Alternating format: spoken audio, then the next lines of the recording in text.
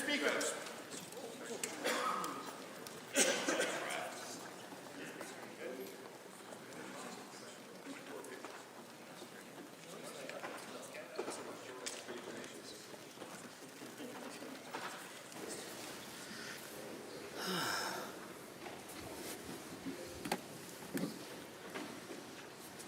Honorable members, the prayer. Lord, the God of righteousness and truth, grant to our King, to his government, to members of the Legislative Assembly, and to all in positions of responsibility, the guidance of your Spirit. May they never lead the province wrongly through love of power, desire to please, or unworthy ideas, but laying aside all private interest and prejudice, keep in mind their responsibility to seek to improve the condition of all. Amen.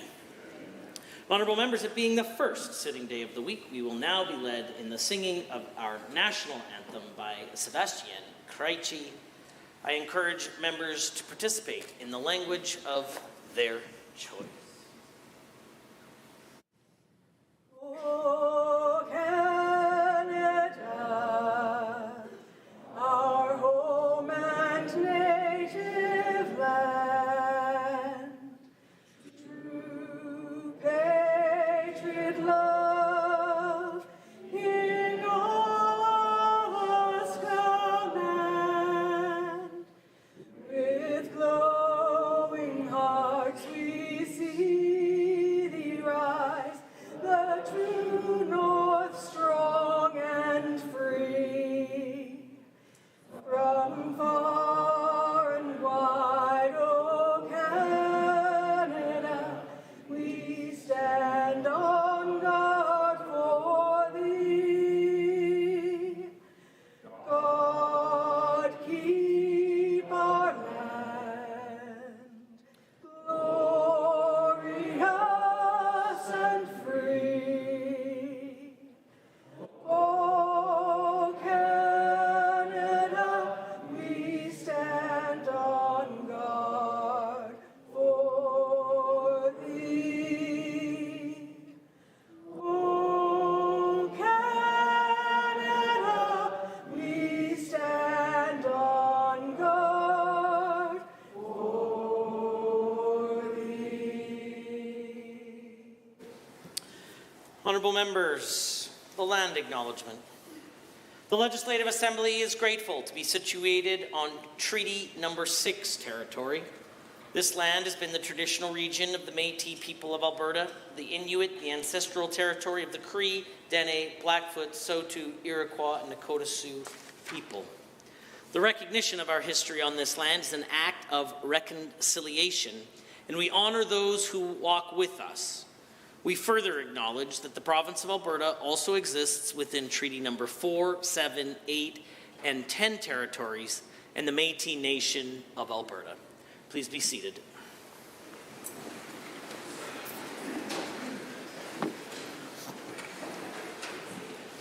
Introduction of visitors. Introduction of guests. Honourable members, today we had the pleasure of being led in the singing of O Canada by Sebastian Krejci.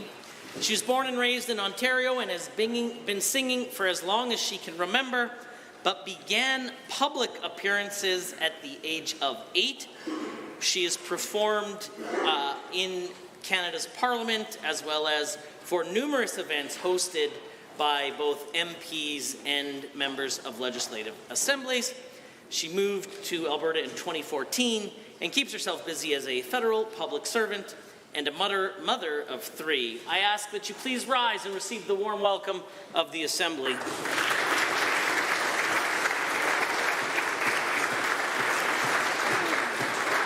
The Honourable Member for Edmonton Ellerslie has a school to introduce. Mr. Speaker, to you and through you to all the members of the Assembly, we have the immense pleasure and honour of having 128 students from Sven Hansen School in the beautiful community of Laurel and Edmonton Ellerslie. I ask that they all rise and receive the warm welcome of this Assembly. The Honourable Minister of Seniors, Community and Social Services has an introduction. Well, thank you, Mr. Speaker. It's my pleasure to rise and introduce to you and through you to all members of the Assembly some dear friends of mine for many decades. First, Bill and Ruby Edwards from the Crown of the Cowboy Trail, Sundre, Alberta, and with them, Adina McKinnon from Red Deer, Alberta. I ask that they rise and receive the traditional warm welcome of this Assembly. The Honourable Member for Calgary, Falconridge.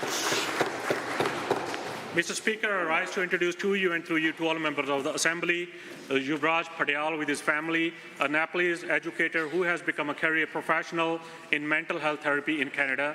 During the pandemic, he has made significant contributions to his community and supporting those in need. He is an advocate for inclusion and equity and an active community volunteer. I ask that Yuvraj please rise and receive the warm welcome of the Assembly. Good. The Honourable Member for Athabasca Barhead, Westlock. The Honourable Member for St. Albert Morinville, the Minister of Red Tape Reduction. Close enough, Mr. Speaker. I rise today to introduce to you and through you and to all members of the Chamber some friends and constituents of mine, Brad Hussing, Ernie Kraft, and Gary Berthier. Please rise and receive the warm welcome of the Assembly.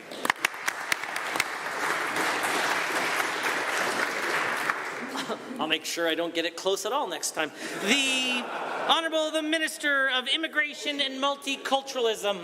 Thank you, Mr. Speaker. It is an honor and pleasure for me to rise today to introduce to you and through you to all members of this House my guest, Mr. Francis Rana, a graduate of hospitality management with over 25 years experience in the industry and a passionate volunteer. Mr. Rana has been an integral part of Alberta's community fabric for over a decade, contributing tirelessly to various initiatives from supporting youth, seniors, and newcomers to Canada. I would like to invite Mr. Francis Rana to please rise and receive warm welcome of the House. The Honourable Member for Camrose. Thank you, Mr. Speaker. I rise to introduce to you and through you two guests who always impress me with their engagement as concerned citizens and with their interest in legislative process. Kuchila Femester and Jeff Johnson, please rise and receive the traditional warm welcome of the Chamber. The Honourable Member for Fort Saskatchewan, Bakerville. Mr. Speaker, I rise to introduce to you and through you and to the Assembly some of my constituents and representatives and friends of the Elder Advocate Society. Ruth, Mary, Nicola, Carrie, Irma, Charlene, Larry, Jim, and Ed. Please rise and receive the warm welcome of this Assembly. Are there others? Seeing none, the clerk. Ministerial statements. Member statements. The Honourable Member for Calgary, Fish Creek has a statement to make. Thank you, Mr. Speaker. Last week, our government made an historic announcement of a record-breaking investment in the mental health and well-being of Alberta's children and youth. $148 million over the next 2 years will be dedicated to supporting children with complex mental health needs in the classroom and in dedicated residential treatment facilities. Mental illness can affect anyone, no matter their age. And as a parent, I wholeheartedly advocate for ensuring all children receive the support necessary for their well-being during their adolescent years. As each one of us know, our time in high school, these years can be challenging, and unfortunately, they have not gotten any easier. When a child struggles with their mental health, it's not just the child who suffers, but the entire family. Parents worry and wonder, how can they help their children? Our government wants every parent and child to know help is available and recovery is possible. We have partnered with CASA Mental Health to establish in-house mental health classrooms tailored for children dealing with complex mental health issues. Each classroom is equipped with a teacher, mental health therapist, aide, and other professionals to provide comprehensive support. Prior to the last election, we promised Albertans that we would triple the number of these classrooms, and we're delivering on that commitment with 60 classrooms set to be established by September 2026. Also included is $98 million to construct and operate 3 more live-in mental health treatment facilities for youth in Calgary, Fort McMurray, and Southern Alberta. With 60 classrooms and 3 new facilities, over 2,000 children and youth will receive vital mental health services annually. These initiatives will not only transform the lives of countless families for years to come, but also build a culture of recovery that will shape the future of our province. Our children are the future of Alberta, and I'm proud to support our government's investment in their mental health and well-being. Thank you, Mr. Speaker. Hear, hear. The honourable member for Calgary Falconridge. Thank you, Mr. Speaker. The annual Nagar Kirtan Parade in Calgary was held this past Saturday to honour Khalsa Sajna Divas, the establishment of the Khalsa Panth on the day of Vaisakhi in 1699 by the 10th Guru, Guru Gobind Singh Ji. The parade first occurred in Calgary in 1999, and this Saturday marked its 25th anniversary. The second largest parade in Alberta brought together not only the Sikh community, but people from all communities far and wide. Over 150,000 attendees gathered to share, learn, and reflect on the Sikh values of compassion, love, unity, social justice, equity, and seva, service to the community. People connected over delicious foods with 120 vendors distributing an estimated $2 million of free food throughout the day. I was honored to be joined by so many of my colleagues from the Alberta NDP to celebrate and participate in this hugely monumental event. This incredible gathering would not be possible without the efforts of the Shmish Culture Centre, Management Committee, and the thousands of Sevadars, volunteers, who put in countless hours of the course of months and days make Nagar Kirtan successful. On behalf of Alberta's official opposition, I would like to congratulate the organizer, attendees, for a phenomenal event that highlighted the best that Calgary and Alberta have to offer. Vaheguru Ji Ka Khalsa, Vaheguru Ji Ki Fateh. The honourable member for Athabasca Barhead Westlock. Mr. Speaker, today I'm happy to commend the remarkable efforts of our community volunteers who participated in the 48th annual Highway Cleanup Campaign on May 4. This long-standing tradition, which saw volunteers donning orange safety vests and diligently collecting trash along provincial highways, reflects the collective commitment of Albertans to environmental stewardship and community service. Alberta's highways are more than just transportation corridors. They are the arteries that connect our communities and facilitate economic activity. However, with the usage of these roadways comes the need to ensure their cleanliness and upkeep, a need that the Alberta Highway Cleanup Program fulfills. This program brings together volunteers from all walks of life, community groups, schools, businesses, and others who roll up their sleeves and make a tangible difference in their local environments. Armed with garbage bags, gloves, and a shared commitment to environmental stewardship, these volunteers embark on cleanup efforts along designated stretches of highway, picking up litter, debris, and other unsightly waste.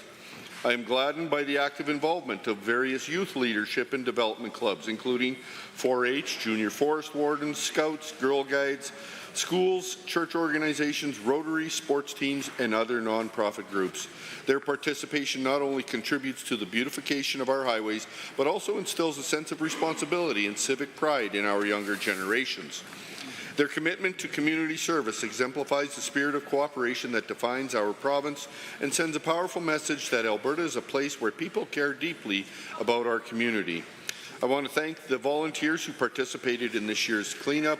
As we celebrate the success of this year's highway cleanup, let us reaffirm our commitment to ensuring that Alberta's highways remain clean and safe for all.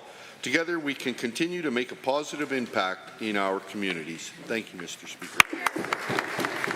The honourable member for Edmonton Whitemud has a statement to make.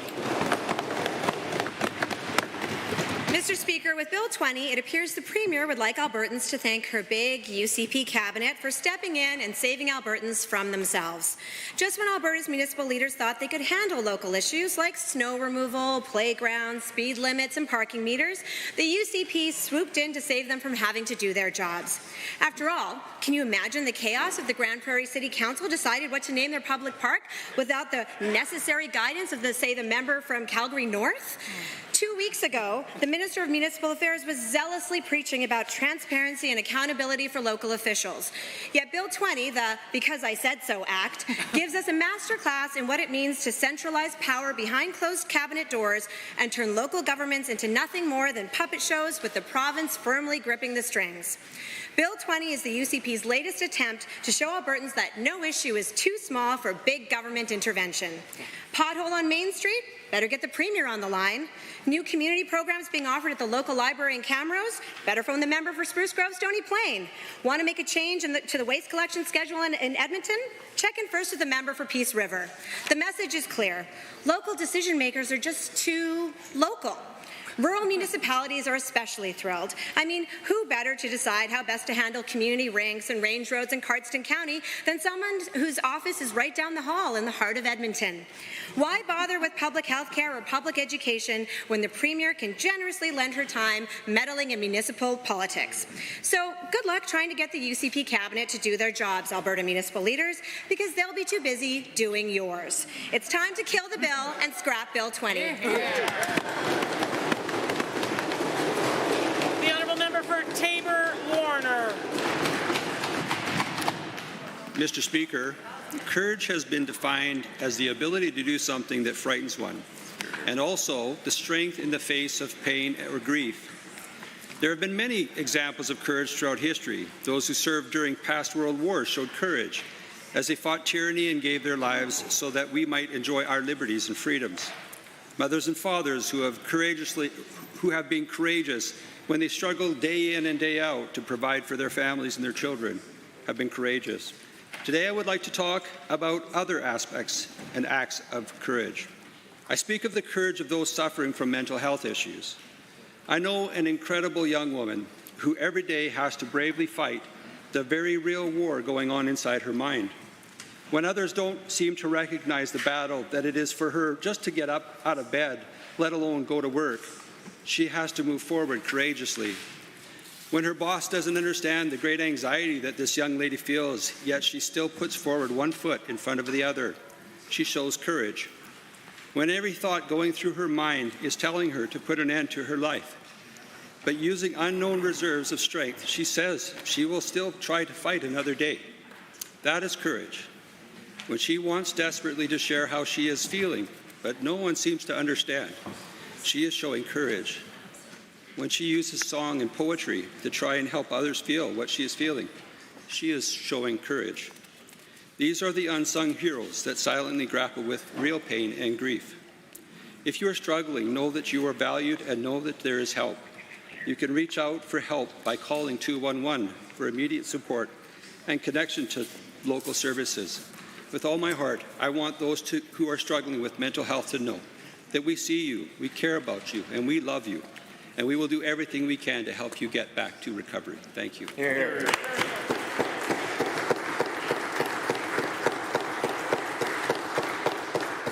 Honourable members, a translation for statements made by the Honourable Member for Calgary Northeast has been provided to the table should you choose to avail yourself of that. The Honourable Member for Calgary Northeast has a statement to make.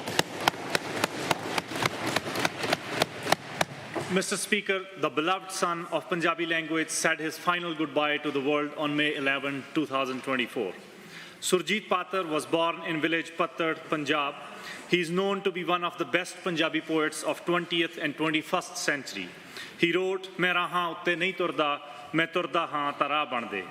When Punjab was going through the troubling times, he wrote, "Laggi nazar Punjab nu, edi nazar utaro, leke mirchan kaudiyan, ede sir ton waro."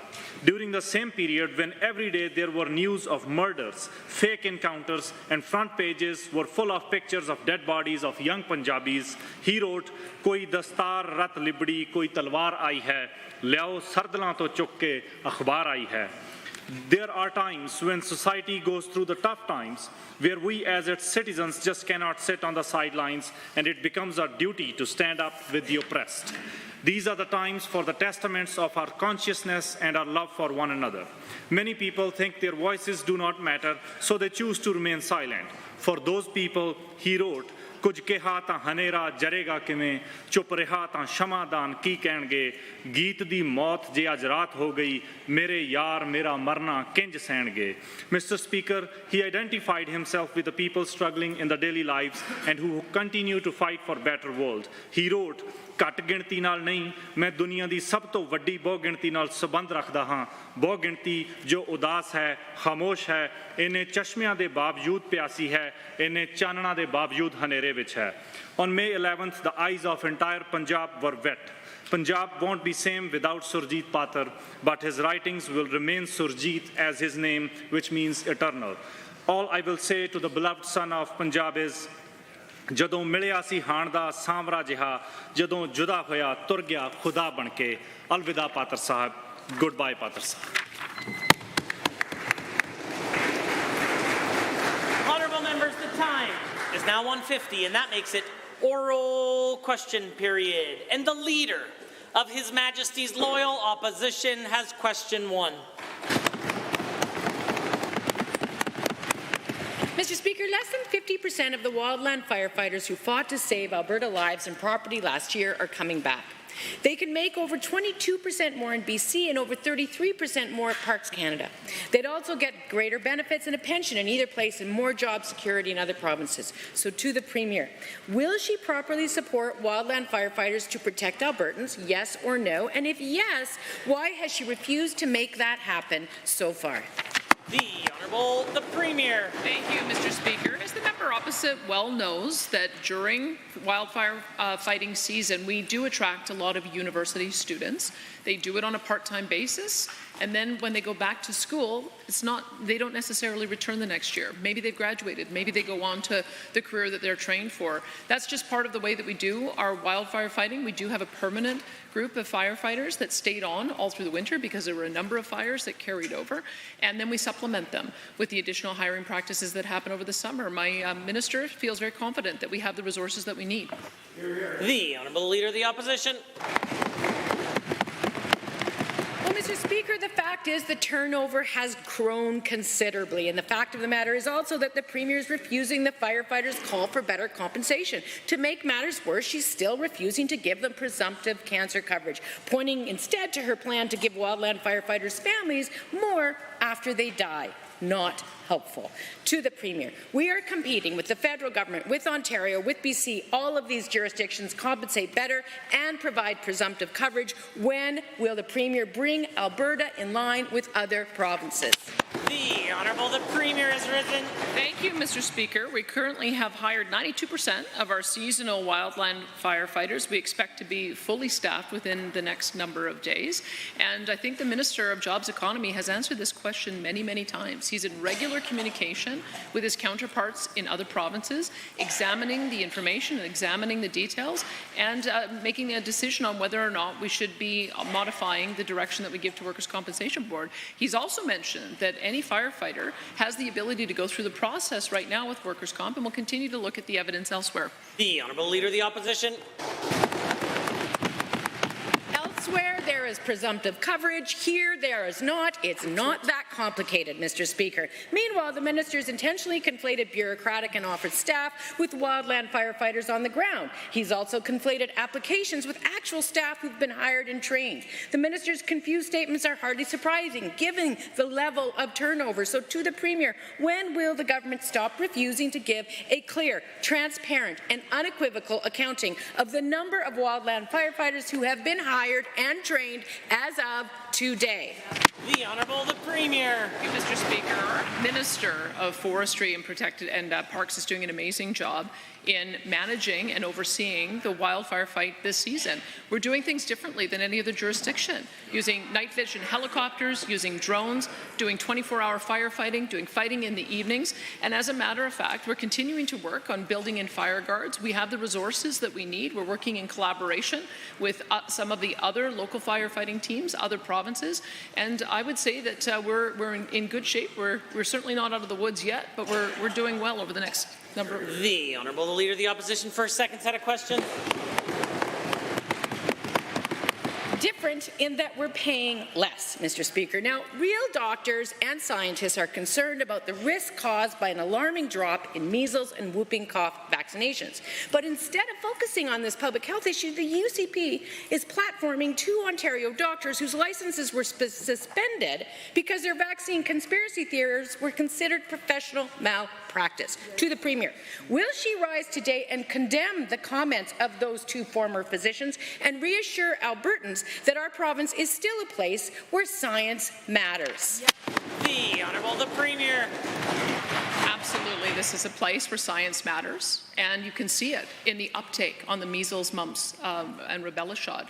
It has over 72% of parents making that choice for their children. When it comes to the COVID vaccination, it's a far smaller number of parents choosing to make that choice for their children. I suspect what that means is that parents are talking with their doctors and they're making a decision based on what makes sense and what the level of risk is for their family. And on this side, we support the right of parents and doctors to make those decisions for their kids. The Honourable Leader of the Opposition. The decisions are because someone over there is promoting misinformation. It's the Premier's job to promote public health. Measles and whooping cough are deadly, and so those vaccines save lives, and the same goes for COVID. The government's own website shows not a single child or grown adult died of the COVID-19 vaccine. But the Premier is still giving platform science denial and fear-mongering. So, to the Premier, when will she stop supporting conspiracy theories her own government officials have declared to be untrue? The Honourable the Premier. Thank you, Mr. Speaker. The COVID vaccine remains available for anyone from age 6 months of age and older. As well, we recognize it is not mandatory for parents to make the decision to have these vaccinations for their kids. It's up to parents to talk with doctors and make the decision on what's best for their family, and we'll continue to do that. Any question that a parent may have about immunization should talk to their primary care provider or call 811, and they can get the information that they need. The Honourable Leader of the Opposition. Well, Mr. Speaker, even her former advisors are speaking out against this fear-mongering, and no wonder. You know, the Premier's political ambition and its relationship to certain extremists in her party is not worth putting the lives of Alberta children at risk. So again, to the Premier, will she condemn the discredited comments by conspiracy theorists by these two doctors and support and share her own government's research and direct her party to stop promoting fake facts? The Honourable the Premier. Thank you, Mr. Speaker. On this side of the chamber, we look at international evidence and we make the best decisions based on that international evidence. And the international evidence has shown that those who are most at risk are those over age 65, those with pre-existing conditions, and that's what the recommendation is. We recommend that those who have the greatest risk should be talking to their doctor, their family practitioner, about how they can be protected. And we also support the right of any individual, as well as families, to make the decision that makes the most sense for themselves and for their children. I think that's going to be the approach that shows the most balance. The Honourable the Leader of the Official Opposition for a third set of questions. Quote, I think it's a beautiful thing, and that would include what's going on at Coots, end quote. That's the Premier's Chief of Staff, celebrating gun-wielding protesters who threatened police for weeks while also blocking the border and costing the Alberta economy hundreds of millions of dollars. So, to the Premier, where was that defense of free speech when it came to the militarized response to a just hours-long peaceful protest by unarmed young people on our public university campuses? The Honourable the Premier. Thank you, Mr. Speaker. I've been very clear that we have a Critical Infrastructure Act which says that you cannot block critical infrastructure. So whether it's Extinction Rebellion laying down on the street of Walterdale Bridge or whether it's somebody blocking borders, I have said that I do not support either of those things. There is a way to peacefully protest, and you have to protest in compliance with the law. The universities have said no trespass and no camping overnight, and that was the reason why they made the decisions that they did. So we are going to continue working with the universities to make sure peaceful protest continues. The Honourable Leader of the Opposition. Well, Mr. Speaker, the U of A president made alarmist claims about the public safety risk posed by the students while citing what can only be described as a folk fest survival pack. And meanwhile, the Premier cheered on the use of rubber bullets, batons, and tear gas to violently remove those same unarmed students. To the Premier, paired with her declared intention to undermine academic independence, how does she expect Albertans to see all of this as anything other than an attack on free speech that doesn't match her specific individual opinions? Point of order is noted at at 158, the Honourable the Premier. Mr. Speaker, I support the right of the University of Alberta and the University of Calgary to ensure a safe environment for all of their students. The University of Alberta confirmed that only 25% of the protesters were students, and we have watched as protests have gotten out of control at the UCLA, at Columbia, where the universities were trashed and vandalized, and Jewish students were made to feel unwelcome and fearful. These are the kind of things that they have to make sure that they are on guard for so that it doesn't get out of control. The Honourable the Leader of the Opposition. Mr. Speaker, the contrast of the militarized response on Alberta's two largest university campuses with this government's passive acceptance of a 43-day encampment on the side of the QE2 by protesters with whom they agree is deeply troubling.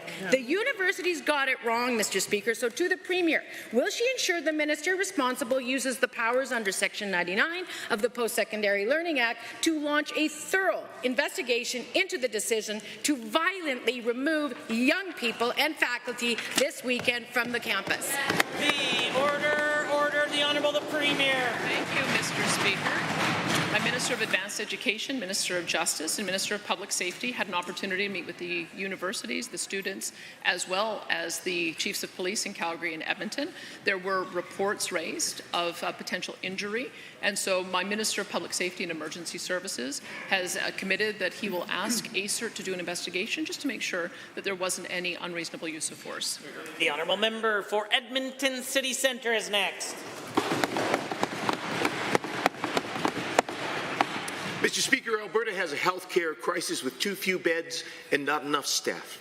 This government cancelled the South Edmonton Hospital, suggested Edmonton patients should go to Red Deer, even discharged patients to a Leduc motel.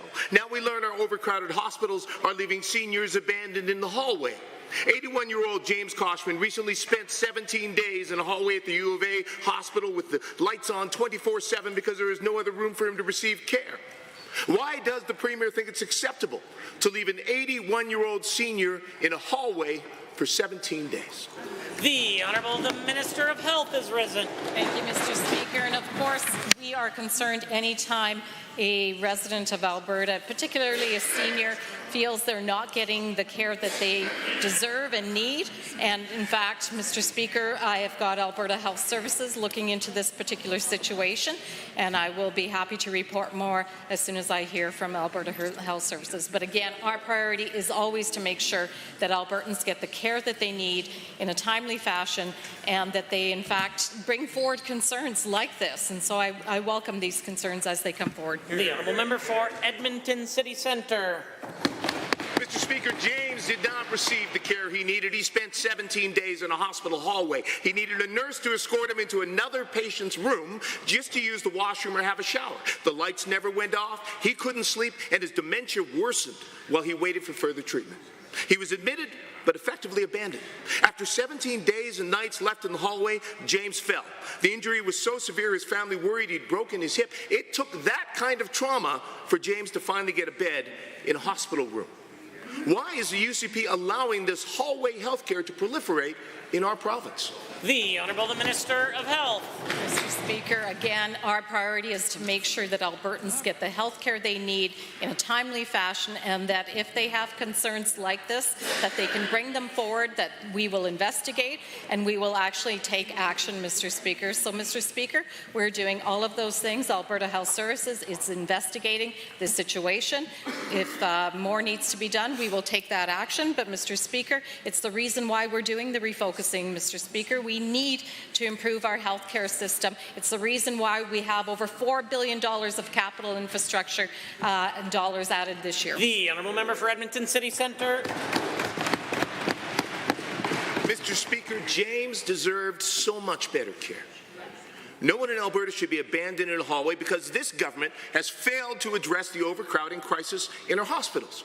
The family did all they could to advocate for James, as they were repeatedly told there was no appropriate space for him. And after all of that, James fell in the hospital, and only then did he receive proper care. Is that what it takes under the UCP in Alberta? You have to get injured in our hospitals in order to actually get a room. Why has the Premier let things deteriorate so badly that hallway healthcare and motel medicine has become the norm? The Honourable Minister of Health. Mr. Speaker, that is just not true, Mr. Speaker.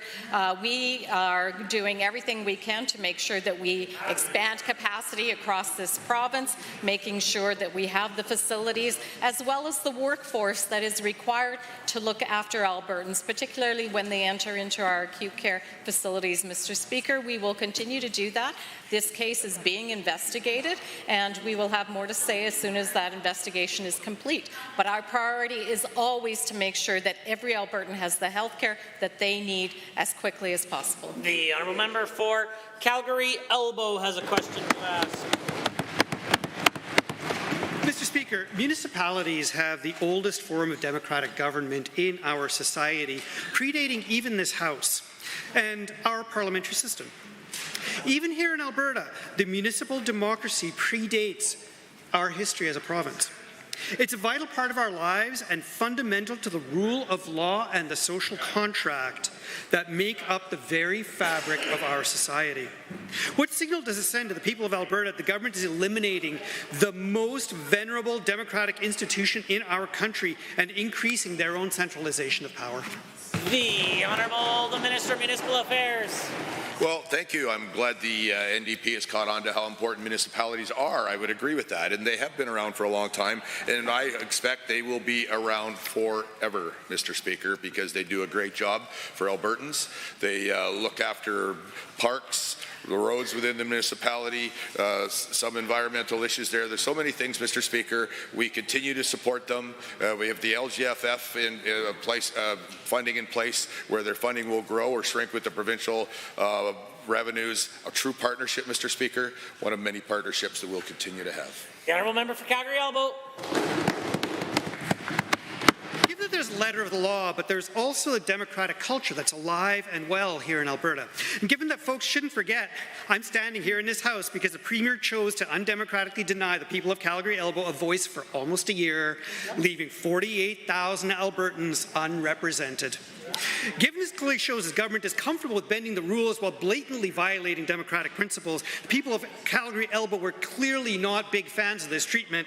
Why does the Premier think the people of Alberta will accept the UCP's undemocratic actions this time? The Honourable the Minister of Municipal Affairs. I'll tell you who else has been around for a long time, longer than this province has, Mr. Speaker, is farmers and ranchers. When those folks were in government, they took a long history of farmers and ranchers looking after themselves, looking after their family, looking after their animals and their crops and their kids, and they tried to turn it into a union operation where they didn't. They actually said that they were going to create a culture of safety. Mr. Speaker, these people shouldn't be talking about disrespecting old institutions because they did their very best to dismantle Alberta for the whole 4 years they were in charge. Order. The Honourable Member for Calgary Elbow. Given it's clear that the UCP government decided they need to increase their own powers to do it with mayors, councillors and reeves who are insufficiently loyal or who choose to advocate for their constituents. And given, worryingly, the UCP is comfortable pursuing their own ideological agenda exclusively at the expense of ordinary Albertans, and given not only will this government allow corporate donations to sway voters, bringing big money back into politics, they'll also deny people their choice if they vote the wrong way. How can this government justify yet another power grab that even their own supporters find disturbing? The Honourable the Minister of Municipal Affairs. Wow, Mr. Speaker, just wow. The legislation those folks passed has led to nobody knows who gave the money in many cases, where all the money, most of the money runs through PACs and third-party advertisers. That's what happened after the NDP made it that way. In fact, in the last election in Calgary, $1.6 million from 2 unions went to 9 candidates for Calgary City Council. Almost $400,000 went to 1 mayoral candidate for Calgary City Council. Mr. Speaker, they have led to this lack of transparency. We will correct it. The Honourable Member for Red Deer South. Thank you, Mr. Speaker. Friday was a very good day for Red Deer. Our government was in Red Deer announcing its transformative SIMTAC investment at Red Deer Polytechnic. Mr. Speaker, This is very good. There weren't even any NDP frowny faces. Red Deer Polytechnic provides Albertans with great education opportunities to compete and excel in Alberta, this blessed land of freedom and prosperity. To the Minister, how are we supporting high-quality education at Red Deer Polytechnic? The Honourable Minister of Advanced Education. Thank you to the honourable member for that great question. Mr. Speaker, on Friday I was proud to announce Alberta's government is investing $12.9 million over 3 years to expand the Centre for Innovation in Manufacturing Technology, or CIMTAC, at Red Deer Polytechnic. Expanding CIMTAC means by 2030 more than 450 students will take part in work-integrated learning. It will also support 2,000 students taking part in workshops and other hands-on learning opportunities. This means an even greater capacity for RDP students to gain experience with industry partners. Here, here. The Honourable Member for Red Deer South. Alberta is the best. A growing economy presenting new opportunities and needs for working Albertans. And given Alberta businesses need graduates with useful and practical skills and knowledge to grow their business, and given the importance of aligning post-secondary investments to support Alberta as the very best place to start and grow a business in Canada, can the Minister explain how investing in Red Deer Polytechnic supports Alberta businesses? The Honourable Minister of Advanced Education. Thank you for another excellent question. Mr. Speaker, our $12.9 million investment in CIMTAC is an investment in new opportunities for students and job creators. CIMTAC will provide collaborative space for Red Deer Polytechnic and businesses to create innovative manufacturing solutions. In 2022, RDP attracted over $2 million in applied research investment. Mr. Speaker, by 2030, CIMTAC aims to deliver $25 million in applied research, in addition to growing 800 Alberta-based companies and creating 1,000 advanced manufacturing jobs. The Honourable Member. Given Alberta's government is investing in the expansion of apprenticeship programs across Alberta, and given Budget 2024 includes capital funding to support growth in high-demand programming at post-secondary institutions, and given the recent investment at Red Deer Polytechnic builds on its competitive advantages and this government's work to support opportunities for Alberta young adults, what is the Minister of Advanced Education to Alberta students? The Honourable Minister. To students is that Alberta remains a land of opportunity. We're creating 3,200 additional apprenticeship seats across 11 post-secondary institutions.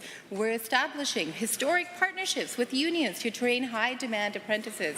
And we're making targeted capital investments like CIMTAC at Red Deer Polytechnic to grow capacity in programs that lead to jobs. Mr. Speaker, advanced education and our partners across government are establishing pathways for students to succeed in the economy of tomorrow. Here, here. The Honourable Member for Calgary-Glenmore is next. Mr. Speaker, we've known all along that the renewables moratorium was a political decision, and FOIP documents finally confirmed that this ban was not requested by the ISO like the Premier had claimed. Last week, however, a new character entered the constantly shifting story, the ISO board chair. The Premier is now telling us that she had a chat with the board chair, who was appointed by the UCP. Will the Premier just confirm what we all know, that the ban on renewables has been her decision all along? Yes or no?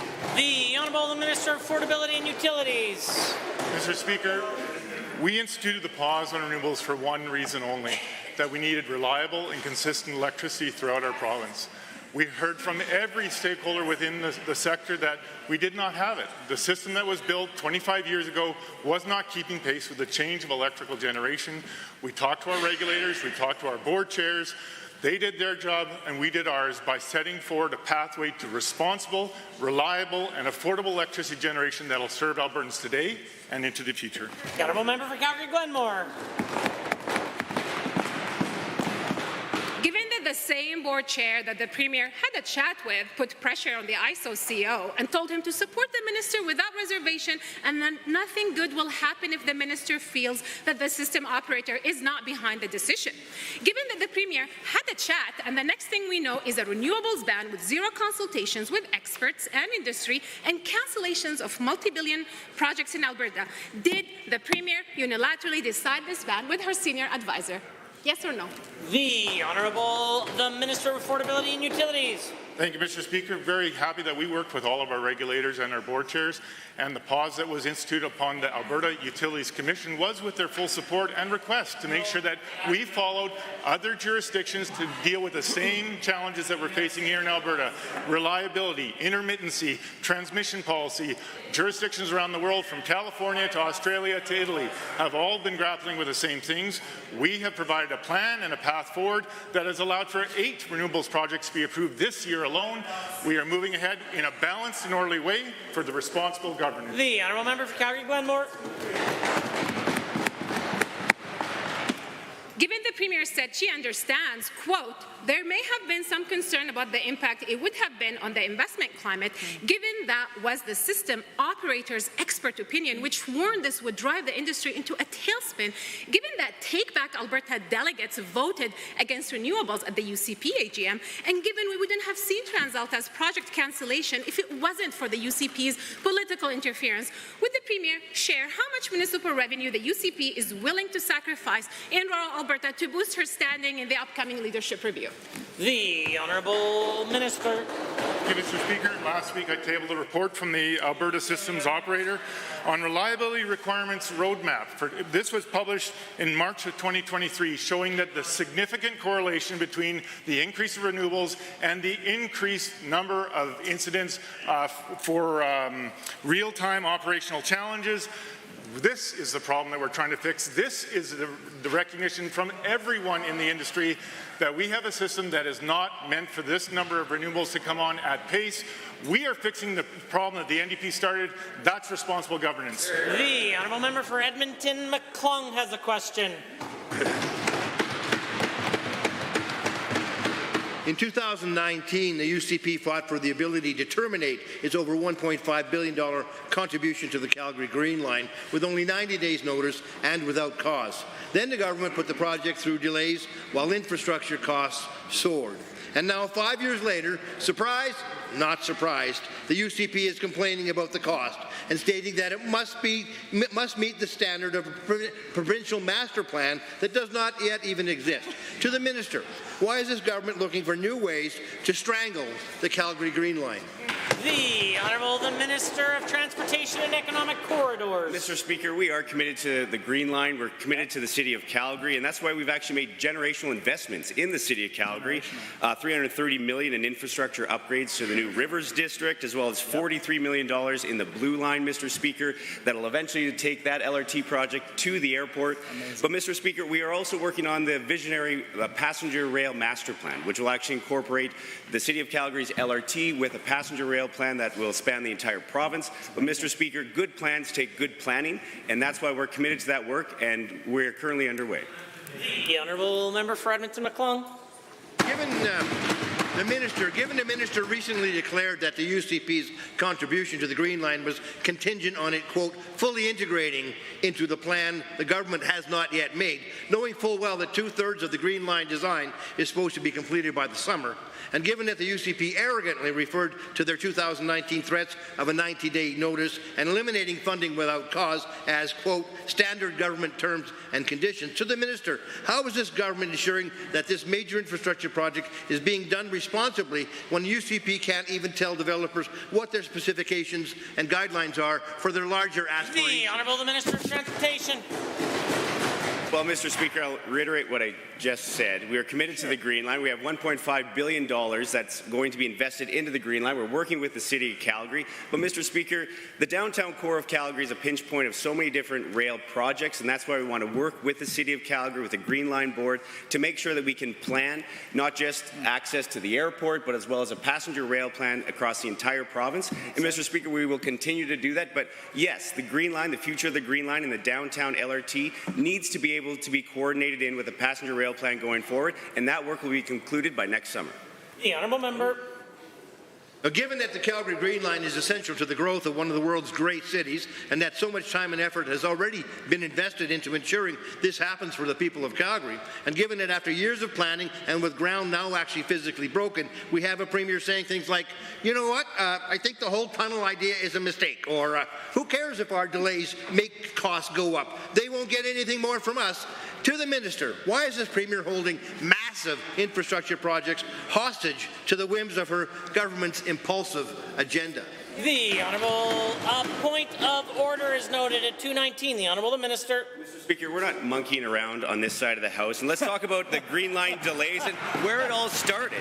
Actually was Naheed Nenshi when he was leading City Hall in Calgary when the NDP was in government. There's an article from 2016. I'll read it to you, Mr. Speaker. This funding brings us one step closer to beginning construction on the Green Line project. It's all about preparing the line so we can see construction progress. But, Mr. Speaker, that was back in 2016. It didn't happen. This is just another example of the epic failure of leadership by Nenshi. The honourable member for West Yellowhead. Mr. Speaker, our government has made it easier for Alberta businesses and Albertans when they deal with government. We want to maintain and continue to grow this culture across government. Red tape reduction continues to save time and money for businesses and all Albertans. In fact, this year we received an A on our annual report card from the Canadian Federation of Independent Business. As we continue this culture of red tape reduction, can the Minister of Service Alberta and Red Tape Reduction share how does Bill 18 help improve our red tape reduction efforts? The Honourable the Minister of Service Alberta and Red Tape Reduction. Thank you, Mr. Speaker. We have reduced red tape by 33%. We've saved job creators $2.75 billion. People are flooding to this province at unprecedented rates, and the investment is flowing. Well, Bill 16 just continues in that same tradition, Mr. Speaker. It reduces over 200 unnecessary regulations, saves Albertans $1.5 million. We were elected on a platform of fiscal restraint and efficiency. Now we're just delivering on it. The honourable member for West Yellowhead. Thank you, Mr. Speaker, and through you to the Minister for that answer.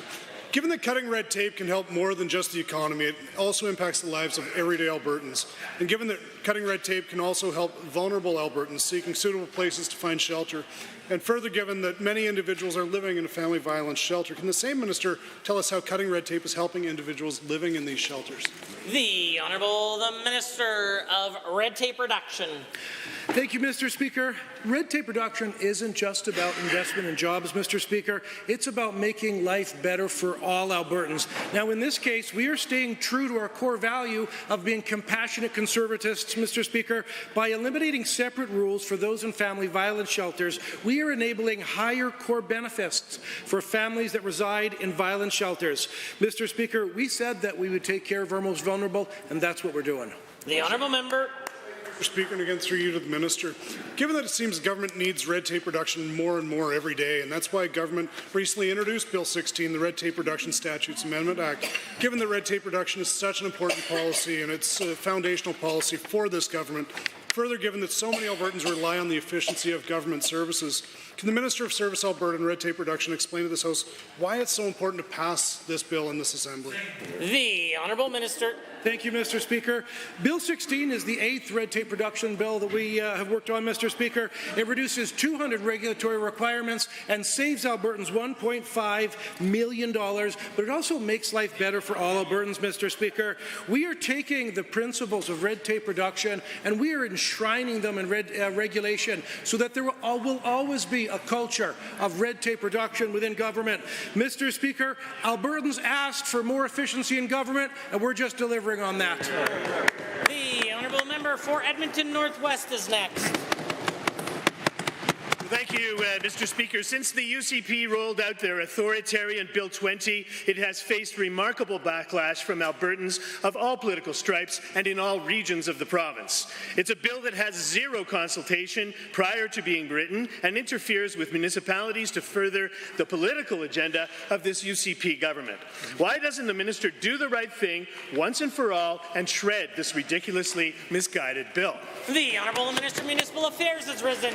Well, Mr. Speaker, the person asking the question knows that's not true. He was here last week when I tabled 2 consultations that were done in 2023, one on the Local Authorities Election Act and one on the Municipal Government Act. So they know that's not true, Mr. Speaker.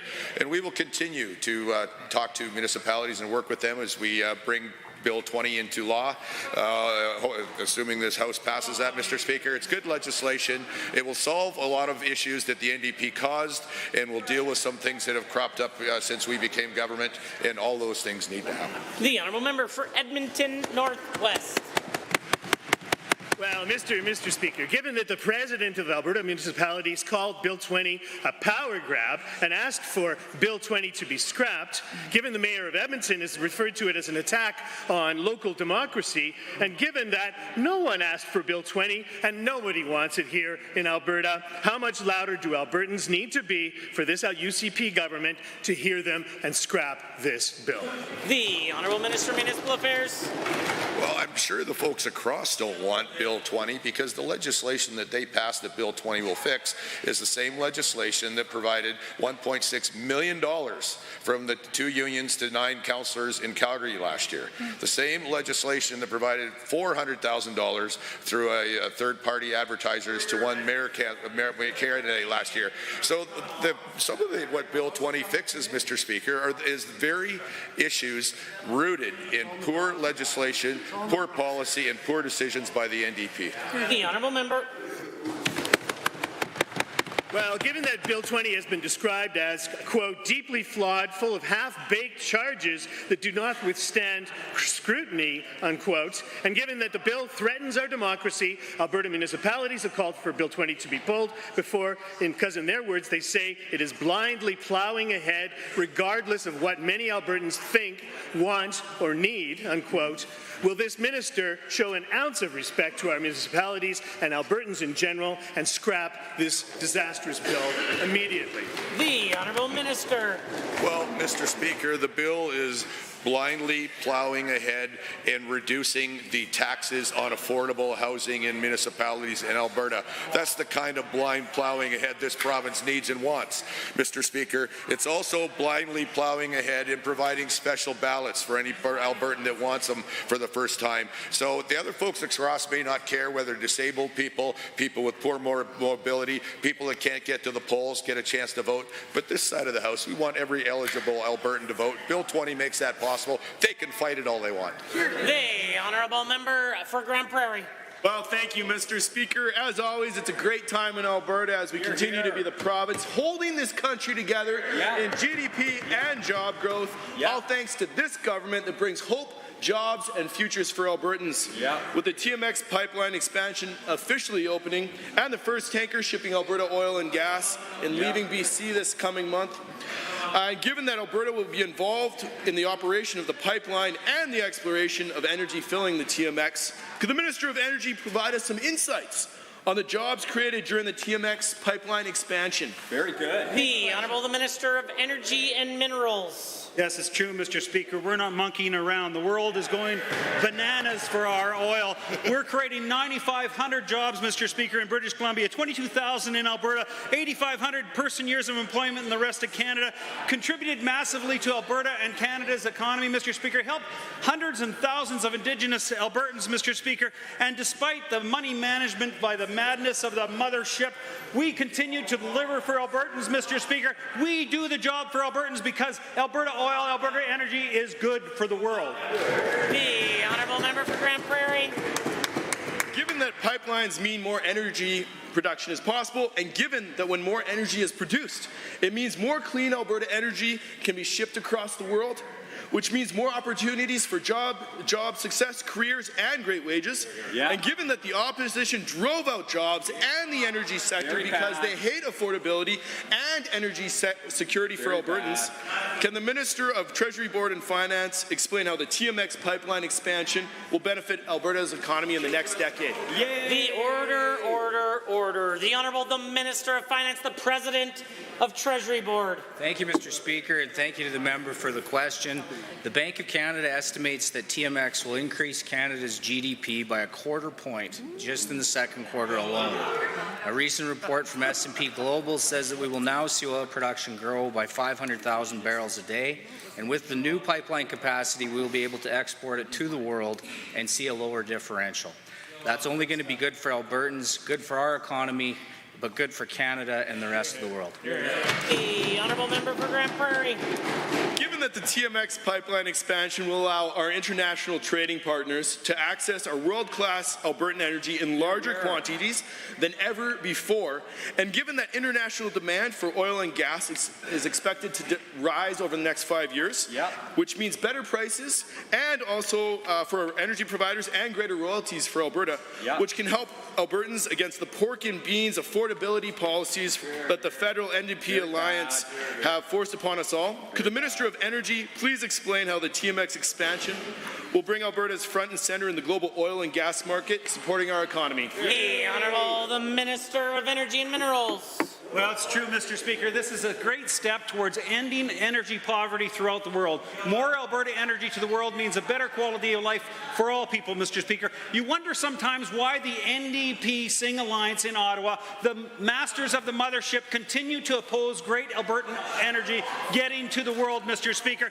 We will continue to fight that, Mr. Speaker. We will continue to build Alberta energy and Alberta jobs, because more Alberta jobs, more Alberta energy is not just great for Albertans, but it's fantastic for the world, Mr. Speaker.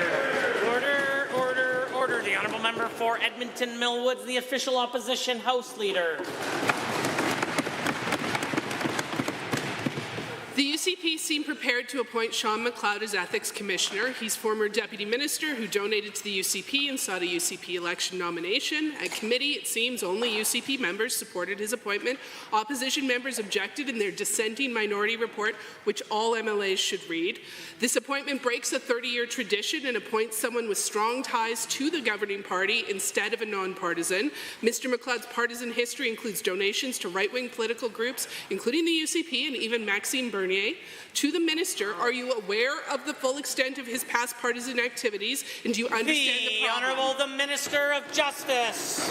Speaker, once again, the NDP know full well that this Mr. McLeod was chosen through an exhaustive selection process, independent third-party verification processes, an all-party committee which debated the candidates and landed on one individual. Mr. McLeod is exemplary in his character. He has worked for the public service. He's worked for the private service. He has decades of experience, and I have no doubt in my mind that he's going to do a wonderful job, Mr. Speaker. It's a shame that the NDP is tarnishing his character before he even starts.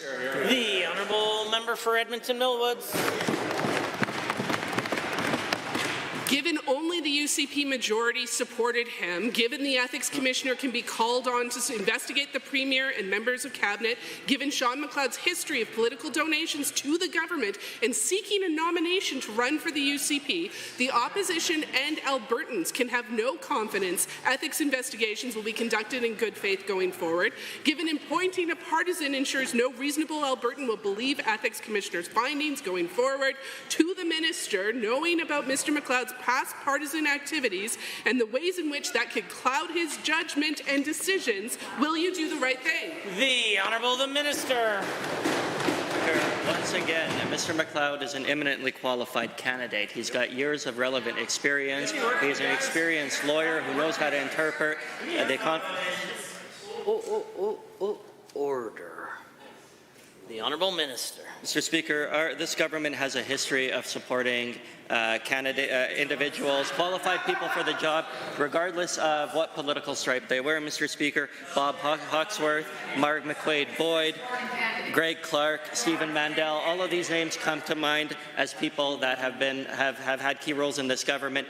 It has nothing to do with politics. The order. The Honourable Member.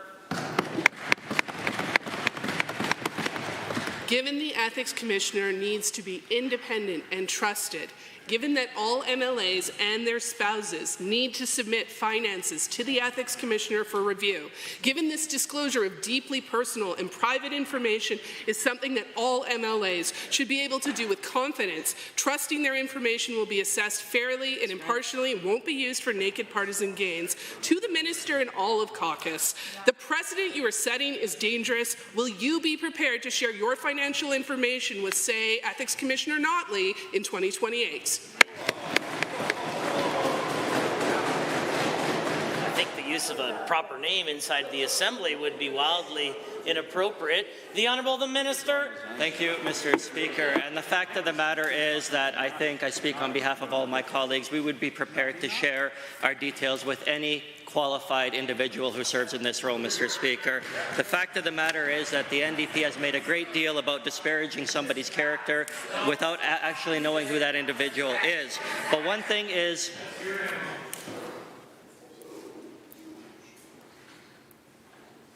The Honourable the Minister of Justice. Mr. Speaker, one thing is painfully obvious here, and that is, unlike the NDP who spent their time in government hiring people like Zipporah Berman to important government roles, Mr. MacLeod will serve Albertans with integrity, and I'm incredibly proud to welcome him to that role. Thank you. The order. The Honourable Member for St. Albert has a question.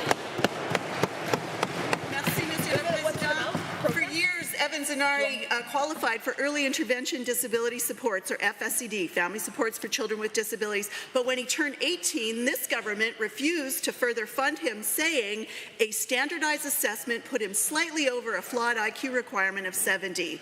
The Persons with Developmental Disabilities legislation was never meant to deny people solely based on IQ. The courts clearly spelled this out 10 years ago. Why won't the UCP reconsider Evans' application as requested and recommended by the Ombudsman? Good question. Prior to calling the Minister, a point of order was noted at 2:34 immediately prior to the Honourable Member for St. Albert's question. The Honourable Minister of Seniors, Community and Social Services. Mr. Speaker, we take disability services very serious in this province. That's why we invest almost $3.5 billion across all of our disability programs in Alberta, Mr. Speaker, including PDD. We are confident in our PDD requirements, Mr. Speaker, but I want to make clear that those who do not meet those requirements are also eligible for many other programs, Mr. Speaker, including AISH and other disability programs, Mr. Speaker. We're going to continue to operate those programs and fund them. We've increased the funding to all disability programs, Mr. Speaker. And further to that, it's in my mandate letter, Mr. Speaker, to work on bridging youth to adult programs to make sure it's seamless. The Honourable Member for St. Albert. Given in 2022, the Alberta Ombudsman clearly outlined barriers for Albertans facing when they use the appeal process for social benefits like AISH. Given the appeal process is laced with barriers for disabled Albertans, such as a lack of process to request an accommodation, lack of VSL support, lack of legal support and preparation, plain language translation, I could go on and on. The assistive technology sucks too. Will the Minister please tell disabled Albertans why the UCP government is ignoring the Ombudsman recommendations from 2 reports? The Honourable the Minister of Seniors, Community and Social Services. Speaker, the Ombudsman is entitled to his opinion. We've looked at his report. The Ombudsman is not in charge of policy, Mr. Speaker. The government is. We are confident in our policy. It's a policy that is used similarly across this country in many different provinces. Not only is IQ considered, there are other factors that are looked at, Mr. Speaker. We're going to make sure that the integrity of the PDD program remains, that it is well funded. It's being funded this year to about $1.2 billion, Mr. Speaker. We're also going to invest in other programs like AISH, which the person that she's referring to is part of right now, Mr. Speaker. The Honourable Member for St. Albert. Given this UCP government does not seem to be willing to work with independent officers like the Ombudsman or advice-giving bodies like the Premier's Council, Status People with Disabilities, even the Disability Advocate, and we've repeatedly watched how this government makes decisions without consulting. Given we've continued to hear that disability supports are being transformed, but experts like independent officers and the broad community have not been included. Who is driving these changes in the social service ministry? Is the UCP listening to contractors like Deloitte and not Albertans and not experts? Why? The Honourable Minister of Seniors, Community and Social Services. Well, Mr. Speaker, this year I had roundtables all across the province with parents of people that are disabled, with the disabled, with providers of PDD services, Mr. Speaker, all across the province, Mr. Speaker, and not one of them brought up the issue the Honourable Member is bringing up, Mr. Speaker. The Ombudsman is entitled to his opinion. He's not in charge of policy, Mr. Speaker. We disagree with his position, Mr. Speaker. We are confident in our program, Mr. Speaker. The Honourable the Minister of Community and Social Services. We are confident in our PDD program, Mr. Speaker, and we are going to continue with the policies that we have in place, Mr. Speaker, and we're going to continue to invest billions of dollars helping Albertans. The Honourable Member for Calgary East has a question. Thank you, Mr. Speaker. Alberta remains the economic engine of Canada, and we owe our stature to the business-friendly conditions we maintain across the province. The Government of Alberta has committed to economic diversification by maintaining one of the world's lowest corporate tax rates and reducing red tape to attract new high-impact investments. To the Minister of Finance, has Alberta's increasing GDP kept pace with the province's budgetary requirements throughout the time? Good question. The Honourable the Minister of Finance and the President of Treasury Board. Thank you, Mr. Speaker. Both Scotiabank and BMO are predicting that Alberta will lead the country in economic growth this year after leading the nation in the 2 years previous. We've seen our GDP continue to grow on a net GDP and per capita basis. Coinciding with that has been an increase in wages for Albertans, which remain the highest in Canada, and 89,100 more Albertans are employed in the first quarter of this year alone. The Honourable Member for Calgary East. Thank you, Mr. Speaker. Given that we expect to see an increase in GDP growth from 2.5% in 2023 to 2.9% this year, and considering that 18.4% of Alberta's GDP comes from our mining, quarrying and oil and gas sectors, and given that a growing economy allows our government to continue providing the services and support that Albertans need. To the Minister, what strategy does the government have in place to guarantee that Alberta's GDP growth remains consistent with our budget necessities in the coming years? The Honourable the Minister of Finance has the call. Thank you, Mr. Speaker, and thank you again for the question. Recent reporting in the Globe and Mail and analysis from the Business Council of Alberta shows that our province is responsible for 90% of the private sector job growth in Canada over the last 6 months, and the only province in Canada to create more private sector jobs than public sector, while being at the national average for the latter. That should be the goal of every government, and it's the only way to run a sustainable government. The Honourable Member for Calgary East. Thank you, Mr. Speaker, and to the Minister. Given that Alberta remains an extremely competitive and attractive investment destination, and given that there are growth opportunities across multiple industries, and considering this growth will help sustain jobs, schools, hospitals, and other needs of Albertans, to the same Minister, what is the government's plan to further strengthen and grow smaller and emerging industries that currently contribute less than 5% in GDP? The Honourable the Minister. Thank you, Mr. Speaker, and thank you to the member for the question. The answer is simple, the same way we support the others. Our economy is diversified like never before, and Scotiabank recently said that we continue to diversify our business investment. We'll do that by keeping taxes low, cutting red tape, and working with our businesses and investors to ensure they know Alberta is the best place for them to invest and hire workers. Honourable members, this concludes the time allotted for oral question period. In 30 seconds or less, we'll continue with the remainder of the daily routine.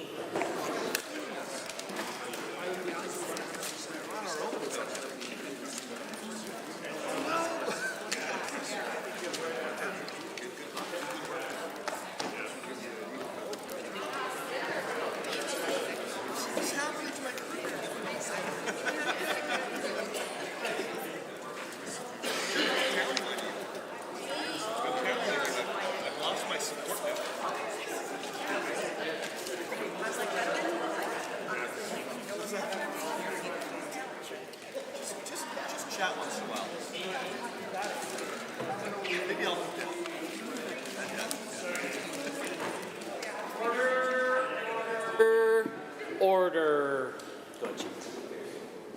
Presenting reports by standing and special committees. Presenting petitions. Notices of motions. The Honourable the Government House Leader. Mr. Speaker, I rise to provide oral notice of Bill 22, the Health Statutes Amendment Act 2024, sponsored by the Minister of Health. Introduction of bills. Tabling, returns and reports. Are there tablings? The Honourable Member for Edmonton-McClung, followed by Southwest.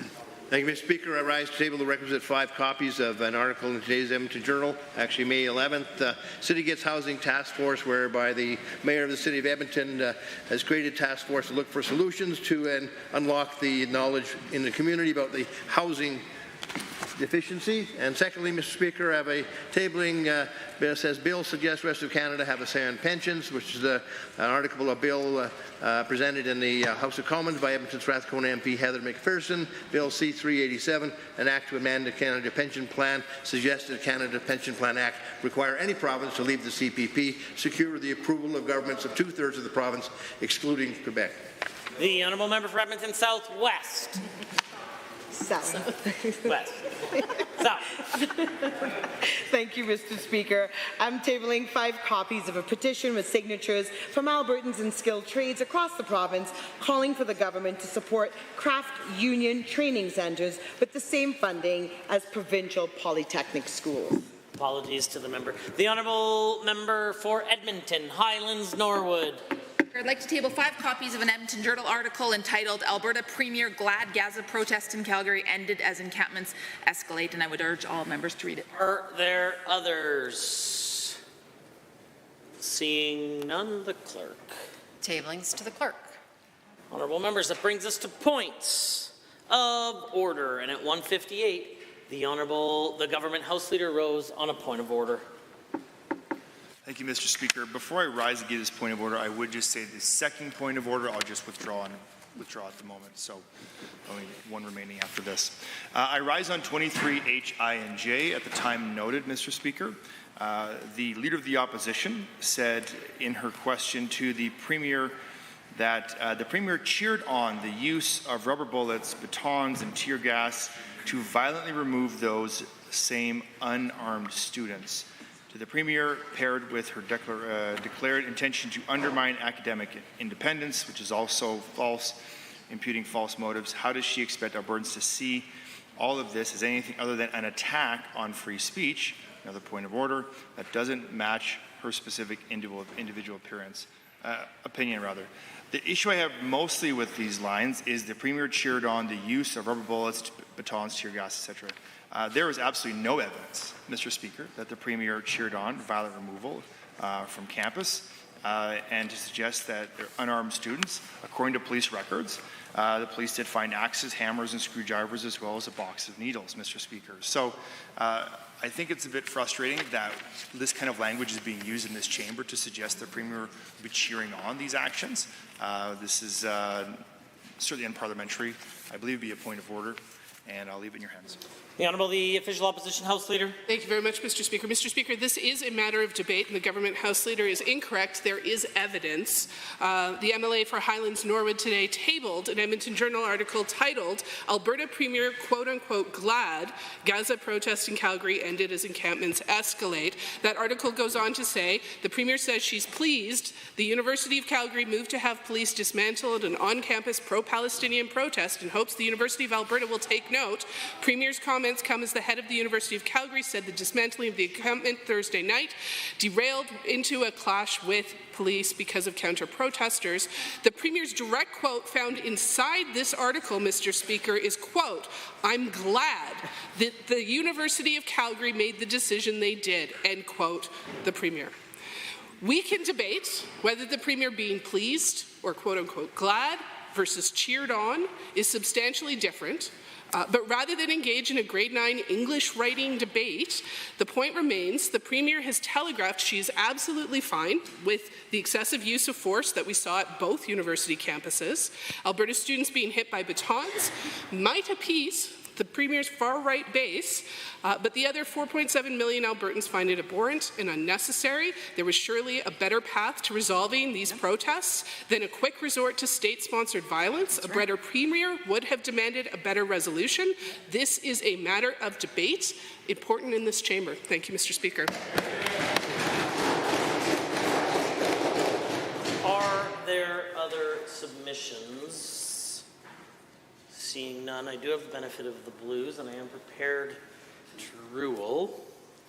Honourable members, the statement that the Honourable Government House Leader has made with respect to the comments that were made by the Leader of the Official Opposition are accurate when she said, meanwhile, the Premier cheered on the use of rubber bullets, batons, and tear gas to violently remove those same unarmed students, and a point of order was called.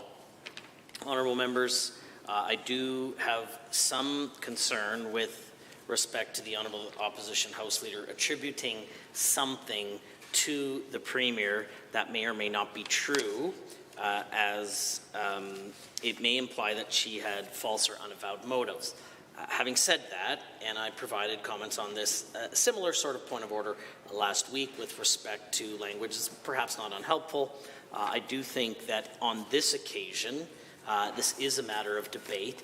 And as I said last week, though, that doesn't provide full license to the Leader of the Opposition or members of the Opposition to imply what the Premier's actions are or are not. This is not a point of order. It's a matter of debate, and I consider the matter dealt with and concluded at approximately, the second point of order has been withdrawn, and I appreciate so.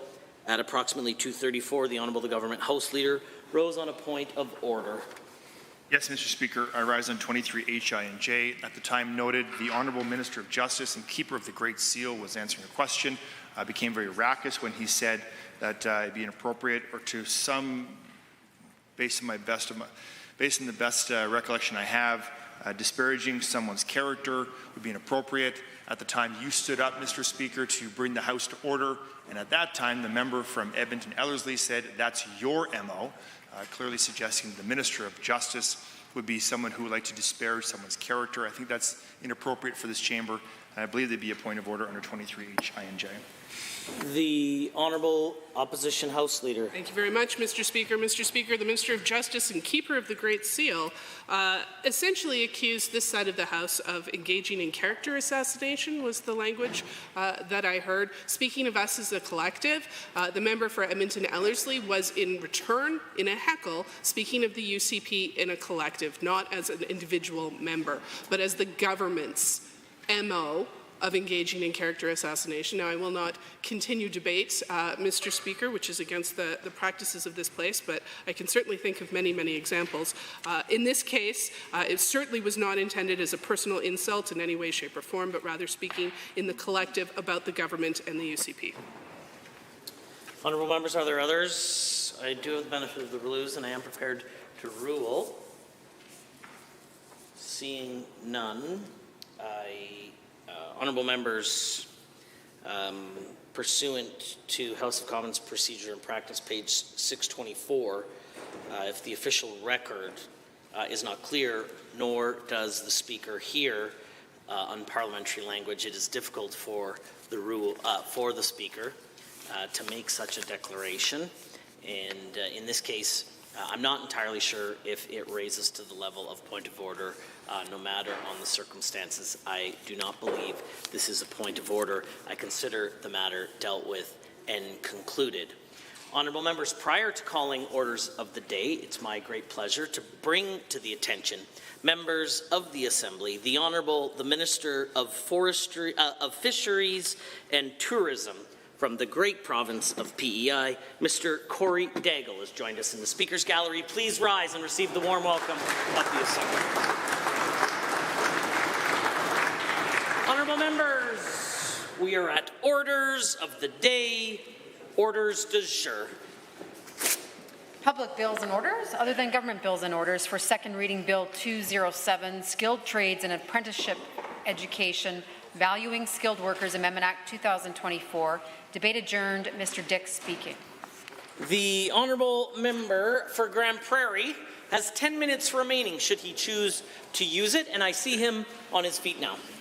Thank you very much, Mr. Speaker. I really appreciate the opportunity to come back. The member has 4 minutes remaining. Oh, praise the Lord, Mr. Speaker. I was really having to talk slow on this one. Well, Madam Speaker, as the representative of Grand Prairie, I am very happy just to talk about this, Bill 207. and just the economic and impact that this bill will have upon my region, as we are heavily reliant upon skilled trades.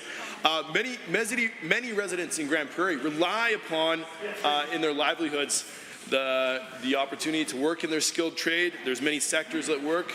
Energy has many sectors. Agriculture has many sectors, as well as forestry does this too as well. So when we're looking at the employment opportunities, these sectors, this bill actually creates a big hindrance for my constituents to be able to get to work quickly and efficiently.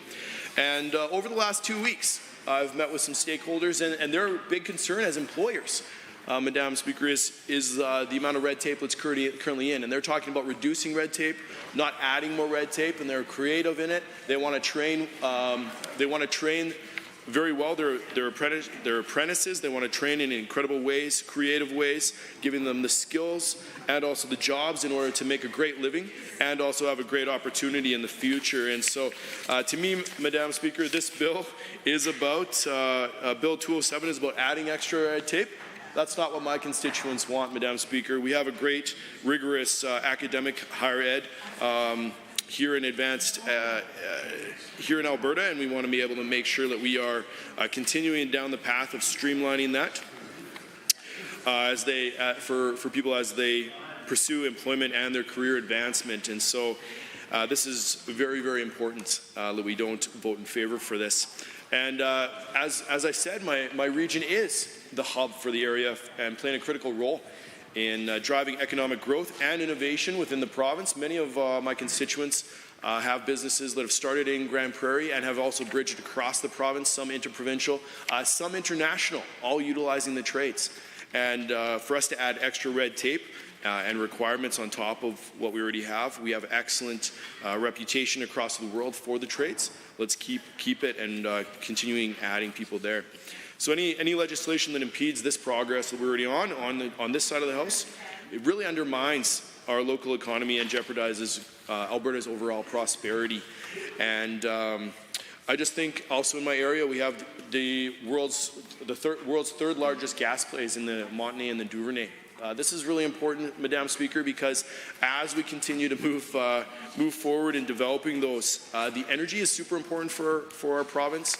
Our energy industry deeply desires to work with trades, build the trades, continue to see the trades expand, and they're looking forward to putting people to work and be able to build the opportunities and advancement for the future of those that work for these companies. So, Madam Speaker, let's not put barriers in front of our employers and in front of our apprentices.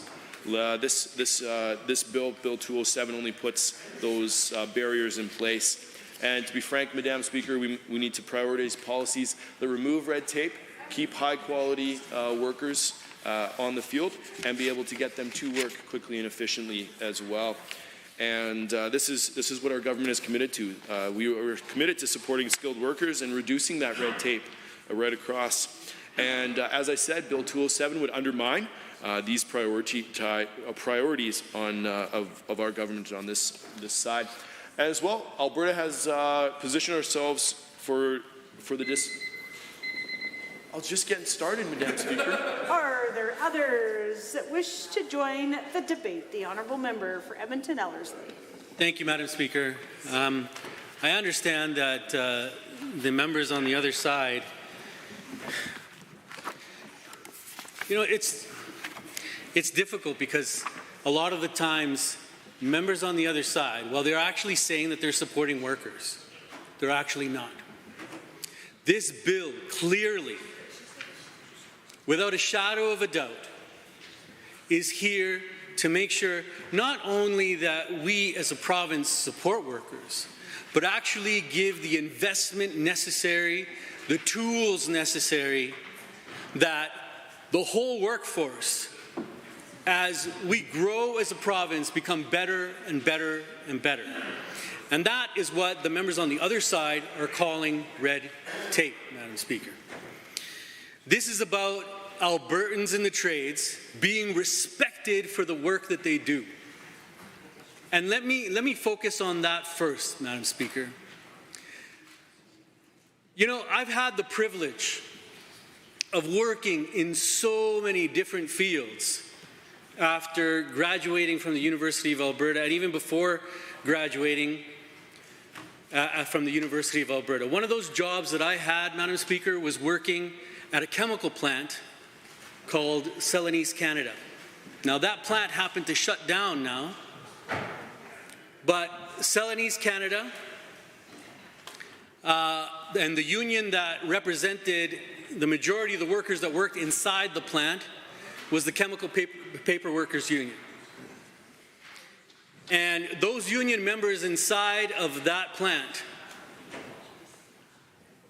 were always focused on doing the best job that they could possibly do when it came to meeting the objectives of that plant.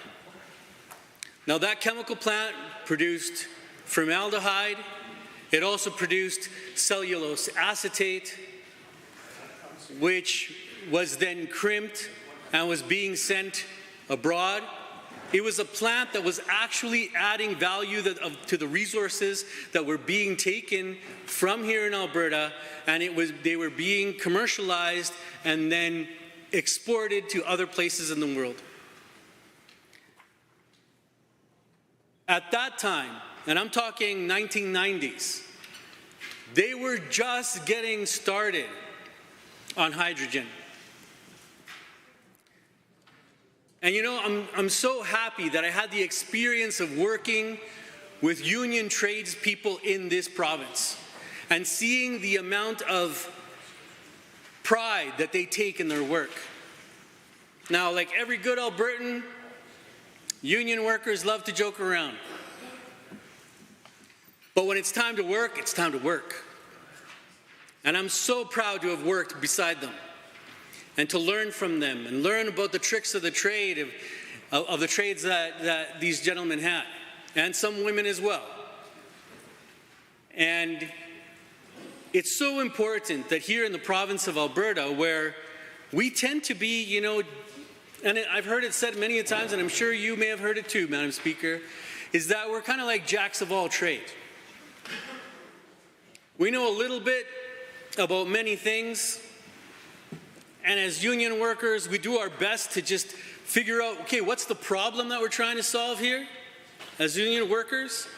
And we go and we attempt, by all the knowledge that we have through the trades that we've managed to garner throughout our life, we try to address the problem, solve the problem, and do it to the best of our ability. And Madam Speaker, we can continuously improve upon that knowledge, and that's what this bill is about.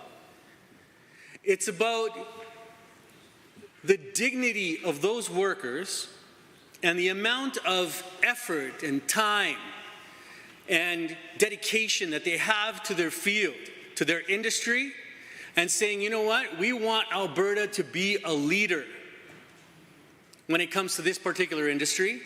And we want to give our union workers, the people who are on the front line of trying to solve the everyday problems that come about in that industry and in those fields, and say, we need to invest money into having support centers or training centers, so as more union workers are coming up, that they're getting the training that they need from people who have already gone through it. Now, I can tell you, Madam Speaker, that I used to work as a finishing carpenter. Not a lot of people know that about me, but I was actually a finishing carpenter. And on the job, I actually learned so many tricks of the trade from older finishing carpenters. They taught me how to do all crown molding, how to install fireplaces, making things look so incredibly beautiful. And I will never forget when I first started, because when you first start as a finishing carpenter, you're putting in baseboards. You're putting in baseboards, and you know what, Madam Speaker, putting in baseboards is pretty easy. But then when you actually get into finishing doors, for example, and you got to frame up a door, and you got to make sure that it's level. There's all these little tricks that only people who have been in the trade for a while and pass those tricks on to you are going to make your job easier. So it's in that same light that this here bill that has been introduced by the member from Edmonton South, that's the spirit behind this bill. It's let's have these training centers where people who have actually gained through years, decades, I would say, Madam Speaker, decades of experience, that they can train the new people who are coming into that particular trade as they continue to come up. And what will that do, Madam Speaker? It will make sure that those people, those workers, those individuals are going to be rewarded for the work that they put in to helping build Alberta. Madam Speaker, I'm proud to have been a union member.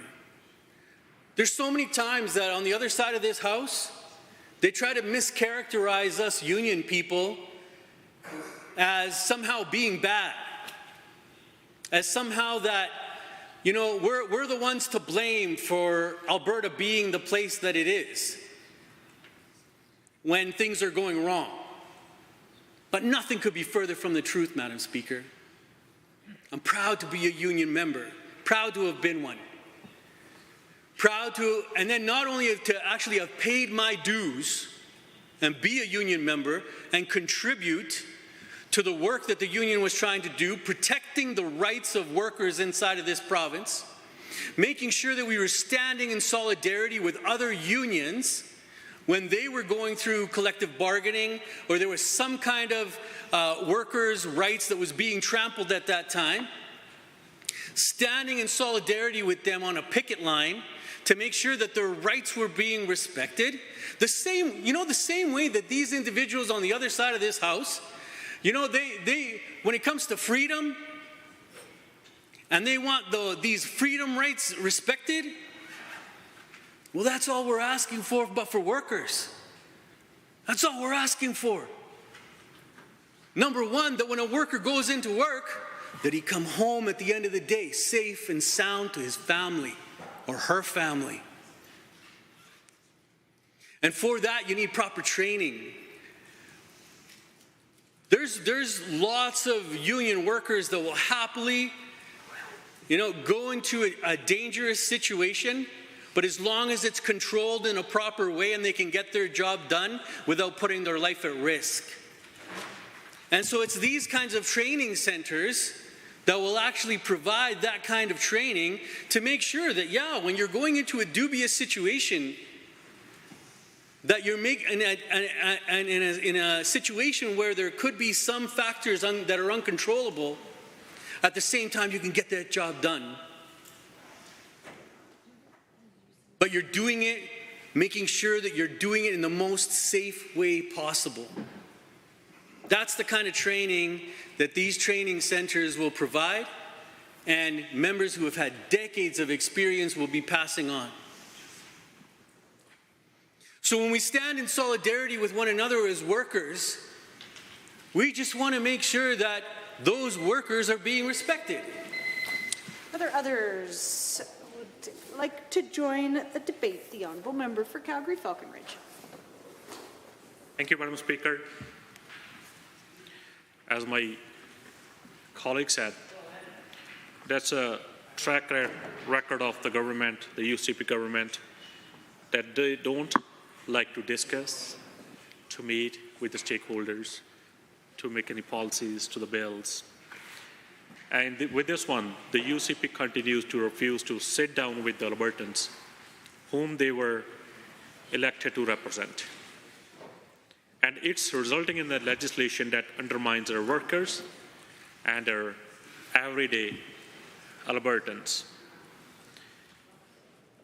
And until this government heard my colleague from Edmonton South was working on the legislation which left trade workers out of the meaningful discussions, related to their industries while implementing policies that undermine the safety and word renown of their craft.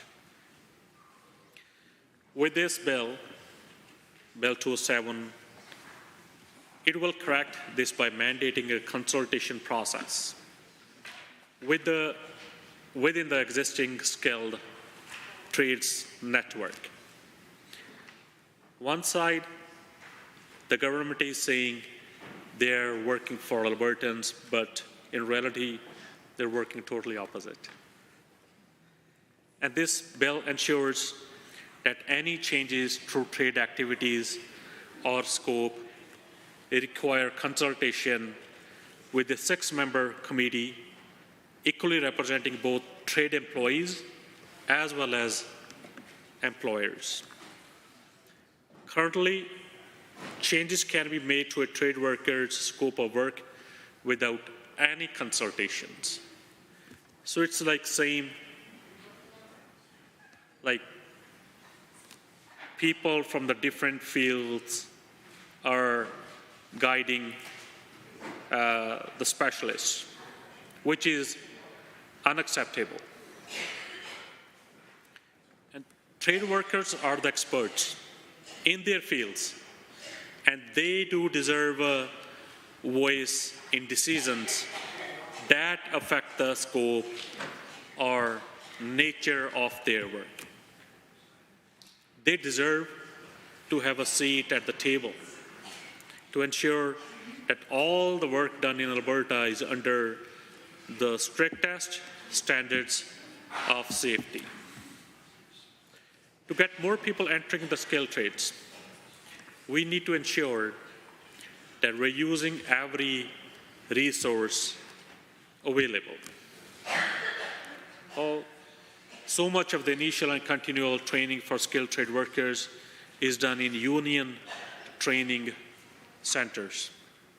And they do incredible work, so as my colleague from Edmonton South. My colleague have spoken with dozens of industry experts who deliver training programs. They were clear that the designation of union training centers as specific delivery entities within post-secondary would allow them to bring in more apprentices. These experts told her that such a move could double the apprenticeship output annually in Alberta. But no, the government is not ready to listen. They don't like to hear the concerns. They don't like to talk to people. They are just dictating their decisions on Albertans. Well, Bill 207 ensures that union training centers are included in this legislation as specific delivery entitles of skilled training centers. And during our provincial election, the Alberta NDP promised to provide training funding for union training centers starting with $4 million per year. And we will implement this in 2027 when some of the unlucky members on the other side, few of them will be sitting on this side and will be on that side. And we will implement our promises we make. And this Bill 207 builds on our election promise. When people are looking for a career in the trades, union training centers are there to get them the education and skills they need. Union training centers are a vital piece of the apprenticeship system in Alberta, yet under the UCP, they do not receive any support unlike other institutions. Ensuring that these centers are included in the Act is the first step towards ensuring they receive the funding they deserve. And this bill, Bill 207, is a huge step in the right direction to supporting Alberta's skilled trades. Well, as mentioned, the urgency for such initiatives is highlighted by projections from Build Force Canada, which indicate that by 2031, approximately 21% of the Alberta's construction workforce will retire. And even now, most of the companies have to cancel their project due to the lack of workforce. Especially in the trades, people can't find the workforce, which is a huge loss to our economy. We're losing people to other provinces. And this significant turnover necessitates proactive measures to prepare the next generation of workers who will uphold and advance our construction industry, our oil and gas, and so many other industries. Madam Speaker, we know that the skilled trades are at risk under this government, and we can see that with the decreasing apprenticeship and enrollment numbers. And this bill, Bill 207, is a significant step towards providing tangible and necessary solutions for workers, employers, our education system, and ultimately our economy. Madam Speaker, this bill, Bill 207, will secure Albertans better paying jobs by ensuring proper certification for skilled workers. And this bill will protect trade workers from competing with unqualified workers, creating higher wages and provide job security. And the compulsory trades help ensure that workers have the necessary training and knowledge to perform their jobs safely and effectively. And trade workers deserve a voice in decisions that affect the scope or nature of their work. I know how to run things, and I don't. And this Bill 207 would require that trades, employees, and employers to be consulted when making changes to trades activities or scope and their livelihoods. And as we know, skilled trades are under risk under this current UCP government, Madam Speaker, and which is also shows that it's a decreasing apprenticeship numbers enrollments under the current UCP government. So I urge Minister of Advanced Education to have a look on this, to work on this. Myself and my colleagues are there to help. So I am in support of this bill and would like to pass on my time to next member. Thank you. The honourable member for Drayton Valley Devon. Or, sorry, someone from this side and then Drayton Valley Devon. Thank you, Madam Speaker. I rise today to speak against Bill 207, the Skilled Trades and Apprenticeship Education Amendment Act. In representation of my constituency of Drayton Valley Devon, I must rise in this assembly to voice my constituents' concerns with this bill. The proposed amendments in Bill 207 reflect previous legislation that create an administrative burden and reduce our government's ability to respond to industry needs. This existing version of the Skilled Trades and Apprenticeship Education Act promotes teamwork between industry, employers, trade unions, post-secondary institutions, and government entities to meet the needs of our province. This bill, if passed, would create restrictions and red tape for skilled journeymen and apprentices. Albertans are worried about the potential impact of Bill 207 for multiple reasons, Madam Speaker. For starters, we already have a skilled worker shortage. Our province needs skilled workers to drive growth and prosperity. The changes proposed in Bill 207 would introduce more red tape for workers and employers, making it even more difficult to address the worker shortage in our province. If passed, Bill 207 could prevent many hardworking Albertans from finding a fulfilling job within their fields. This includes newcomers with pending certification applications, people with Red Seal certifications from other authorities, and those working in factory production, assembly operations, and processing of natural resources. Since I represent the people of Drayton Valley, Devon, I can confidently tell you that making it more difficult to work in Alberta is completely unacceptable. My constituency is home to many hardworking, skilled tradespeople, and I must voice the concerns many of my constituents have brought to MEMA. Furthermore, this bill seeks to make certain amendments concerning the role of trade unions. Currently, the delivery of certain programs by trade unions is recognized by the registrar for credit towards an apprenticeship education program.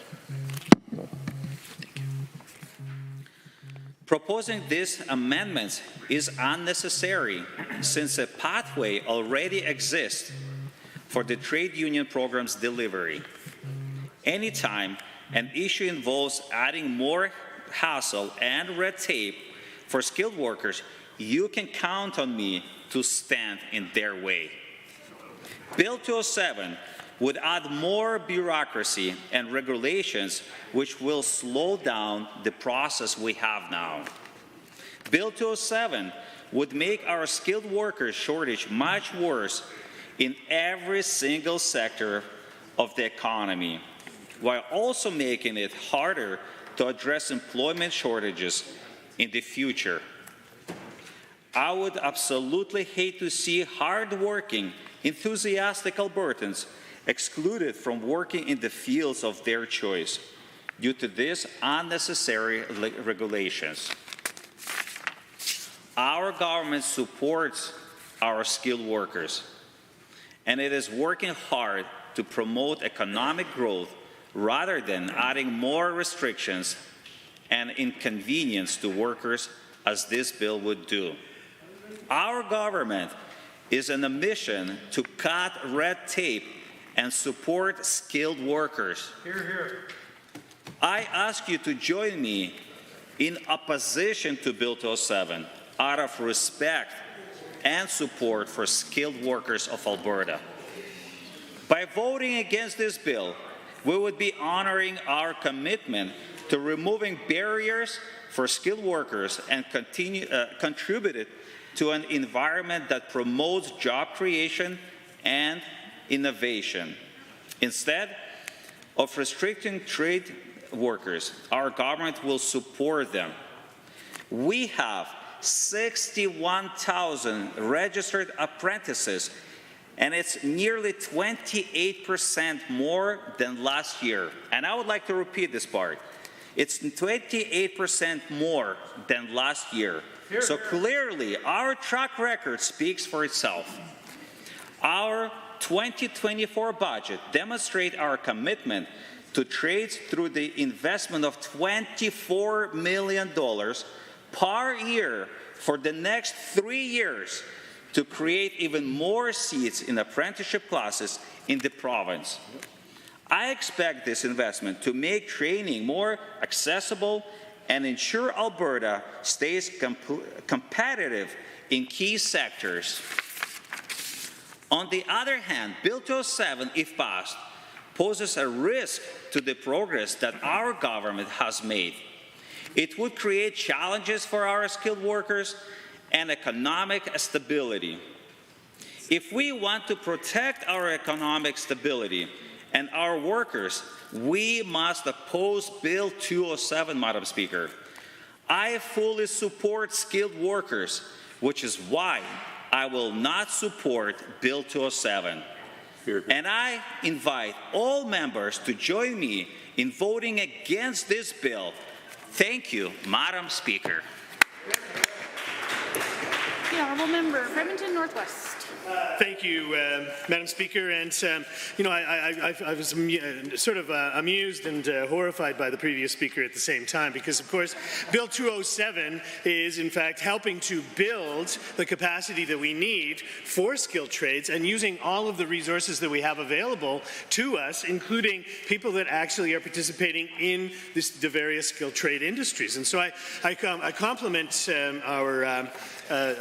my fellow MLA for bringing forward this bill, and it's exactly what we need to grow the skilled trades sector here in the province of Alberta. And I know that the honourable member has done lots of consultation with all of the different skilled trades, and that's exactly what they said, that we can contribute through our various skills that we have, and the plumbers and the pipe fitters and the electricians and the carpenters and everybody, to help to train the next generation of skilled trades here in the province of Alberta. So the notion that this is anything but a benefit to grow our capacity is simply, you know, either not analyzing this bill properly, or it's another example, Madam Speaker, of this anything, everywhere, all the time sort of control that this UCP government wants to impose, not just on post-secondary, not just on skilled trades, but just on this whole province in general. And so, again, it's a symptom of a sickness that exists over there in the UCP land, which is that they want to control everything everywhere all the time, and anything that doesn't conform to that, they simply plow right through it. And so Bill 207, I would strongly suggest that we all vote for this. It's helping to create that situation that we had before, to nurture it, to make it bigger, and to help to build our skilled trade sector here in the province of Alberta. Thank you very much. Any other members for 22 seconds? The honourable member for Camrose. Madam Speaker, our government is committed to keeping Alberta as the best place to live, start a business, buy a home, and raise a family. The skilled trades are an essential part of that goal. Trades workers are involved in building the homes Albertans live in. Skilled trades jobs give so many people the opportunity to earn a good wage for themselves and their families. Beyond that, many of the small businesses in our province were started by the skilled tradespeople and generate employment and prosperity for communities across Alberta. Honourable member, I hesitate to interrupt. We have up to 5 minutes for the mover of the motion to close the debate on Bill 207. The honourable member for Edmonton South. Thank you, Madam Speaker. Bill 207 is a product of over a year of hard work by our Alberta NDP caucus to listen to the needs and concerns of skilled trade workers. It is the product of dozens of meetings, tours, consultations with those working in the field on what they need to feel supported in their work. I want to thank a few of those folks sitting here today in the gallery in support of Bill 207, Kevin Donaghy from Bricklayers and Allied Craft Workers Local 1, Aidan Thoreau and Aaron Goldie from Teamsters Local 362, Steve Sturrat from Cement Masons Local 222, Martin Smith and Amir Besic from Carpenters Local 1325, and Nick Dobson from the Boilermakers Lodge 146. Every day, skilled trades workers who live in Edmonton South and across our province do incredibly hard work to ensure our homes, businesses, public spaces are all safe, functional, and well-maintained. These folks keep the wheels of our communities turning, and I want to make sure to take a moment to thank skilled trade workers across Alberta for laying the foundation for a better future for all of us. Bill 207 is for them, to keep them safe, to ensure they have fair and livable wages, and to ensure that they have a voice in changes being made to their craft. Despite a significant population growth in Alberta in the last year, close to 80% of employers are reporting job vacancies in skilled trades. It is disheartening and disappointing, but not surprising, to see the government turn its back on workers and industry experts with what we've heard them say about this bill. By doing so, they're not only disregarding the needs of skilled trade workers, but also jeopardizing the future of our province's workforce. The minister claims that Bill 207 will increase red tape, but that couldn't be further from the truth. By removing compulsory certification for trades, this UCP government is exposing certified workers to unfair competition, devaluing their work and lowering wages. And worst of all, by allowing uncertified workers to practice skilled trades, they are putting the health and safety of hundreds of workers at risk. In all of my meetings with workers, union representatives, employers in skilled trades, I have heard a common theme: that the work they do must be rooted in safety. For many of these folks, the work they're doing can cost them their lives. There's no doubt that we have a massive labour shortage in Alberta, and we need more apprentices and workers. But at no point should it be even remotely acceptable to open up more positions at the sacrifice of maintaining rigid standards of health and safety. Bill 207 is about standing up for everyday workers who are doing everything they can to support themselves and their families. We know that under the UCP, wage growth in Alberta has been slower than any other province. The decisions this government is making are making it harder for families to keep a roof over their heads, put food on the tables, and keep the lights on. And it's clear that if they vote down this bill, the UCP has no interest in standing up for skilled trades in Alberta. Skilled trades are the backbone of our economy, and they must do everything in our power to support and protect them. Despite this government's gross oversight, my colleagues and I remain committed to advocating for the rights and interests of skilled trade workers in Alberta. On this side of the aisle, they can trust that we will continue to push for policies that prioritize the well-being and ensure a prosperous future for our province. We won't just do it when it's politically beneficial. We will do it every day, because we know the value of the work they do, and we know that they are being left behind by this government. And we know that when it no longer fits the UCP's political agenda, they'll turn their backs on workers because they continue to turn their backs on Albertans. Like so many Albertans, workers deserve better than what they're getting from this government. I urge the members opposite to think hard about the economic future of our province in the long term. I encourage them to vote in favour of Bill 207 for every single tradesperson in Alberta. Thank you, Madam Speaker.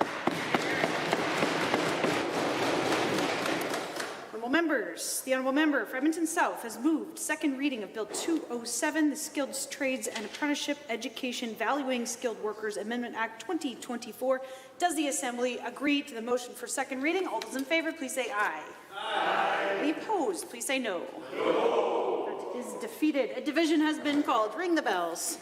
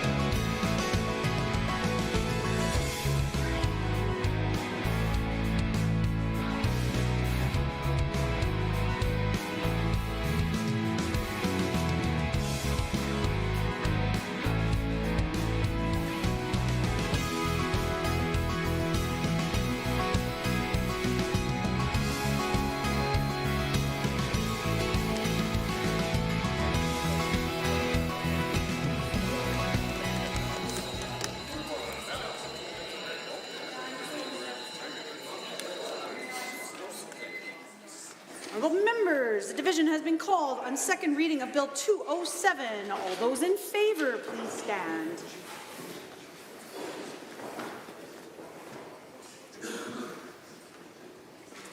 Member El-Maliki, Ms. Wright, Member Hoyle, Honourable Member Phillips, Honourable Mr. Sabir, Mr. Kozowski, Ms. Chapman, Ms. Renault, Member Irwin, Mr. Ip, Honourable Mr. Egan, Mr. Deol, Ms. Hayter, Member Beauperai, Mr. Ellingson, Honourable Mr. Schmidt, Ms. Goring, Ms. Pancholi, Mr. Dack, Member Loyola.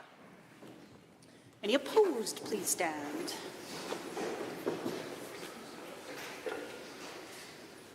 Honourable Mr. Guthrie, Honourable Mr. Dreeshen, Honourable Mr. Nicolaides, Honourable Mr. Williams, Honourable Minister LaGrange, Honourable Mr. Horner, Honourable Mr. Scow, Honourable Mr. Ellis, Honourable Mr. Amory, Honourable Mr. Newdorf, Honourable Mr. Lowen, Honourable Mr. Jean, Honourable Mr. Dreeshen, Honourable Mr. Nixon, oh, I beg your pardon, Honourable Mr. Glubish, Honourable Mr. Nixon, Mr. Long, Mr. Rosewell, Honourable Mr. Yassin, Honourable Mr. McIver, Honourable Ms. Furr, Honourable Mr. Jones, Honourable Mrs. Sani, Mr. Getson, Honourable Mr. Sigurdsson, Honourable Mr. Nally, Honourable Mr. Hunter, Mr. Yao, Mr. Van Dyken, Mr. Sear, Mr.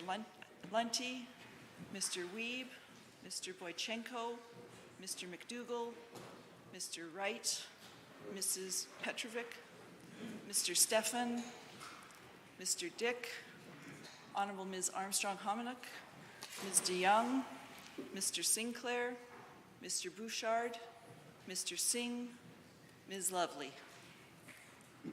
Mrs. Johnson. Madam Speaker, total for the motion 20, total against 43. Honourable members, that is defeated.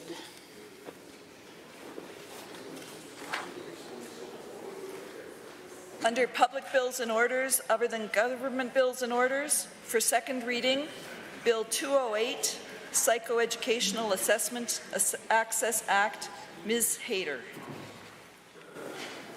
The honourable member for Calgary-Edgemont.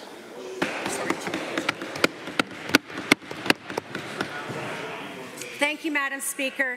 I'm so excited today to rise in this House and share one of my passions and share with members of the House Bill 208, the Psychoeducational Assessment Access Act. When people ask me why I decided to run as an MLA, our kids' education is my first answer. When pressed further and asked what I would fix, this is one of the many things, and it would have a great impact on all of our children's lives.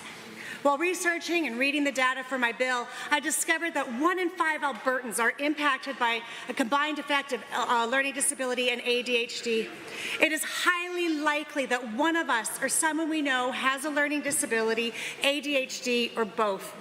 It is equally likely you may not even know that you or they have a disability and that there are supports available. It saddens me that people are unaware, undiagnosed, and untreated. The impact across the lifespan is devastating and causes impairment in all aspects of life, from personal well-being to community engagements and economic prosperity. And I've realized as I stand here and I talk about learning disabilities and ADHD, some may not be aware of how this impacts an individual. A learning disability may affect how an individual learns, organizes, remembers, understands information, and the use of verbal or nonverbal information. But to be clear, it is not just related to their intelligence because they learn differently. That's what it is. They just learn differently. But they learn differently enough that it typically, an educational or workplace environment can be problematic. And then there's ADHD. The brain's ability to self-regulate and engage in critical executive functioning capabilities is compromised. ADHD impacts executive functions, their organizing, their planning, their prioritizing, their decision-making, task initiation and completion, and emotional regulation. ADHD is also independent of intelligence. Some folks are not necessarily even deficit in attention, though they might have difficulties regulating it. Individuals may also be over hyper-focused, maintaining focus on a singular task for an unusual length of time, having difficulties transitioning their focus from one task to another. When we are talking about hyperactivity, there's a broader set of behavioral characteristics, including impulsivity in boys and internalizing behaviors in girls. Far too many kids are falling behind in their classes simply because they are not receiving a psychoeducation assessment at an appropriate time, if they get it at all. A psychoed is typically requested by a teacher or a parent who is noticing that a child is struggling at school, whether it be behaviorally or intellectually. The assessment entails a series of one-on-one sessions with a psychologist and helps identify how a child learns best. It can lead to certain diagnoses, which helps teachers and parents create a plan that will help the young student to be successful at school, but also at home. These assessments can cost $3,000 to $5,000 per student if done privately. If a family is even lucky enough to be able to get extended health benefits, they may not be covered. For the thousands of students in our schools, they must rely on assessments provided by the schools. Unfortunately, there aren't enough psychologists in the system to meet the demand, and as a result, not every student is going to get one who needs one. Before I was an MLA, I was an educational assistant, and I remember sitting in a school staff room.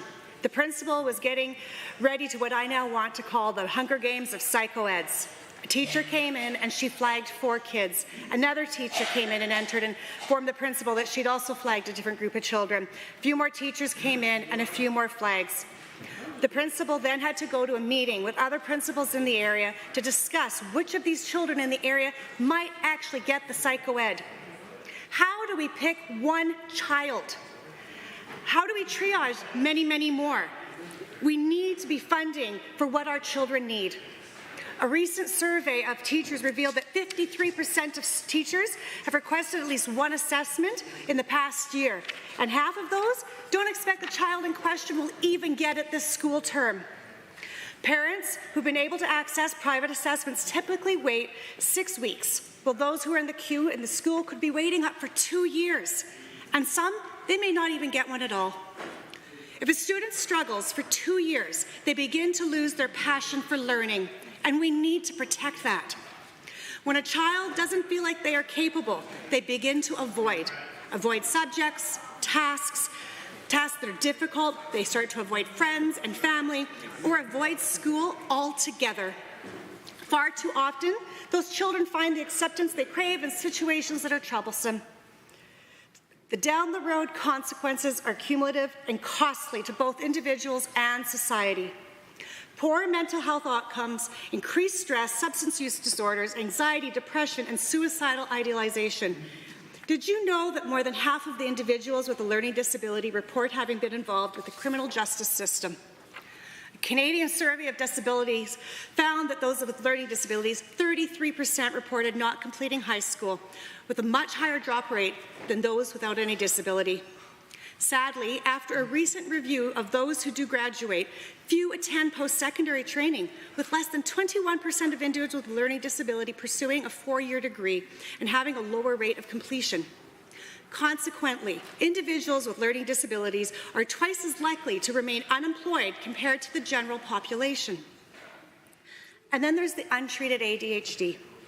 44% of children and 80% of adults with ADHD have at least one associated mental health problem. Most common is anxiety, mood disorders, and substance use disorders. An important fact, though, ADHD is the most treatable psychiatric disorder that there is, and without a proper diagnosis and treatment, it can lead to crushing life pressures resulting in unnecessary suffering, debilitating, and even death, simultaneously costing billions in dollars in education, healthcare, and the justice system. Children and adolescents are at risk for educational underachievement, difficulties with socializing, accidental and traumatic injuries, and premature death. Adolescents can be impacted with early onset substance use, delinquency, risky sexual behavior, teen pregnancy, and suicide. Many undiagnosed adults show an increased risk for failing to meet their potential, substance use disorders, accidental injuries, including car accidents, unemployment, precarious employment, divorce, gambling, low quality of life, incarceration, and a range of health issues that include obesity, asthma, allergies, diabetes, hypertension, sleep problems, epilepsy, sexual transmitted infections, abnormalities of the eye, immune disorders, metabolic disorders, premature death, and suicide. But these outcomes are not inevitable. This bill would be the first step in addressing the barriers students and families face in accessing vital psychoeducational assessments in Alberta. It would also examine the funding structures at the classroom level, which are critical to ensure that students have access to the support that they need on an ongoing basis to accommodate their personal learning needs. Practically, the bill would create a school psychological service committee whose task it would be to first of all review legislation and policies surrounding psychoeducational assessments for students. They would then look at barriers students currently face in accessing psychoeds, financial barriers to accessing these assessments, and bias in identifying the students who need psychoeds. Finally, they would consider the financial support that goes towards complex classrooms. Within a year, the committee would produce a report with recommendations to the Minister of Education. The Minister would then have 1 year to introduce legislation that addresses the recommendations of the committee. As we developed this bill, we consulted with a wide variety of parents and experts who gave us very important insight. One of them was Melanie Reeder, who is a registered psychologist at Foothills Academy Society and president of the Learning Disability Association of Alberta. This is what she had to say about Bill 208. There is a lack of school-based psychologists available to support the number of assessments required. While some families may have financial resources to access a private assessment, many do not. Making psychoeducational assessments accessible for students in Alberta is an investment in the future and will ultimately enhance the lives of many Albertans. Madam Speaker, our children are valuable, and we have the responsibility to ensure that they have every resource that we have available to help them thrive. Studies have shown that for every dollar invested in our children's education, it turns out to $6 contribution to our economy down the road. And that doesn't include the savings that are realized from mental health care and other costs associated with kids who have dropped out of the system.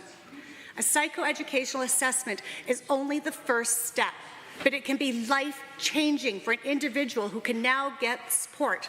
And I encourage every member to reach out to a teacher. It's the simple way to consult. Ask a teacher if they feel that this is important. The benefits of Bill 208, the Psychoeducational Assessment Act, are clear, and it is my true hope that it will be supported by all the MLAs in this legislature. The Honourable Minister of Education. Well, thank you, Madam Speaker, and thank you to the member for bringing forward this bill and for the conversation this afternoon. I've had an opportunity to go through the bill and look at the merits and of course, the pieces that the bill is proposing, and there's a number of areas where I have some significant concern. You know, there's no question, I agree with the member opposite, that we have to make sure we get the fundamentals right. We have to make sure that our youngest students have those early intervention support services and pieces in place to be able to identify any concerns with respect to learning disabilities or delays to help ensure that they are operating at grade level as quickly as possible. That is absolutely essential. And I'm exceptionally proud of the government's record in this regard. Mr. Speaker, Alberta was one of the first, if not the first, jurisdiction in the entire country to mandate literacy and numeracy screening for every child in grades 1, 2, and 3. So much so that Alberta is being looked at and is being talked about by so many different provinces and jurisdictions. In fact, just a couple of weeks ago, British Columbia effectively implemented, or if I could suggest, copied what Alberta is doing with respect to early literacy and numeracy screening.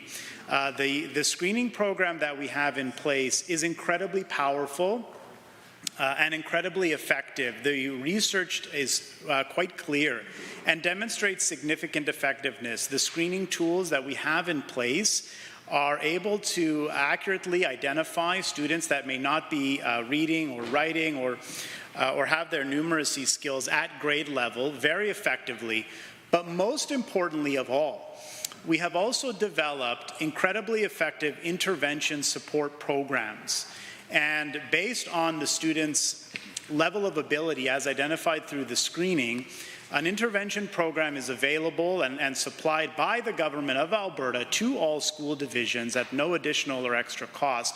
These intervention programs can be implemented whereby oftentimes what might happen, if I can give you an example, Madam Speaker, if a student or group of students at a particular school are identified to be lacking in their reading ability or their writing ability at a particular grade level, oftentimes those students from varying different grades will be pulled aside at different opportunities throughout the course of the day and the weeks and the months, and these intervention programs will be administered.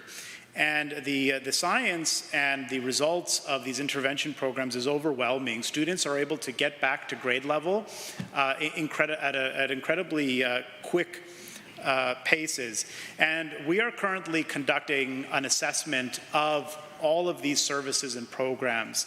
It's incredibly important to me and to the government that we get it right when it comes to early intervention. And we've spent the last few months, and I hope to be able to report to the Assembly in the months to come, but we've been having some in-depth conversations about what screening and assessment looks like in our early years. We have a number of different mechanisms. I mentioned the literacy and numeracy screening. We have optional grade 3 SLAs. We have other types of measurements and assessments that are done.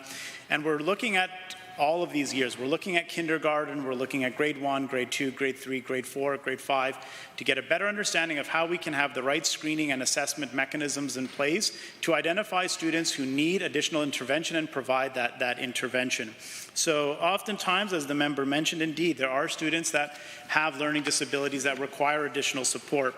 And the government has been on top of this, going back to COVID, of course, because one of the concerns stemming from the COVID-19 pandemic was, of course, the loss of instructional time, and there was a significant concern that students would fall behind due to this loss of instructional time. So a significant amount of money was invested by the government to conduct the screening that I mentioned earlier so that we could evaluate how many students are really behind, how much additional support and services do we need. And it was so effective, that's why we made it mandatory in grades 1 to 3, because it was so effective at helping kids catch up from COVID learning loss. In addition to that, there was also there still continues to be money allocated in the budget to help provide services with respect to literacy and numeracy screening, as I've mentioned.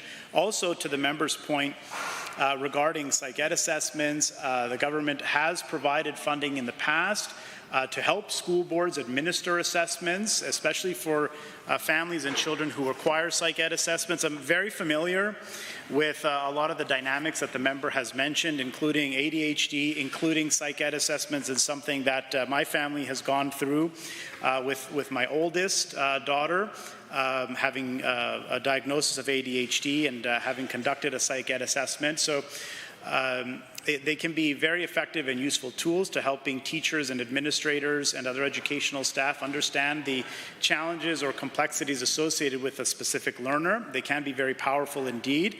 Oftentimes, as the member mentioned, teachers will request them, and government has provided a range of different funding through some of the measures that I mentioned earlier, but also through the Classroom Complexity Grant for school divisions to hire the necessary staff and services that they need to conduct these assessments.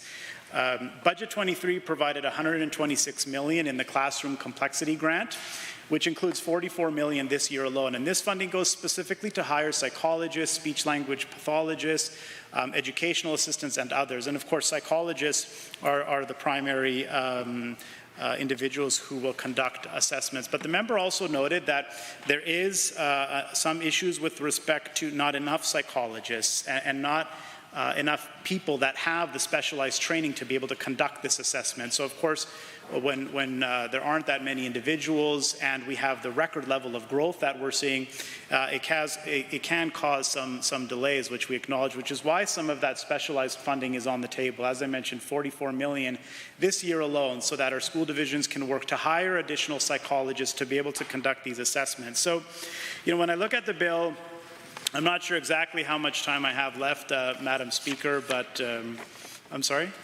3 minutes, okay, that's my cue to wrap up.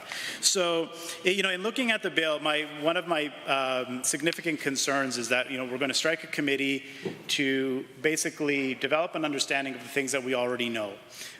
We know that some families face some challenges. We're already providing targeted investment to help school boards hire additional psychologists. The minister is then required after a year to bring legislation forward. So the current timeline within the bill only sees additional action taking place after 2 years. We recognize these challenges are occurring. We're investing at record levels. Our government's happy to take steps immediately, which we are through the classroom complexity grant and additional funding to our school divisions. So I struggled to really see what additional value the committee would bring to the table. The member talked about analyzing some of the policies and legislation. Doing this type of jurisdictional scan is something that the ministry does. Quite frequently, we do look very carefully at what other provinces are doing with respect to their policies and legislation in the area of psych ed assessments and in the area of mental health services more broadly. I'm not sure what additional concrete measures the bill really proposes to help move the needle in providing greater access to and support to our students. We're committed to taking these steps by continuing to provide the classroom complexity grant, which again, I just want to note, can specifically go to a school division to hire additional psychologists to conduct these assessments. And furthermore, additional funding from other programs and initiatives, as I mentioned. And just to close by coming back to where we started, Madam Speaker, with the early literacy and numeracy screening and assessments that are already in place that are very effective at helping identifying students that perhaps are not operating at grade level when it comes to reading, writing, and numeracy. And those programs are incredibly effective. Government is already providing significant funding for those assessments to occur. Unfortunately, I don't see the additional value that the bill will provide, and would encourage members to again, explore the bill in their own detail, but as Minister of Education, I don't see the additional value that the bill would add, and would have to decline to be able to support the bill at this time. Thank you. The honourable member for Calgary-Beddington. Thank you so much, Madam Speaker. It's a pleasure to rise today to speak to Bill 208, Psychoeducational Assessment Access Act. So just start off by looking at what does this bill do? It's a really straightforward, really easy ask that we're making of the government on this bill. And just as a refresher, because I had a mum in my office the other day who's going through the process of finding a psychoed assessment for her boys, and she knew about this bill, and we talked about it, and she asked me, she said, member for Calgary-Beddington, why? Yeah, she said that. It was awkward, but it was awkward, but it was parliamentary appropriate. So, member for Calgary-Beddington, she said, how is this bill going to help me? What is this bill going to do to help? I don't see here where you're asking the government for more money, right? And so I had to go through this process of what is a private member's bill, what can we do in a private member's bill, and we know that we are limited. We know that we're not able to ask the government to spend more money, even when we know that, in fact, what the government needs to do to address this issue is to spend more money providing public psychoed assessments. So we do what we can with this bill, which is to ask for the creation of a committee, the School Psychology Services Committee. And when we're looking at the mandate of this committee, It's to do that jurisdictional scan. So let's look at what's working in other provinces. Is it working well in other jurisdictions? How can we bring that here to Alberta? Looking at things like training and support that could be provided to teachers to address classroom complexity. So we know that this government is choosing to fund students at the lowest level in the country. If you talk to teachers, what you will hear from them, even more than, well, what I hear from them anyways, even more than what I hear about class size, what I hear about is classroom complexity. Because what's happening in classrooms right now is really getting to be too much for any one teacher to manage. You know, you've got kids that run the entire spectrum. You've got English language learners. You've got kids who are managing their autism spectrum disorder, their ADHD. You've got kids who are gifted. These kids are all in the same classroom, and a teacher's trying to manage this, and honestly, it's too much for teachers, is the point that we're getting to now. So we're asking for this committee to look at, to study, and then to come back to the minister and table a report in the legislature so that we can see what's going on. I did want to mention briefly, because again, when I've been talking to folks who aren't in the know, their first question to me was, what the heck is a psychoeducational assessment? It's a fair question. Because it's more than, what the minister just spoke about was some specific types of screenings. So literacy and numeracy screenings. Well, a psychoed assessment is much more than just assessing for that narrow range of academic performance. So a psychoed is basically, you've got a psychologist, and they're going to collect information about a student's functioning from a variety of sources. So yes, they're going to review school records.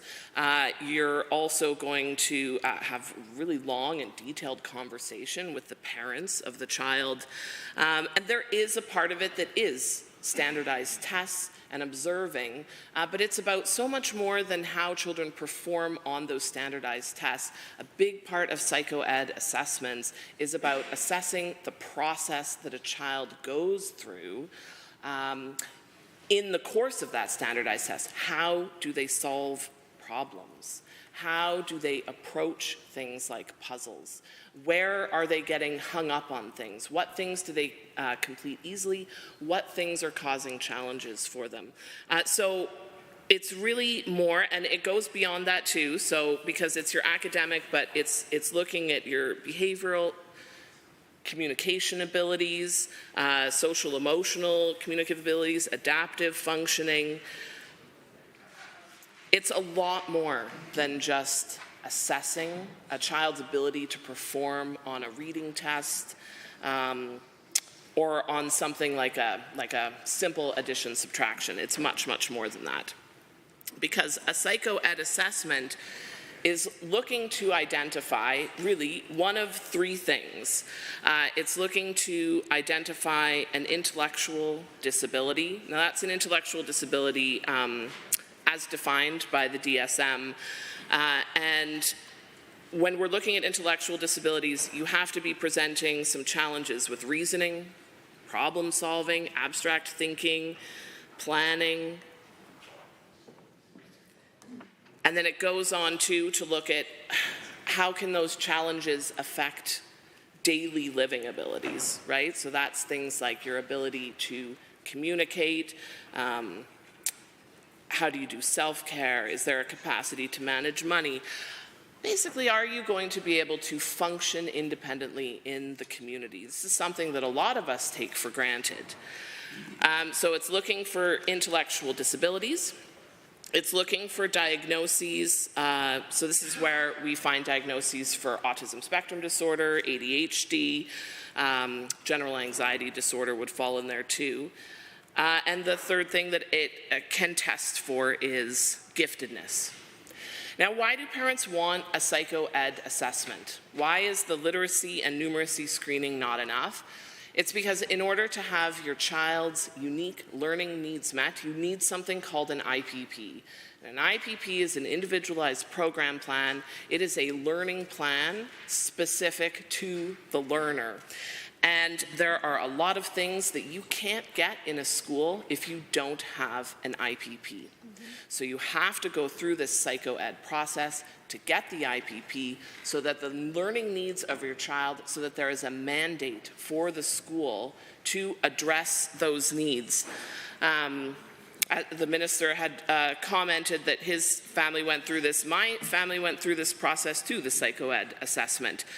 My oldest was just a bright and beautiful girl at home, lively, quick mind, just a real delight to be around. She was coming home from school at the end of the day, every day, just like emotionally distraught. She was not having good days at school.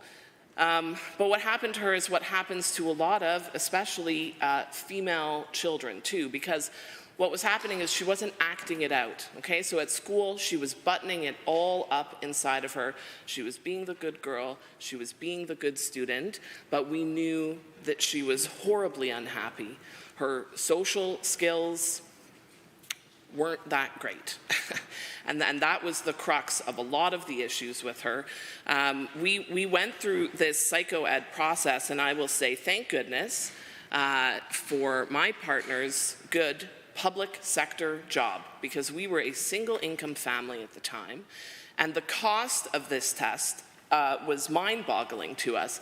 We went to the school, we identified there was an issue, the school let us know this was the process, this psycho-ed assessment, and then they let us know that there were 12 kids on the list at our school, and they would likely get one testing done that year.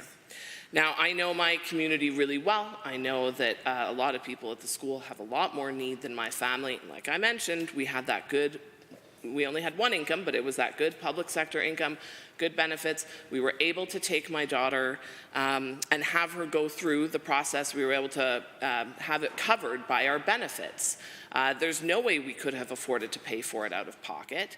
But it's a good thing we did go and have it done, because the testing did turn up as giftedness. We were able to move her into a specialized program within the public system, and now she comes home every day and she's that bright and beautiful girl because her needs are being met at school, right? And that's what the psycho-ed assessment is about. It's about meeting those needs at school.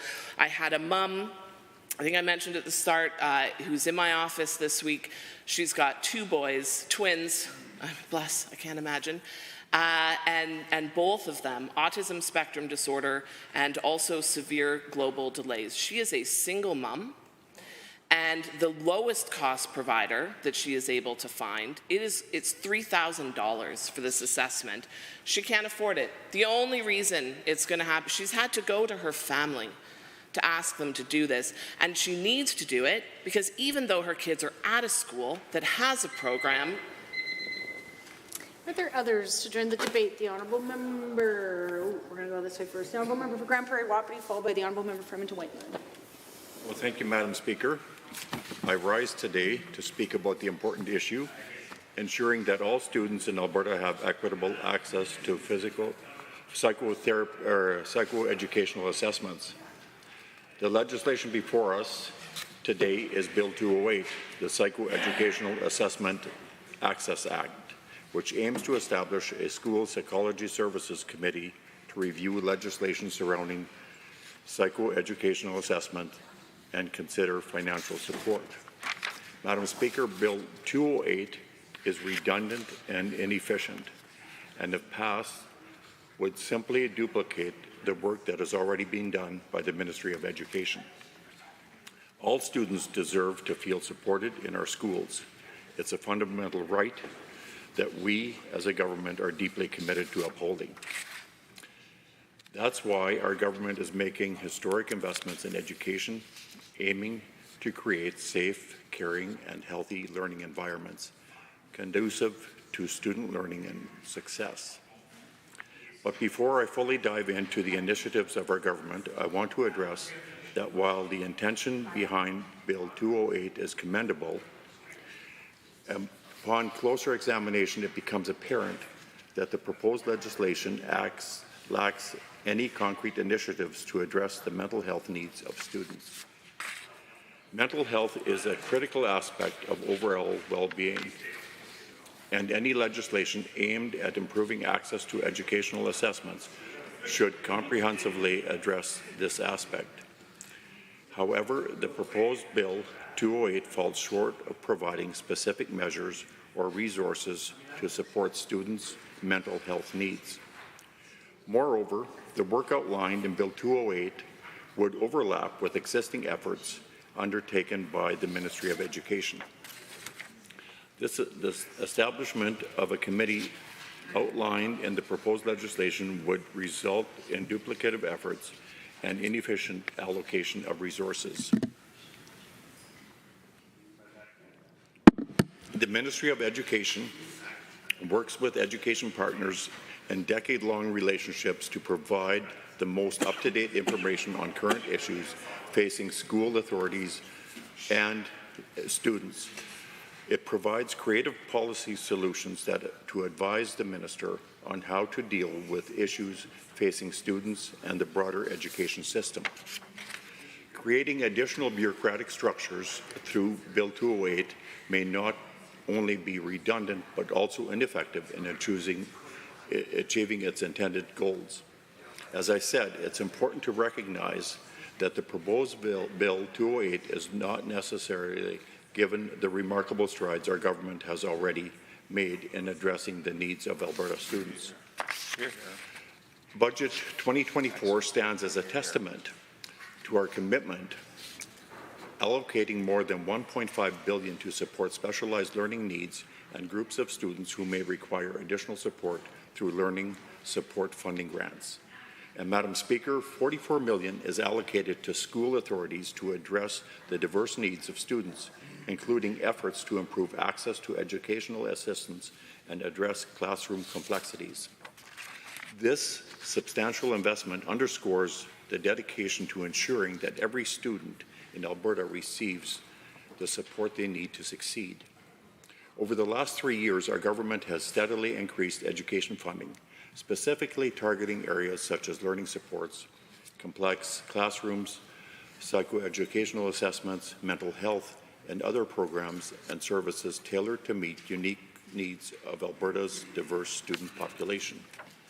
During the 23-24 school year, we also invested $10 million through the Enhanced Specialized Assessment Grant to help reduce the backlog of students who may not have had access to specialized assessment during the pandemic.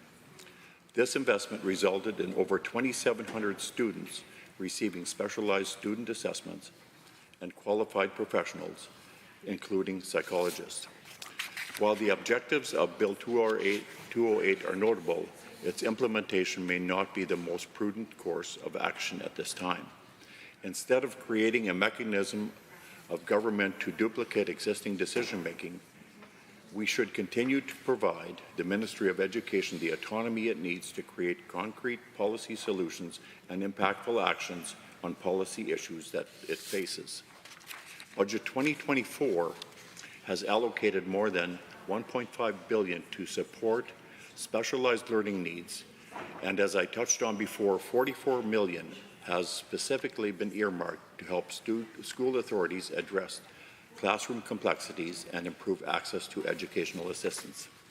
By bolstering classroom support staff, school authorities will be better equipped to help students catch up from the pandemic-related learning disruptions, as well as provide support with those specialized needs, including newcomers.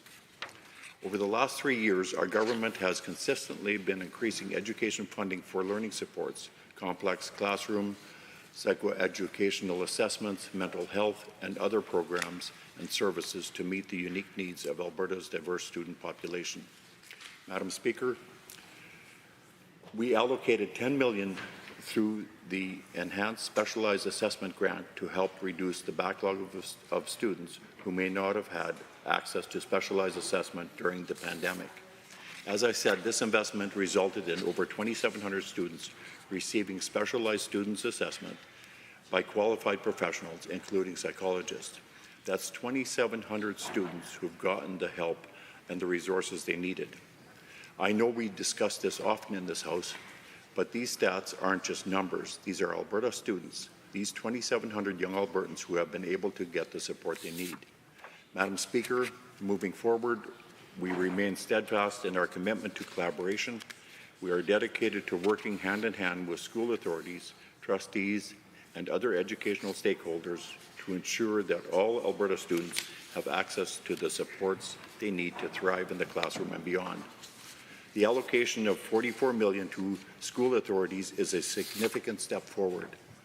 This funding will empower school authorities to hire more educational assistants, provide additional training opportunities for staff, hire specialists such as counselors and psychologists, hire additional teachers, and increase the number of educational assistant graduates through a provincial education assistance training program.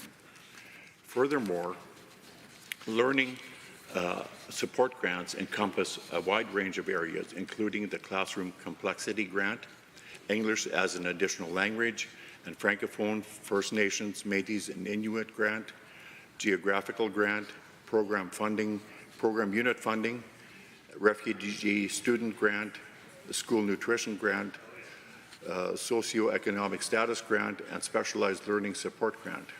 These grants are all designed to address various needs and ensure that no student is left behind. Madam Speaker, as I've said, and as I've shown, our government remains unwavered in its commitment to inclusive accessibility to education for all. We are taking concrete steps to ensure that every student in Alberta has the opportunity to succeed. I look forward to the continuation of excellent work that's being done by the Ministry of Education, and I believe the bill before us, if passed, would only duplicate that work and add additional red tape. For these reasons, I will vote against Bill 208, and I encourage all members of the Assembly to do so. Thank you. The Honourable Member for Edmonton-Whitemud. Thank you, Madam Speaker.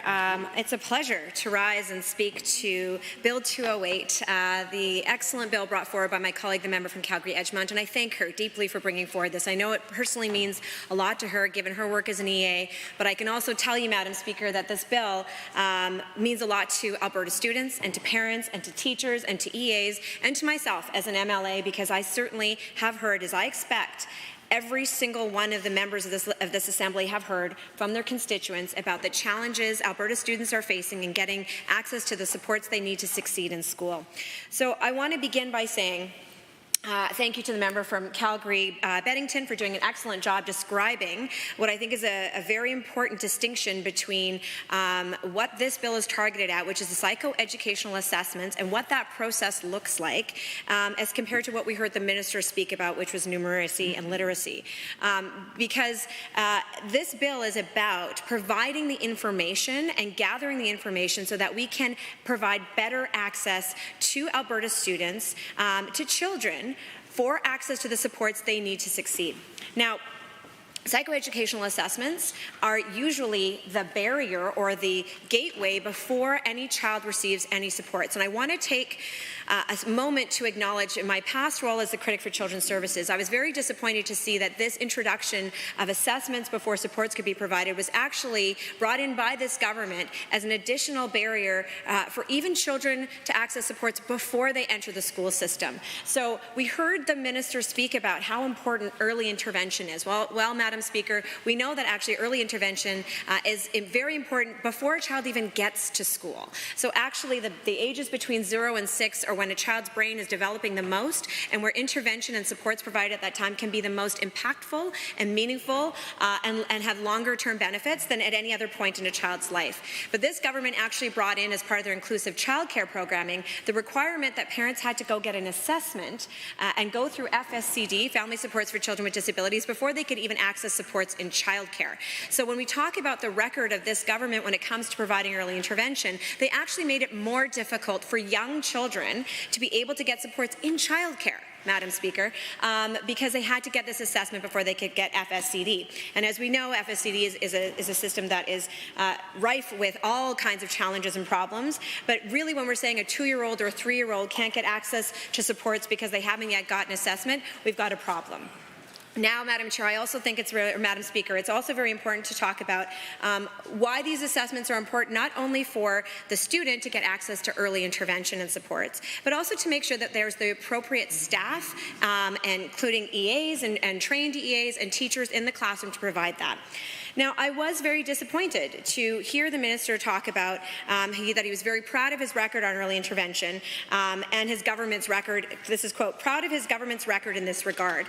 Well, Madam Speaker, let's look at what this government's record has been when it's come to providing supports for children with disabilities and students with disabilities. This is the government that cut PUF funding to kindergarten-age kids significantly by 40%. Again, these are kindergarten-age children who get less supports under this government by design to save some money.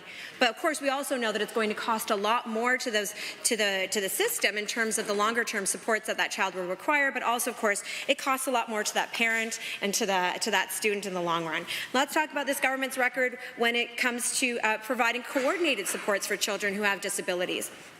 One of the things that I brought up, Madam Speaker, and I'll continue to bring up, is that this government cut the RSCD program, which was a really critical program called Regional Service Collaborative Delivery, which actually combined the work of school boards and Alberta Health Services and Child and Family Services Authority so that they could coordinate to provide supports and services for children who had learning needs and other kinds of disabilities. This is actually a groundbreaking way to continue to make sure that the kids had the support they need, including having assessments. But again, Madam Speaker, this is a program that this government cut. This is also a government that laid off, did the largest public sector layoff in Alberta history as the employer when it laid off 20,000 EAs by tweet during the pandemic, Madam Speaker. So this is not a government that has a good record when it comes to early intervention, certainly not something that the minister should be proud of.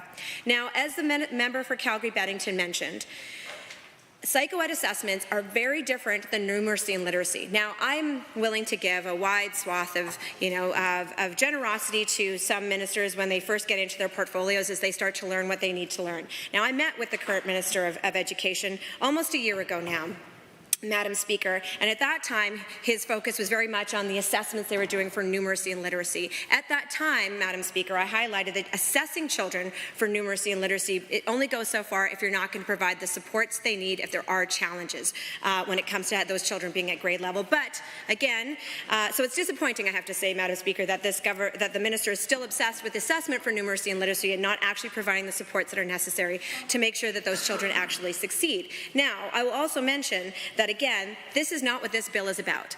Bill 208 is not about numeracy and literacy. It's actually about making sure that children who have a variety of learning needs, who may be ADHD, who may be on the autism spectrum, who may have a variety of gifted and talented, those categories, that's not about numeracy and literacy, Madam Speaker. And you'd think the Minister of Education would know the difference in that.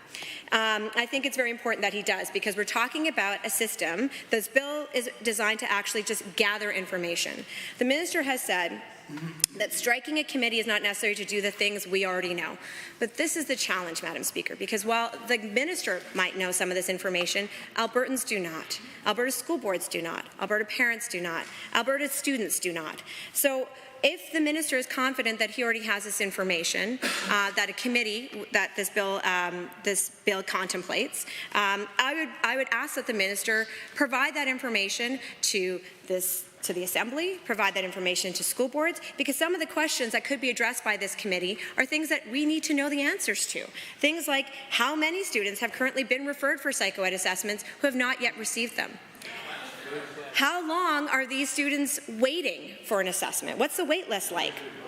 How many more would be referred if school staff had confidence that the resources and professionals were available? So how many more would be referred if schools were not triaging, as we're hearing that they're having to do, because they know they're only going to get approved for one assessment in a school year? How many psychologists have been hired by school boards? The minister talks about the millions of dollars that they've provided to hire those staff. How successful has that been? How many have they been hired? How many psychoed assessments have actually been delivered by school boards as opposed to those parents having to go privately? How many other mental health supports work? How many OTs have they hired? How many SLPs have they hired? How many parents are paying out of pocket for psych ed assessments? And how long are they waiting for those private assessments, and where are they going to get them? This is what the point of this bill is about. This bill is designed to gather that information, because what we hear repeatedly from the minister and also from the members across when they talk about education, they love to talk about the big global numbers. They say, oh, we're spending $8 billion in education. We've given $44 million. But the reason they do that is because it sounds like a big number. But what we're not hearing is how that money is actually being spent and how effective it's being, because there continues to be a large disconnect from the rhetoric that we're hearing from the government about the big dollars they're spending. But if they spent any time listening to their constituents, listening to parents, listening to teachers about their experiences in the schools, they'll see that those numbers are meaningless, because teachers are getting burnt out. EAs are getting exhausted, they are underpaid, they're overworked, they're undertrained, they're often in conditions that are not safe for them, and parents and students are not getting the support they need to succeed. It is meaningless to us, Madam Speaker, to be told once again this grant and that grant and $44 million, because we don't know what impact that is having. Because I can tell you from what I hear from my constituents and from parents and students in my constituency, it is not going very far, Madam Speaker. So, in fact, the government knows that, because their current funding, just even overall for education, fails to fund, I believe it's 8,000 students in our system right now. And that's just in Edmonton and Calgary, I believe. And CBE, sorry, my apologies. That's just in CBE. So we are falling far short. So even if there's $44 million that's being given for this specialized grant, it's not going to hire psychologists if they're even available, if they can even find them. And let me just mention, Madam Speaker, that in rural communities, in those smaller school boards, they have even a more difficult time finding the resources and the experts they need to be able to deliver a psychoed assessment. So those numbers don't mean anything, because on the ground, Albertans know the truth. They know that their kids are not getting access to the supports that they need. They know they can't even get the assessment, the tests that they need to be able to determine what supports. And I just want to end, Madam Speaker, by talking about, I'm going to run out of time, but I've heard this story directly from constituents in my riding, parents in tears because they can't get the assessment or the supports they need. This is not a system that we should be proud of. It's not a record that this government should be proud of, and they should support Bill 208 because it's at least a start to provide transparency and accountability to Albertans. Hear, hear. Honourable member for Grand Prairie. Thank you, Madam Speaker. Today is a good day, and thank you very much for the opportunity to speak. So today I rise to voice my opposition of Bill 208, the Psychoeducational Assessment Access Act. This is a mouthful. Well, it's one of the reasons why I'm against it. Can't even pronounce it. Okay. This bill aims to establish a school psychological services committee tasked with reviewing legislation surrounding psychoeducational assessments and considering its financial support. While the intention behind the bill may seem quite noble at first glance, the reality is that it falls short in many tangible initiatives to address the real needs of our students in a timely fashion. And the main issue that this is falling short in is it lacks any tangible initiatives to address the needs of our students. And so the work proposed by this committee, it's duplicative to what our ministry is already doing, what the educational ministry is already undertaking under the leadership of our fantastic Minister of Education. Not to extol his virtues too far, but he is a great educational minister. He's doing a great job. Hear, hear. We can be proud of that. And just in the back, just a few moments ago, we were talking about history. And I'm just impressed by his deep understanding of the historical context of the Middle East, and I just want to thank him for the lessons on very correct history. So one of the other areas that the educational ministry also has, they have a big track record of adapting and responding to to the evolving needs of our educational system. Currently under our government's leadership, our ministers have done a great job being continuing to adapt and also see the ministry be on a great track. So since we've taken over, education has gotten stronger in this province. Here, here. And we understand that resources and personnel are part of this ministry who are deeply committed to ensuring the well-being of our students. So thank you to the minister for leading that charge. Thank you. So I just want to talk a couple minutes as well about how we are succeeding in Alberta. Madam Speaker, we have some really amazing things to be proud of here in Alberta, and I do believe that Albertans should be looking around and saying, not only do we have some of the best education in Canada, but also the world. And here's a few things for you here right now. So recently, the RISA results, we became top in Canada in a couple categories, both reading and science. Alberta is #1. And I think this is a big deal that many Albertans don't realize, is that we have top quality Canadian education. And then we also came in at #2 in Canada in math. So we have top quality education right here. Not only that, we landed in top marks as well internationally. What we are doing here in Alberta really matters. What we are training our students to do really matters. And I think that's worth highlighting and also celebrating of what our government has done. A couple other things that we are doing really well is our schools of choice. This side of the House, we believe in the options, we believe in the opportunity and the parents being able to send and lead their family unit, but also be able to send their kids to what where they think they should go. And so I think that's something that I strongly believe in. And we also see the results of those high quality education components coming from some of those schools of choice. We also have the recent charter schools, the autonomy of that, also the creation of the charter school hub. Just an amazing, great job. Amazing opportunity. So thankful for. The honourable member for Grand Prairie. Thank you, Madam Speaker. Not only that, we've also revamped the social studies curriculum. It's piloting soon. It's got raving reviews. This is something that I'm really super excited about. One, we are focused on critical thinking. Madam Speaker, this is a key part of our educational component.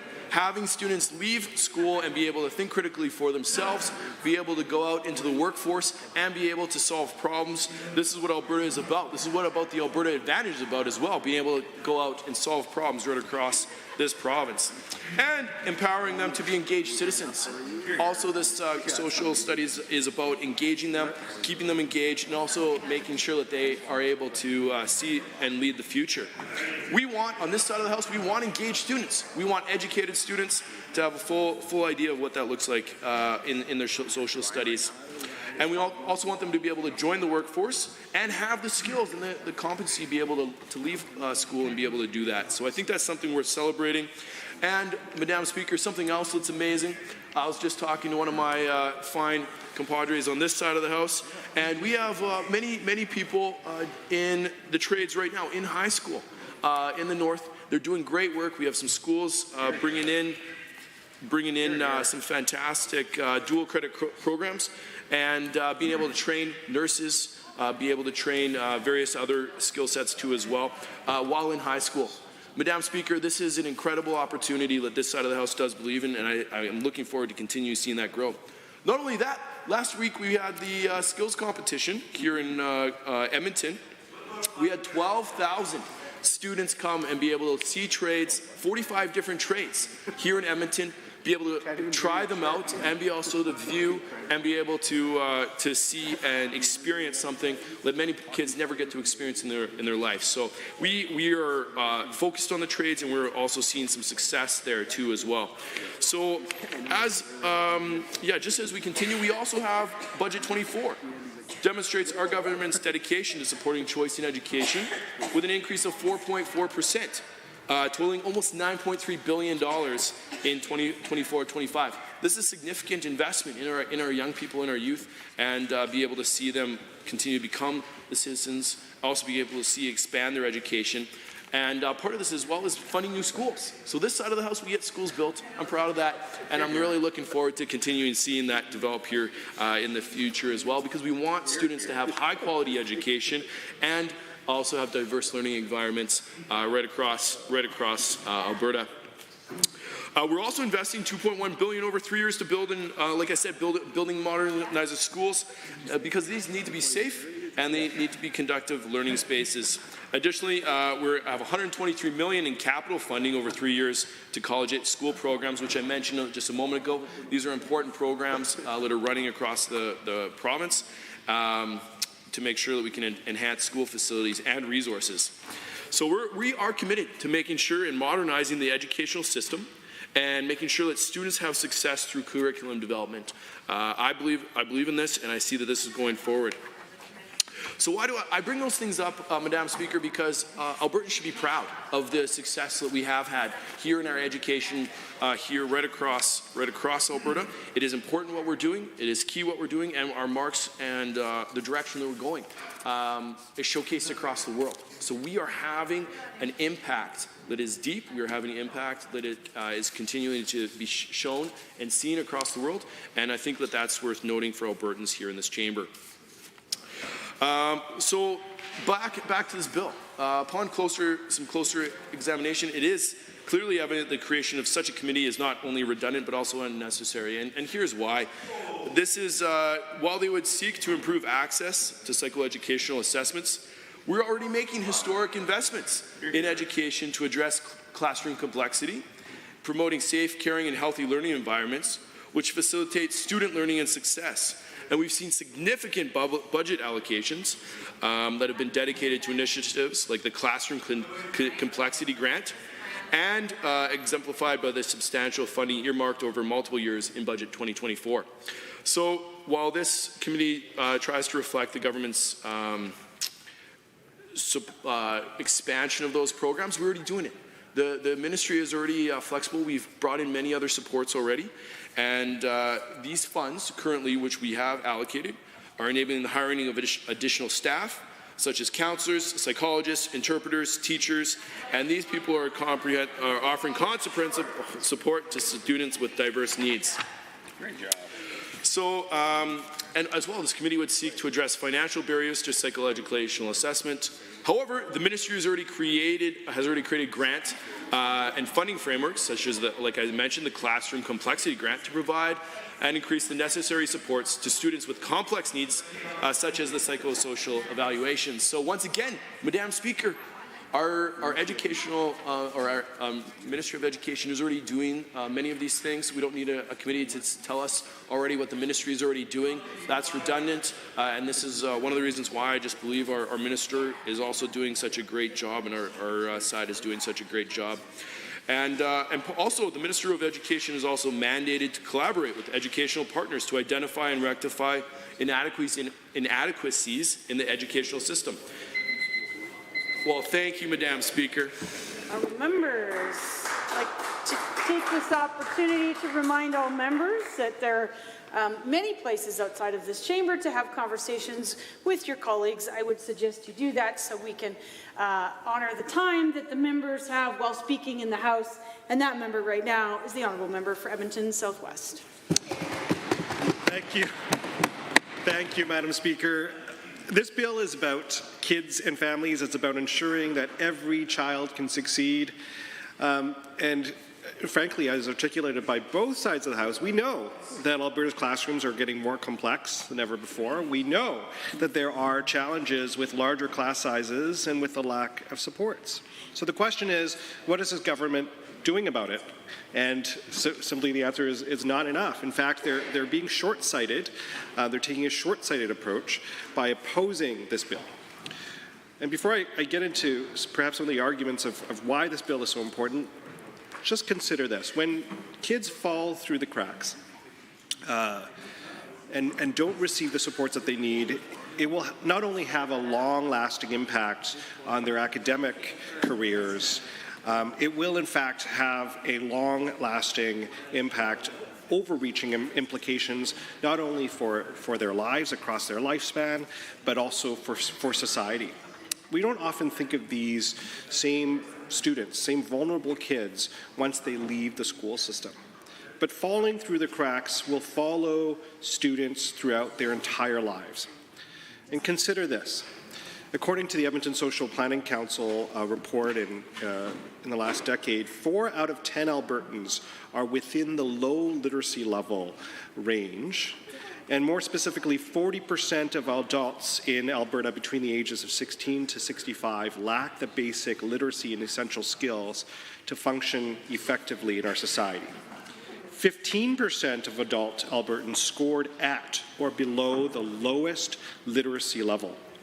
And 26% of adult Albertans can only deal with simple material and have difficulty reading safety manuals or hazardous material warnings found in the workplace. Wow. All of these Albertans would at some point have come through our education system, and I can't help but feel that many of these now adults were once young students who fell through the cracks. Some of them might have had undiagnosed learning disabilities or who didn't receive the needed interventions as a child. And as a society, I think all members of this House will agree that we must do better.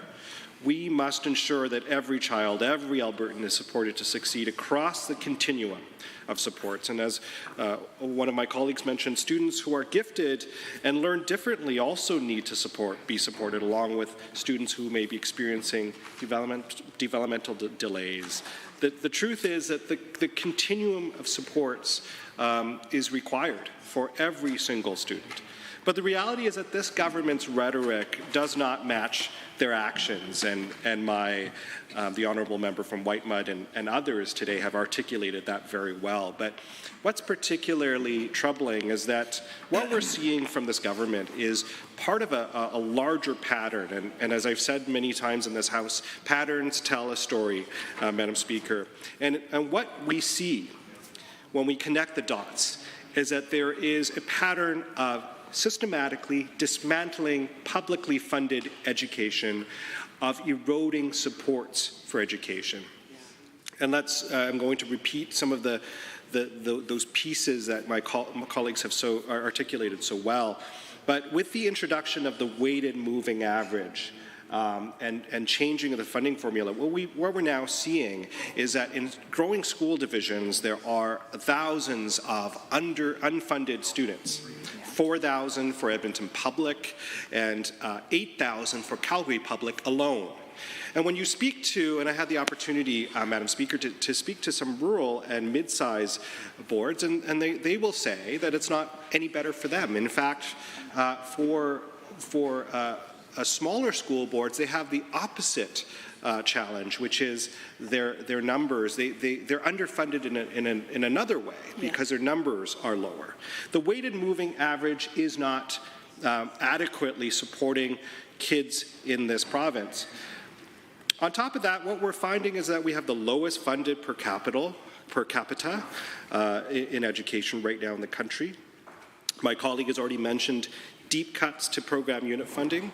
And I should mention, as a former school board trustee, that for some school divisions, it was actually up to 60% reduction in funding. And they did it really in the most sneakily of ways. It's not really a word, but I'll use it today. What they did was they changed the eligibility criteria. And instead of casting a wider net to ensure that more kids, particularly between the critical ages of 0 to 5, receive more supports, now it's fewer kids receiving those supports. They also, as my colleagues have mentioned, got rid of the regional collaborative service delivery. And while it wasn't a perfect instrument, it was certainly one that encouraged collaboration amongst regional school boards. It allowed sharing of resources.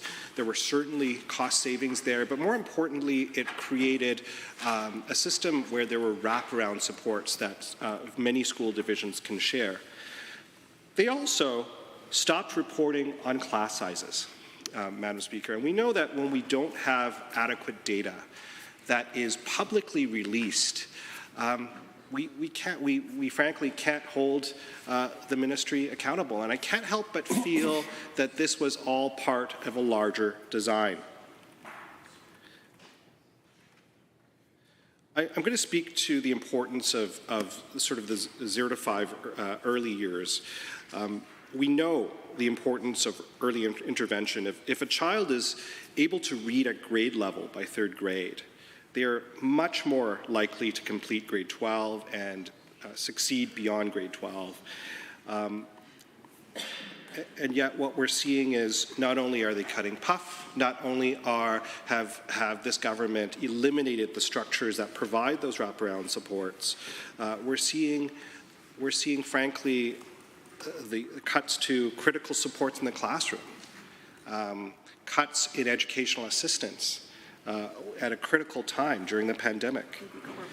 We're also seeing, and if you sort of consider all of those reductions in funding and the lack of resourcing, and you consider the overcrowding and the space crisis that many of the urban school boards, as well as rural school boards, are facing, that is really a double whammy in so many cases. I invite members opposite to visit a school, to speak to teachers, because what they will tell you that what's happening in classrooms right now isn't sustainable. It's not working. I know the Honourable Minister likes to talk about all of these wonderful supports that they're providing in education funding, but the reality is it's not commensurate with the amount of growth in student population that we've experienced over the last few years. It's not commensurate with the amount of complexity that has now increased in the classroom. And so while it sounds good to list a whole slew of so-called supports, it simply isn't adequate. Now, as I talk about the systemic dismantling of publicly funded education, I also want to talk about what this government did. One of the first things that they did is they removed the cap on charter schools through legislation. Rather than adequately funding public education and publicly funded education, they decided that they were going to dilute resources from publicly funded, accessible places of learning into charter and private schools. And let me be clear, there is a place for charter and private schools in our education ecosystem, but it cannot replace effective investment in publicly funded education where there is equal and equitable access to supports. And so under the UCP, we are seeing the advent of a two-tier education system where not all access is equal. And I want to talk a little bit about charter schools because this government is doing under the guise of choice. When charter schools were first introduced in the 1990s, it was meant to be experimental, a laboratory of pedagogical experimentation with a mandate of 5 years. And if proven successful, those practices would be folded into a public system. But we haven't seen that, Mr. Speaker. What we have seen is that this government is modeling education after the American public education system, and we know that that's not a great model. We know that south of the border, they are not producing the best outcomes. Honourable members, are there others? Bill 208. The Honourable Member for Livingston-McLeod has approximately 1 minute. Thank you, Mr. Speaker. Today I rise to speak against Bill 208, the proposed Psychoeducational Assessment Act. It is crucial that we carefully examine the implication of this proposed legislation. While the goals of this bill may seem admirable at first, it is essential to consider whether they truly benefit our education or the students it serves. Mr. Speaker, it is essential to recognize that the committee established by this bill would simply duplicate the responsibilities and functions of the Ministry of Education.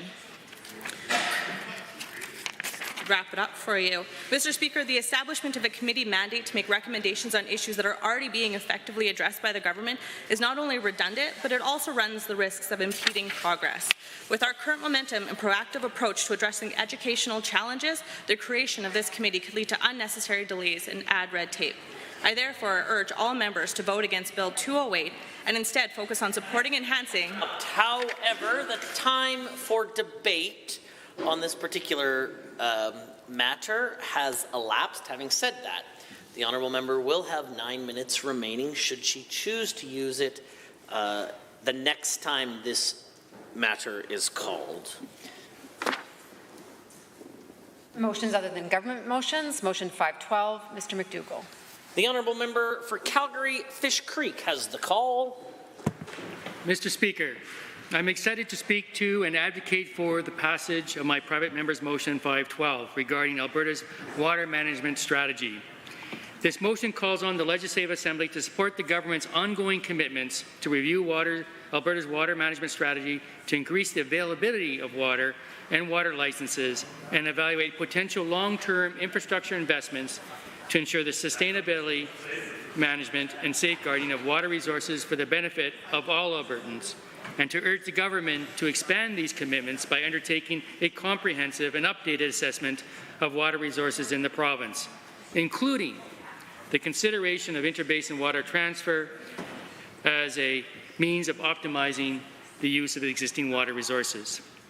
If passed, Motion 512 would support the government in responding to the need to review and enhance our approach to water management in light of the evolving challenges and opportunities facing our province. While reflecting on the future strategic importance of water, I am reminded of a speech given by our late former Premier, the Honourable Peter Lougheed, that I attended around 20 years ago. The thesis of his speech was essentially that water would supplant oil and gas as Alberta's most strategically important natural resource in the following 20 to 25 years. While we can debate what is our single most important strategic natural resource today, his visionary words recognize the inherent value in our freshwater resources and its pivotal role in shaping Alberta's destiny. As we look ahead, it is essential to acknowledge several key factors that underscore the urgency of action in this area. It is true, Canada boasts some of the world's best freshwater resources, and Alberta is no exception. However, as we look ahead in the coming decades in terms of water management, there are both challenges and opportunities that lie before us. Access to plentiful and comparatively inexpensive fresh water has historically represented one of Alberta's key sustainable competitive advantages. Water has been and continues to be a critical asset that underpins our agriculture, industrial, residential, recreational, and environmental sectors. With the projection that Alberta's population could double by 2050, the reality of such growth presents the need to consider the implications of a substantial increase in demand on our limited water resource. The increased demand for water is not limited to increased residential or municipal demand, which represents only 12.5% of Alberta's current water allocations. We must also consider increases in irrigation, cooling, oil and gas, and other industrial or commercial purposes, which all represent the bulk of current and future water use.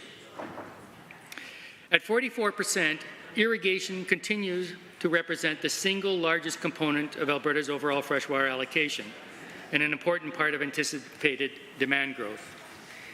Based on the 2021 Economic Value of Alberta's Irrigation Districts report, irrigated land generated $5.4 billion to the Alberta's gross domestic product, $3.2 billion to direct labour income, and 46,000 full-time equivalent jobs. However, with a continuing increase in global population, there is an opportunity for Alberta to supply even more food by expanding our irrigated farmland and industrial food processing capabilities. This growth opportunity is constrained by the availability of dependable water supply for irrigation. Water is also becoming an increasingly important resource for low-carbon electricity generation. large quantities of water are required for essentially all forms of basic electric power production, whether it's by natural gas, nuclear, or hydrogen, whether for production, cooling, or H2 purification. Investors in this government have discussed the exciting possibilities for Alberta's burgeoning hydrogen economy. However, the production of blue hydrogen also requires significant volumes of water. The implementation of carbon capture and underground storage also requires significant quantities of water. Water is starting to become a major factor that will constrain or could constrain our opportunities in this area.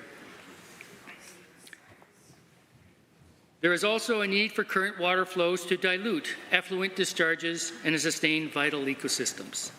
The need has never been more pressing. Opportunities for increased agriculture, energy, and industrial development abound, but they are constrained by humanity's ability to meet future societal needs. By the limited availability of water in certain regions, and such rapid population growth necessitates a comprehensive review of our water management strategy to ensure the sustainability and equitable distribution of this vital resource. Given the important role played by irrigation and water management, it is useful to summarize the Government of Alberta's current strategic blueprint for the future of irrigation in Alberta.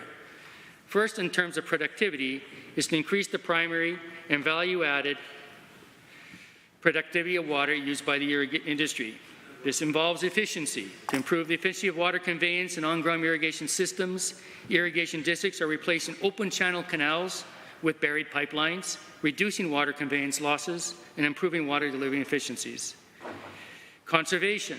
Promote the effective use of management of water to ensure that only the water required for irrigation and other uses supplied by irrigation infrastructure is diverted from the rivers. And water supply. Access to management options to existing reservoirs and the potential for new reservoirs to enhance water security to meet future needs, particularly in the South Saskatchewan Basin region. And environmental stewardship. Manage the effects of irrigation on surface and groundwater quality and promote beneficial management practices for irrigation and handling of crops to ensure they are safe for consumption. There's much that has and can continue to be done to optimize water use for irrigation. The distribution of water and supply and demand within Alberta presents unique challenges. Over 80% of our water supply is located in the northern part of the province, while 80% of water demand originates in the south. This geographic mismatch underscores the need for effective water management practice to address regional disparities and ensure equitable access to water resources across the province. The need for efficient water management is most acute, as I mentioned, in the South Saskatchewan River Basin, where critical water resources are under strain. The Bow River, Old Man River, South Saskatchewan River, and Red Deer River constitute the lifeblood of this region, supporting vital ecosystems and sustaining agricultural, industrial, and municipal needs. In evaluating the use of the South Saskatchewan River Basin, we must recognize that we must share this resource with our fellow province to the east in Saskatchewan. But currently, we allow over 70% on average of the water to flow through Alberta to Saskatchewan when only 50% is required. The seasonal variability of flow rates exacerbates this challenge, with flow rates in spring and early summer giving way to declining rates as the summer progresses. It is therefore imperative that we explore innovative solutions to optimize the use of existing water resources. There are no shortages to solutions to investigate and analyze. One such solution lies in the exploration of groundwater as an alternative source of water during drought emergencies. While 96% of current allocated water in Alberta is surface water, there is untapped potential for utilizing Alberta's vast groundwater resources. Initiatives to address information and knowledge gaps about the availability and feasibility of groundwater offer promising avenues for enhancing water security and resilience. Investments in water storage and conveyance infrastructure, complemented by 9 structural solutions such as green infrastructure and nature-based solutions, have important roles to play in sustainable water management.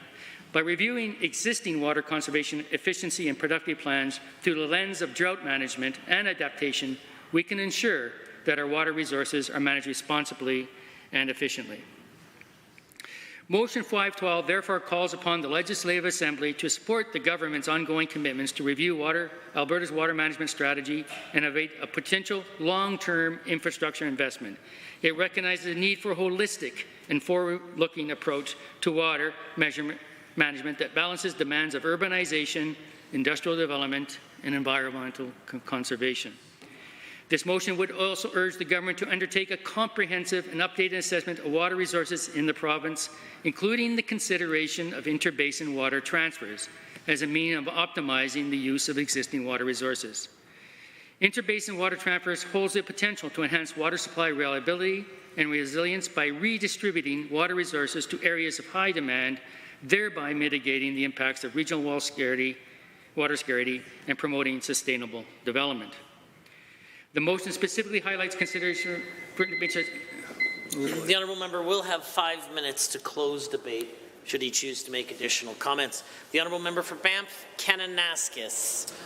Thank you, Mr. Speaker. I rise to speak to this motion 512 around water management and drought. I want to thank the member opposite for bringing this motion to the floor. Sorry? I have to interrupt. It's my fault. Okay. The honourable member for Calgary Fish Creek, at the introduction, it's going to be like 30 seconds. You might want to have a seat. At the beginning of the motion, I believe, and out of an abundance of caution, you failed to say the words, "I move motion 512." So if you can just rise. I assume that was your intention, but out of an abundance of caution, if you can move the motion for me, then we'll have a response. You assume correctly. I rise to move the motion of 512. And we'll go ahead and restart the clock for you. And the honourable member for Banff, Kananaskis. Thank you, Mr. Speaker. It's my pleasure to rise to speak to motion 512, and I do want to thank the member for bringing the issue of water management and drought to the floor today as a motion. As we all should be aware, we are currently in a stage 4 drought in Alberta, and so water is definitely at the top of mind for a lot of people in the province. We know that reservoirs, particularly in southern Alberta, are the lowest that they've been in decades. And, you know, I had the opportunity to go to the Old Man Reservoir and stand on the edge of a dry reservoir, and I can say that it was scary and awful. People want to see action and concrete steps to address drought, but I think what this motion is missing is that these concrete steps really should be focused on community and industry resilience in the face of fluctuating water levels, whether that be flood or drought. Unfortunately, we can't make it rain and we can't create water, which means we have to manage the water that we do have. And we do this by working collaboratively, working with scientists to base our decisions on evidence and the best available scientific knowledge. But with water, especially because water is what it is and it goes everywhere, we need to really think holistically. We need to think beyond people. We need to think beyond Albertans. We need to think about livestock, species at risk, ecosystems, and other provinces. We also know that there's a lot that we don't know about water, and the member opposite did a great job of highlighting, especially in the area of groundwater, how little we know, and the need to better understand groundwater. And so there are parts of this motion that I do support. I do think that we should update the current water management strategy. We have a growing population. Things are always changing. Of course, we should always look at updating these government policies and strategies. We should definitely evaluate the potential long-term infrastructure investments we're talking about. Reservoirs and dams cost billions of dollars. Before we construct these humongous pieces of infrastructure, we should be sure that it will be worth the money. We should undertake a comprehensive and updated assessment of water resources, especially groundwater. But all of these things should be done in ways that acknowledge and plan for a multi-year drought in the context of climate change, which is not mentioned in this motion. These things should be done in a way that is part of a climate action plan, which the UCP does not have. And we must recognize that some water must stay in the river for the river itself and for the ecosystems around it. There are a whole bunch of things that we get when we leave water in the system, which I will get to in a moment. The other important thing here I think that we need to recognize is that we do have an apportionment agreement with Saskatchewan that requires Alberta to pass on 50% of the natural flow annually of each water course that flows across our provincial border.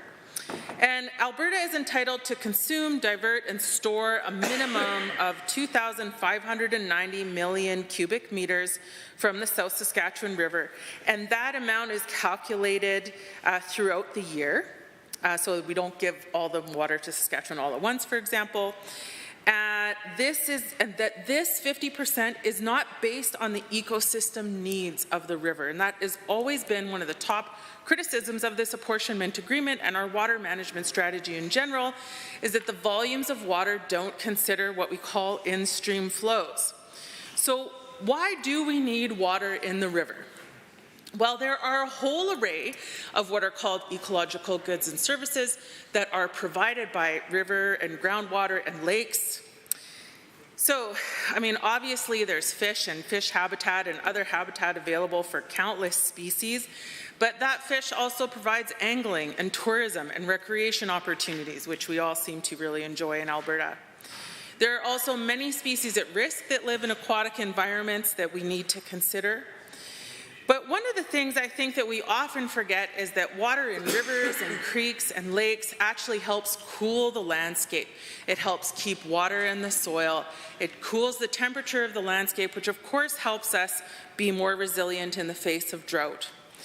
Water in these systems is essential for wildlife, livestock, but also our individual sanity. We need water. Water is the foundation of life. Another important role that this water in the system plays is to dilute effluent from municipalities so that water quality is sufficient for irrigation use downstream. We cannot just take all the water out of the river and use it for ourselves. And that is one of the key parts of this motion that I struggle with, is that it really focuses on water for all Albertans, but water is for so much more than just the people who live in Alberta. Overall, the long-term needs for healthy aquatic and riparian ecosystems are not considered, and we know that these ecosystems are declining in health. Water is life, and when we think it's only for us, we act selfishly and not in our own best interests over the long term. Which brings me to the issue of interbasin transfers. This is highly problematic.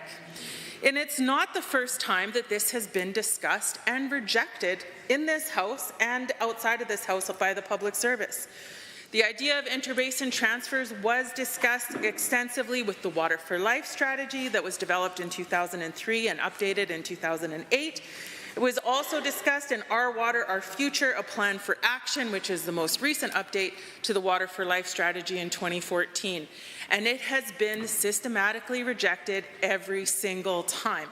We can keep talking about interbasin transfers. It doesn't make it a good idea if you just keep repeating it. We keep thinking it's a good idea, and it's not. Well, why not? There are an array of reasons why interbasin transfers are really problematic. I looked up, the most recent paper I could find on this was Yan et al. From 2023 in the journal Engineering. It was a review of interbasin transfers.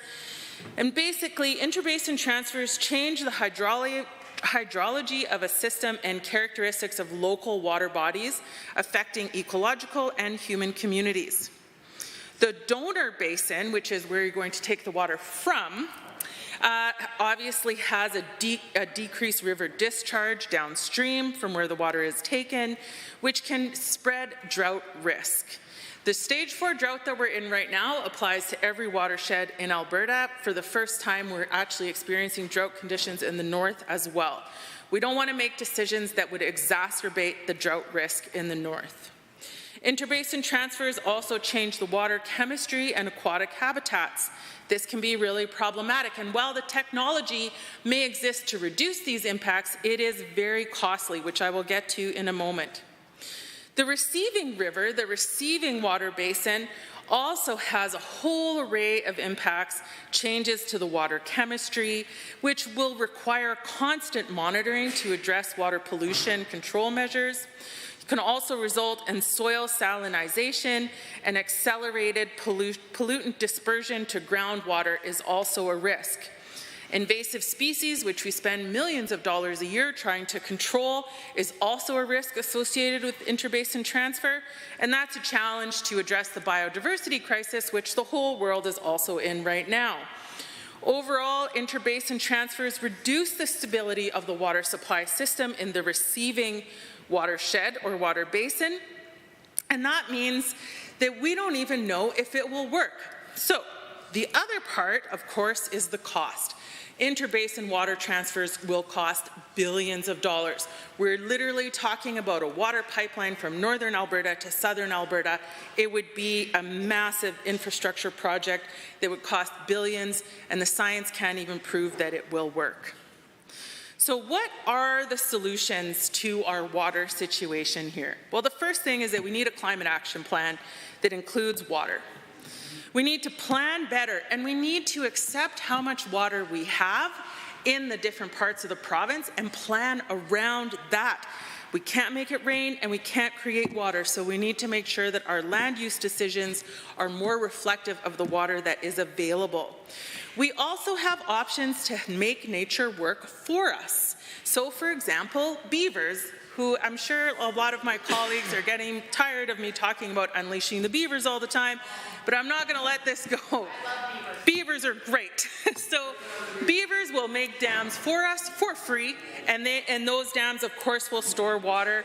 Wetlands are also a critical solution to drought and flood control as well. And all of this is work that nature will do for free. We also need to work on increasing the efficiency and conservation of water use, which is not a focus of this motion, but should be. If Albertans want us to protect the headwaters and they want us to spend taxpayer dollars efficiently, why not do both at the same time? Are there others? Perhaps the Honourable Member for Edmonton Highland Norwood. The Honourable Member for Cypress Medicine Hat. Thank you, Mr. Speaker. I rise today to talk about something essential to all of us, and that is water. For our agriculture, for our industries, in energy or production, all aspects of life, water is our greatest resource. I'm grateful for the member from Calgary Fish Creek for bringing up this important motion, and water management truly does affect us all. As the chair of the Water Advisory Committee, a resident of Medicine Hat, and the MLA for the charming constituency of Cypress Medicine Hat, drought and water issues are top of mind for me. We regularly have flooding and droughts affect our egg producers, the ecosystem and habitats, our citizens and industry in the southeast. Our government has been diving into the solutions for how we can better sustain and manage and safeguard our precious water sources by working with and developing programs and policy off Water Smart's research and projection. Mr. Speaker, Motion 512 seeks to ease and resolve some of the problems we're facing right now. What are some of these problems? Well, the problem's pretty clear. Drought is disrupting many industries and lives across the province. We especially felt this in the southeast corner of our province last year. This time last year, Cypress County issued a state of agricultural disaster due to drought, where time and time again I hear from my constituents we need to be addressing this. Some lessons we can actually take, Mr. Speaker, come from our irrigators. One of the most common pieces of feedback I get through my office is how well our irrigators do at managing water. But the other side to that coin is what I hear also pretty regularly, is that when it comes to on-stream storage, the federal red tape has blocked these types of projects, delaying them as much as a decade. Both play important impacts on managing our water. After several dry years and El Nino producing warm, dry winters across Alberta and Canada, the risk of severe drought this year, especially in southeastern Alberta. Recent rains, while have helped, still are not enough. The province's snowpack remain below average, many rivers are lower than normal, and multiple reservoirs are as low as being 38% to where they should be this time of year. Motion 512 aims to address this by calling on the Assembly to support the government's ongoing commitments to reviewing our water management strategy, as well as exploring innovative solutions like those proposed by WaterSmart, and strategies brought forward by different stakeholders to optimize what our water solutions and resources could be. This is a necessary step in the right direction for conserving and protecting our waters. Mr. Speaker, we only have to look a short distance back in our history to see the cycle of water that goes on in our province. In July 2012, the Globe and Mail talked about the drought of 2000 to 2001 as being the worst drought in 800 years. And the other side to that coin is we just have to look at the flooding that happened in 2023. Where we address drought, we must also prepare for flooding. Mr. Speaker, Albertans should care, and they do care, because our water is essential to our way of life. It is the lifeblood of our province, for our agriculture, to our industry, from our recreation, and our wildlife. And I appreciate the member for Banff-Kananaskis drawing in the impact that angling and hunting and tourism has from the impact of water. Water touches all aspects of our society. If we fail to act now, we risk irreparable damage to our ecosystem, our environment, our community, and our industries. We cannot afford to ignore the potential threat of water scarcity. Motion 512 calls on the legislature to support the ongoing commitment to reviewing water management strategies, evaluate potential long-term infrastructure investments. It also calls on the government to expand its commitments by undertaking a comprehensive and updated assessment of water resources in the province, including the consideration of interbasin water transfers, something that has been a discussion for members of the Water Advisory Committee, which makes up municipal, industrial, irrigators, and in meetings also Indigenous leaders. As the MLA for Cypress Medicine Hat, I've witnessed firsthand the damaging impact. Our farmers, our ranchers, our families, they're all feeling the strain. Motion 512 seeks to find a solution and offer hope for a brighter, more water-secure future. Motion 512 perfectly aligns with the government's commitment to responsible resource management. It reflects our dedication to ensuring the prosperity and well-being for all Albertans, now and for generations to come. Through Budget 2024, we're investing in strong water management infrastructure and conservation efforts to address challenges that we face. One specific one that continues to be looked at, even on our Water Advisory Committee, is the impact of wastewater and ensuring that all water can be used or reused in the appropriate way. One of the challenges we have during times of El Nino or drought impacts our municipal waste lagoons, which are typically used by smaller communities. One of the drought conditions can affect the capacity of how these lagoons treat the water. Traditionally, the water is released twice a year once the treatment process has completed. However, in extreme drought conditions, this can go down to one time of year, and it can also facilitate challenges in regards to the quality check of that released water. Budget 2024, Mr. Speaker, includes $481.9 million in grants for municipal water programs over 3 years, an increase of $73.9 million from 2023. To ensure we're ready for whatever may come in the future, Budget 2024 also embarks an additional $50 million over 3 years, totaling more than $140 million for the water maintenance program to complete vital projects like the Dixon Dam Spillway Enhancement Project. But, Mr. Speaker, there's still so much more to do. I hope that the opposition sees the importance of Motion 512 and why this is necessary for all Albertans. I hope that this is something we can unite on this chamber to protect water, to protect the resources that we have, and encourage new and innovative ways to protect and further our commitment to water conservation. Mr. Speaker, 512 takes a comprehensive and pragmatic approach as it addresses our water to seek to address our water challenges. Motion 512 is a vital step forward in securing water for the future of Alberta. By reviewing our water management strategy and exploring innovative solutions, we can ensure that Alberta remains resilient in the face of drought and uncertainty, and even flooding in the future. I encourage all members of this House, let us come together as Albertans, as representatives and a voice for our regions, to support this important motion and safeguard our most precious resource. Thank you.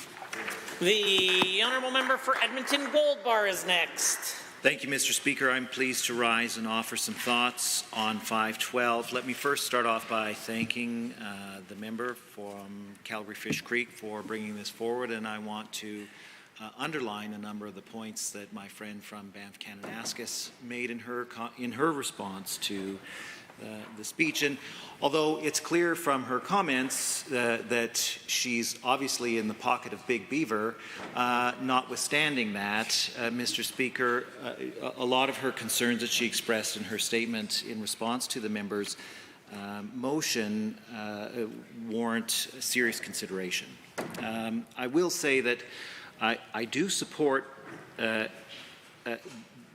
the parts of the motion that request that we review Alberta's water management strategy and undertake a comprehensive and updated assessment of water resources in the province. And I want to thank the member from Calgary Fish Creek for highlighting yet again the need to evaluate the groundwater resources that we have in Alberta. This is a promise that Conservative governments have been making for decades to the people of Alberta that has yet to be fulfilled, Mr. Speaker. Before my time in this House, I spent a number of years working as a groundwater professional. And every single year that I worked in groundwater, we heard something about the government of Alberta finally funding a groundwater mapping project through the Alberta Geological Survey. And every year it was like, oh, well, next year we're going to have a really complete data set. Well, turns out we couldn't get the funding and the timing wasn't right. We'll have to wait until next year. And then the year after that, and the year after that. 20 years later, Mr. Speaker, the people of Alberta are still waiting for a comprehensive groundwater mapping to be completed in this province. And I don't understand what is taking so long. I know that the government has drastically underfunded the Alberta Energy Regulator, which houses the Alberta Geological Survey. And if the government is serious about evaluating groundwater resources, it would restore the funding to the Alberta Energy Regulator that it cut 5 years ago and make sure that we have enough technical expertise in-house to conduct that work. But I want to offer a word of caution as well, because we can't just simply evaluate the groundwater resources that Alberta has and then say, here is X million of cubic meters of additional water that's available to us, because we need to understand what sustainable withdrawal of groundwater will also mean. Because we only have to look at the Midwest United States, the Ogallala Aquifer that underlies most or a good portion of the Midwest United States has been overdrawn for almost a century. And now entire states who've built their economies on the agriculture that is supported by groundwater are at risk because there may not be groundwater much longer in the future. And it would not be fair to future generations of Albertans to establish a water regime that is built on mining groundwater like they did in the United States. That is short-term thinking, and we must learn the lessons that have been taught to us by our American neighbors when it comes to managing groundwater and not repeat those here in Alberta. So I would encourage the member from Calgary Fish Creek to press his government colleagues to make sure that the Alberta Geological Survey is properly funded so that we can get an adequate understanding of what our groundwater resources actually look like here in Alberta and come up with a sustainable plan for developing those groundwater resources to the benefit of Albertans over the long term. So I look forward to the government finally fulfilling a promise that it's long held out to the people of Alberta in that regard. But I don't think this government has a very good track record, broadly speaking, on the issue of water management. And I want to talk about a couple of recent issues that we've seen this government mismanage. The first is the Fortress Ski Resort. My friend from Banff Kananaskis will probably remember this issue because it was a pretty hot issue in Kananaskis in 2019. Now, the Fortress Ski Resort is an aspirational ski resort. I think that's the best way to describe a long-held dream to develop a ski resort where probably one will never materialize, Mr. Speaker. And so the operators of that ski resort, in a desperate attempt to keep themselves financially viable, sought permission from this government to have its water license reconsidered so that instead of using water on site for the creation of snow, they could use that water on site to put into cans and sell to people in Edmonton and Calgary, Mr. Speaker. That was a mistake. And it was a significant change in the use of the water that was initially approved. The government's ears were deaf to that plea. And this government made a really significant error when it approved the change of the water license to allow for that. And if the government is serious about reviewing its management strategy, it will revisit the issue of the Fortress water license and take away their ability to can that water and sell it to the good people of Edmonton and Calgary and other grocery stores around the province, because that's not what that water was licensed for. And we cannot let water out of that river basin anymore. That goes counter to the environmental needs and the long-term needs of the people of southern Alberta. I also want to highlight some of the ongoing issues of this government failing to notify our neighbours about potential downstream water issues. And I think of the Northwest Territories in particular. So when the government suspended environmental monitoring in the oil sands, they failed to notify the government of the Northwest Territories that they were going to do so.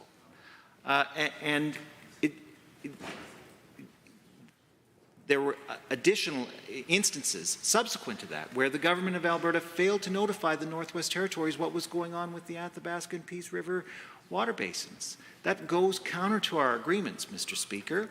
We need to uphold the agreements, and it's incredibly concerning to me to hear that the member from Calgary Fish Creek not only failed to mention our irresponsibility in managing our existing water agreement with the Northwest Territories, but seems to be implying that we need to rejig the water agreement with Saskatchewan. I don't think that any of our neighbours, trusts the current government of Alberta when it comes to renegotiating water agreements, and they shouldn't, Mr. Speaker, because we haven't treated them with respect and with the trust that they deserve and that we committed to when we made those agreements. One of the third issues that I want to highlight when it comes to this government's failure to adequately manage water resources is with respect to protecting our irrigation infrastructure, and specifically the threat of zebra mussels. Now, a number of water reservoirs in southern Alberta are not only water reservoirs for irrigation use, but also recreational use. And this government has failed for years to adequately monitor incoming watercraft to make sure that they are free of zebra mussels. And we've heard the government say that they're going to do a better job of it this year. I guess it remains to be seen whether or not that will be true. But the way this current government is going, it's only a matter of time before zebra mussels infest our irrigation reservoirs, and that will be hundreds of millions of dollars to control. We can't fix it. Once the zebra mussels are in, they're in there for good. And then we will be on the hook for millions and millions of dollars to just control the problem and make sure that our irrigation infrastructure is still usable. So we should not be negligent when it comes to inspecting recreational watercraft that comes into the province. And I recall the Minister of Environment beating up on the federal government for neglecting its duties. Well, A lot of the recreational watercraft doesn't actually cross international borders when it comes into Alberta, I'll remind them. It comes in from Saskatchewan, it comes in from BC. The federal government doesn't play a role in monitoring those watercraft. The provincial government does, and they've been doing a terrible job of monitoring those watercraft. And our irrigation infrastructure is at risk. One final note, this is a long-standing issue. When Don Getty was defeated in the 1989 election, he sought to run for office in a by-election in Stettler. And as part of his commitment to the people of Stettler, if they were to vote for him, was the promise to sustain the water levels in Buffalo Lake for a long time to come. And all of that water came out of the Red Deer River, which doesn't have the capacity to sustain stabilizing the lake levels at Buffalo Lake. Now, it's my understanding that the government has stopped that, but we can't trust this government to manage our water effectively, and we should vote against this. There are others. The honourable member for Tabor-Warner. Thank you, Mr. Speaker. I rise in this House to speak in favour of Motion 512 and to support the honourable member from Calgary-Fish Creek, who has taken a great interest in a very important issue. They say, Mr. Speaker, that whiskey's for drinking and water's for fighting over. I wouldn't know anything about that, but I would say that that's probably pretty true. What's interesting, I do want to actually just, before I get into the contents of my speech, I want to talk just really quickly and correct the record. The honourable member from Edmonton Gold Bar said that a member from Calgary-Fish Creek was implying that he didn't feel we needed to make sure that we had the agreements with our neighbors intact, and that is absolutely not what I heard, and I know that that's not what the member was ever saying. So I want to make sure that record was cleared up, and that the member's comment, from what I heard, was that the average is about 70% of the water is leaving the province going to Saskatchewan, whereas our agreement actually says that 50%. So in reality, we're being great neighbors historically, and yet you would have listened to the member from Edmonton Gold Bar and you would have thought we'd been terrible neighbors.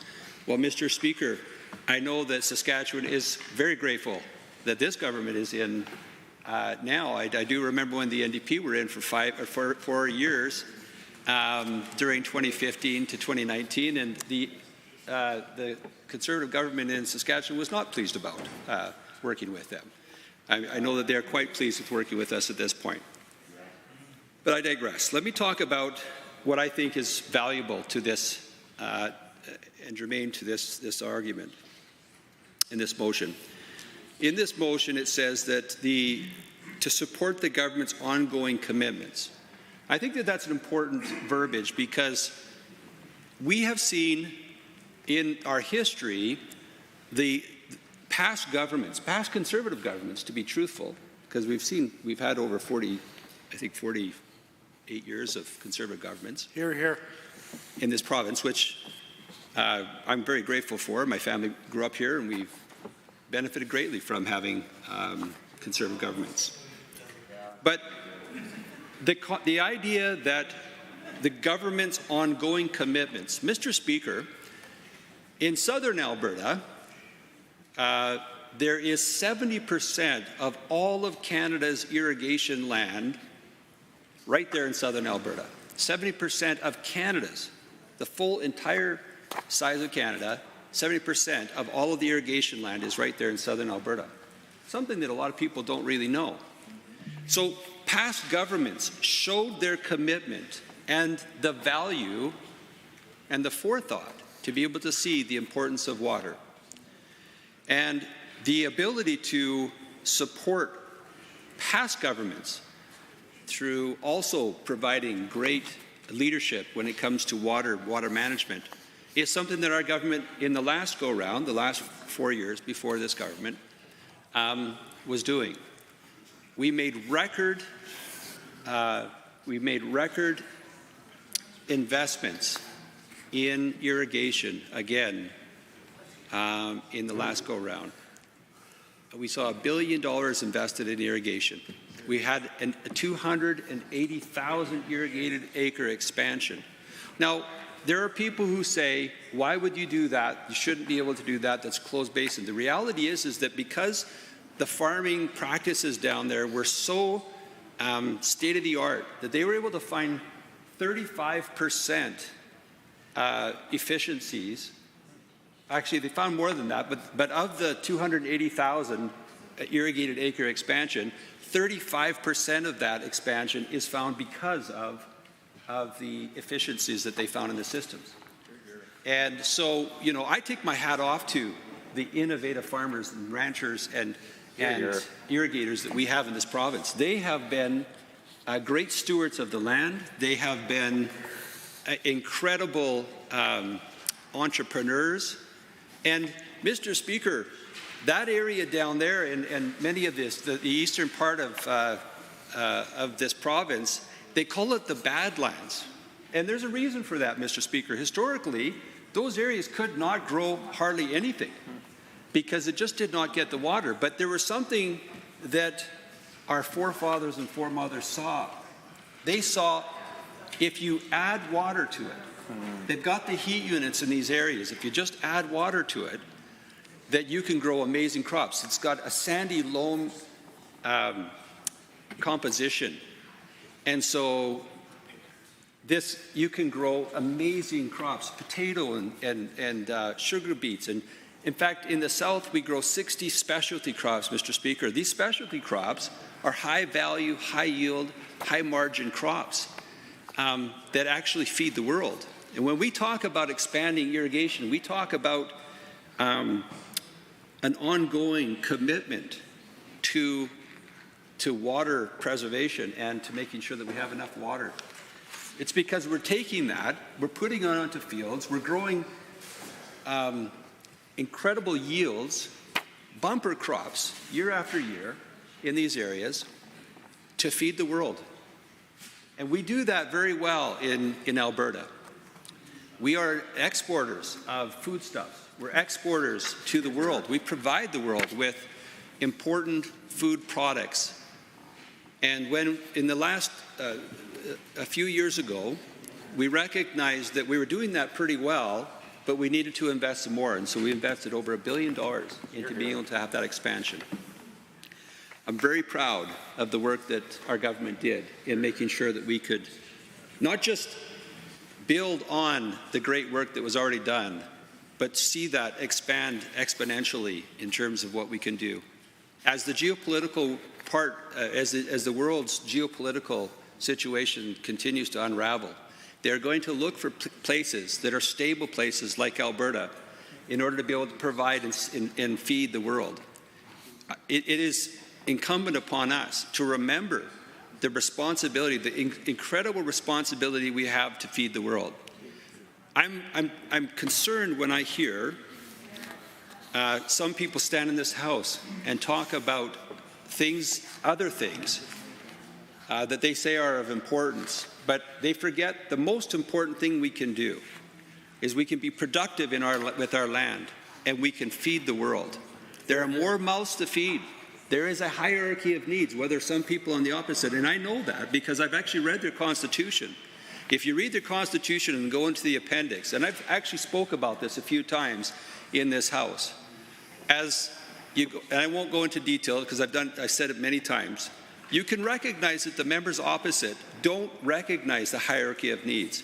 But I would say the most important thing we can do is we can be good stewards of the land, the arable land that we have. We can put water onto that, what they used to call the Badlands, and we can grow some of the best high margin, high value crops in the world, and we can ship it all over the world, and we can help feed the mouths of the world. And that is something we can all be proud of in this House and in Alberta. And I hope that we remember that that's the value of what we offer with this expansion that we're going to be doing.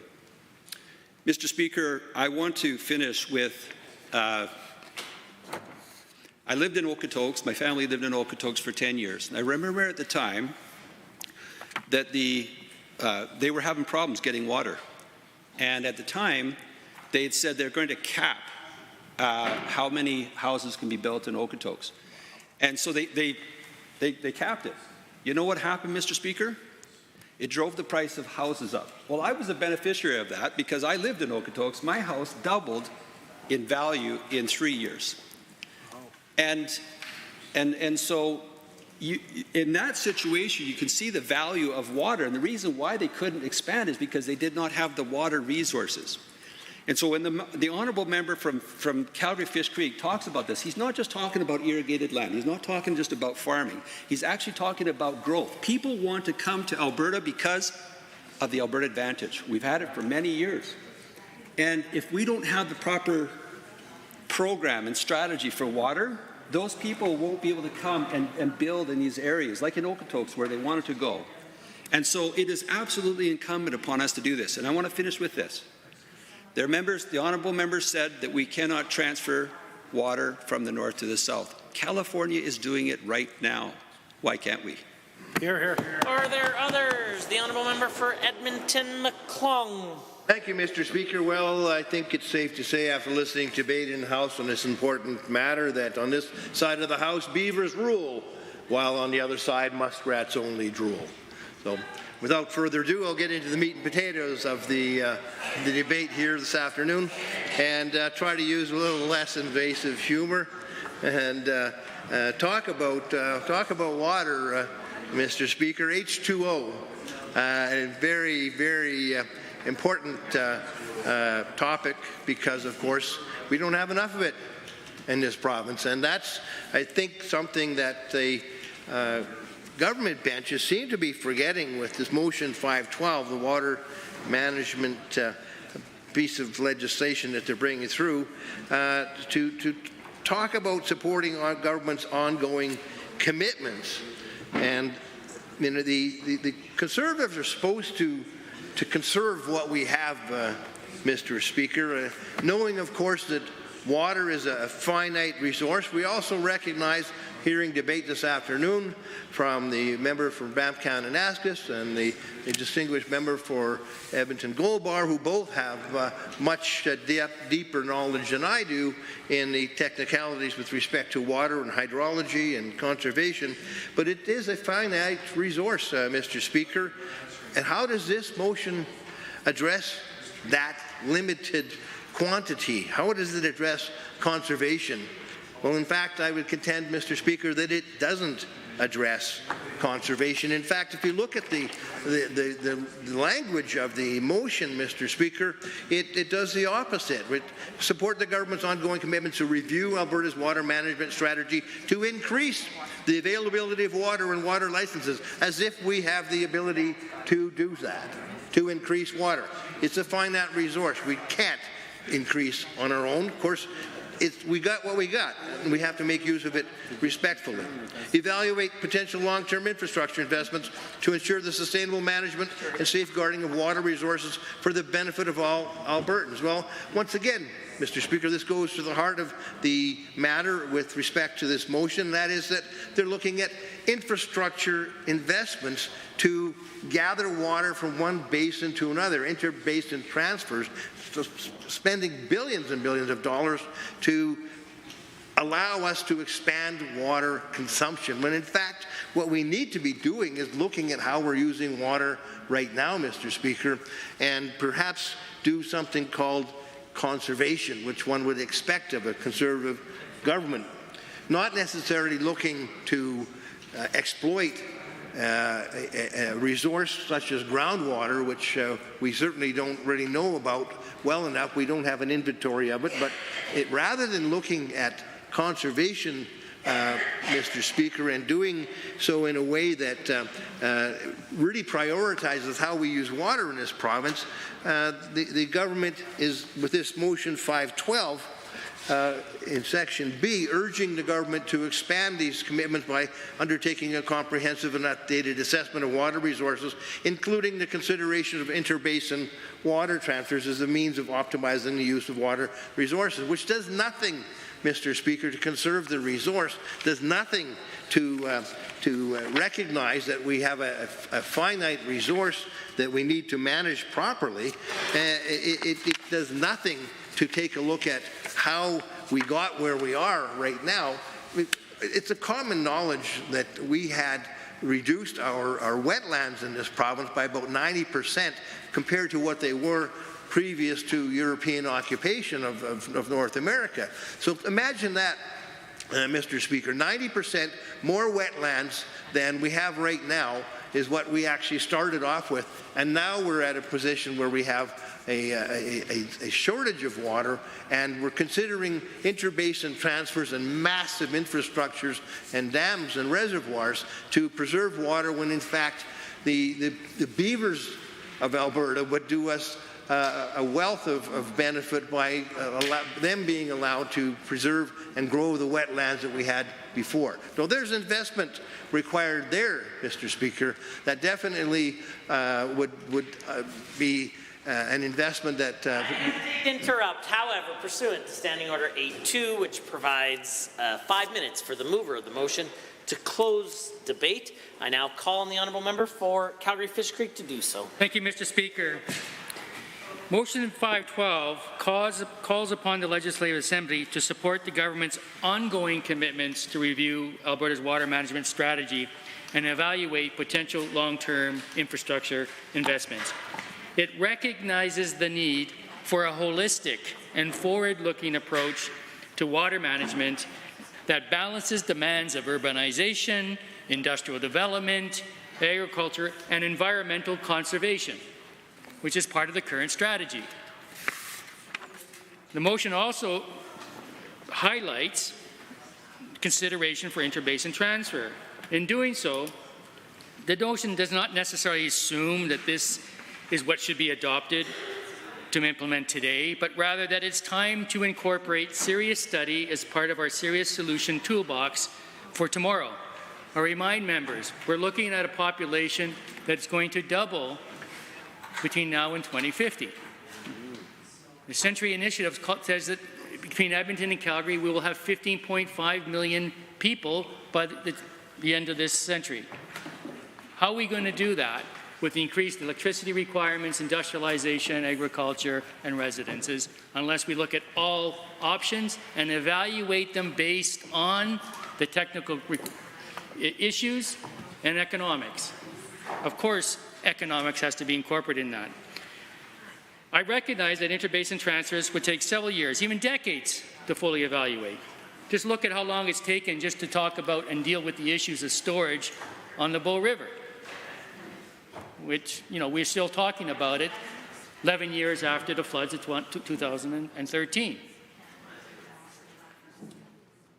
Given such timeframes, it's incumbent that we begin the process of evaluating the option now, because it will take years and perhaps decades to move forward on such things. These are complicated issues.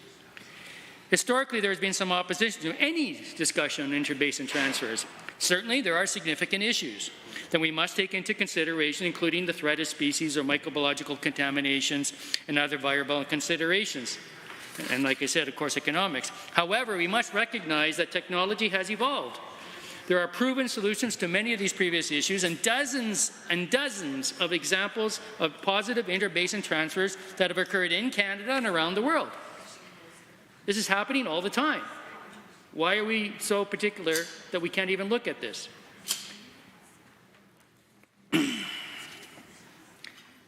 We must recognize that effective water management requires collaboration and cooperation across multiple stakeholders, including government agencies, Indigenous communities, industry partners, and civil society organizations. By working together, we can develop innovative solutions to address Alberta's water challenges and ensure the long-term health and prosperity of our province. While we may have made strides in water management since Premier Lougheed's time, the challenges we face remain formidable. Alberta's population growth brings with it certain challenges for water management. This disproportionate distribution of water resources across our province also exacerbates the vulnerability of certain regions to water scarcity. Motion 512, which I have the honour of introducing today, would build upon Premier Lougheed's legacy by reaffirming our commitment to safeguarding Alberta's water resources for future generations. This motion underscores the imperative of reviewing our water management strategy, evaluating infrastructure investments, and exploring innovative solutions to address the growing water demand, many of which have already been discussed here today on both sides of the House. As we debate the merits of this motion, let us heed Premier Lougheed's cautionary tale and act with foresight and resolve. Let us seize this opportunity to demonstrate leadership in water stewardship, ensuring that Alberta remains a beacon of sustainability and resilience in the face of mounting challenges. If passed, Motion 512 would represent a critical step towards safeguarding Alberta's water resources for the future generations and necessary foundation for a more resilient and sustainable water future for all Albertans. And with this, I urge all members to please support this bill. Thank you very much. Honourable members, the honourable member for Calgary Fish Creek has moved motions other than government motions 512. All those in favour of the motion, please say aye. Aye. Any opposed, please say no. No. In my opinion, the ayes have it. That motion is carried and so ordered. The honourable members, pursuant to Standing Order 4.2, the House stands adjourned until tomorrow at 1:30 p.m.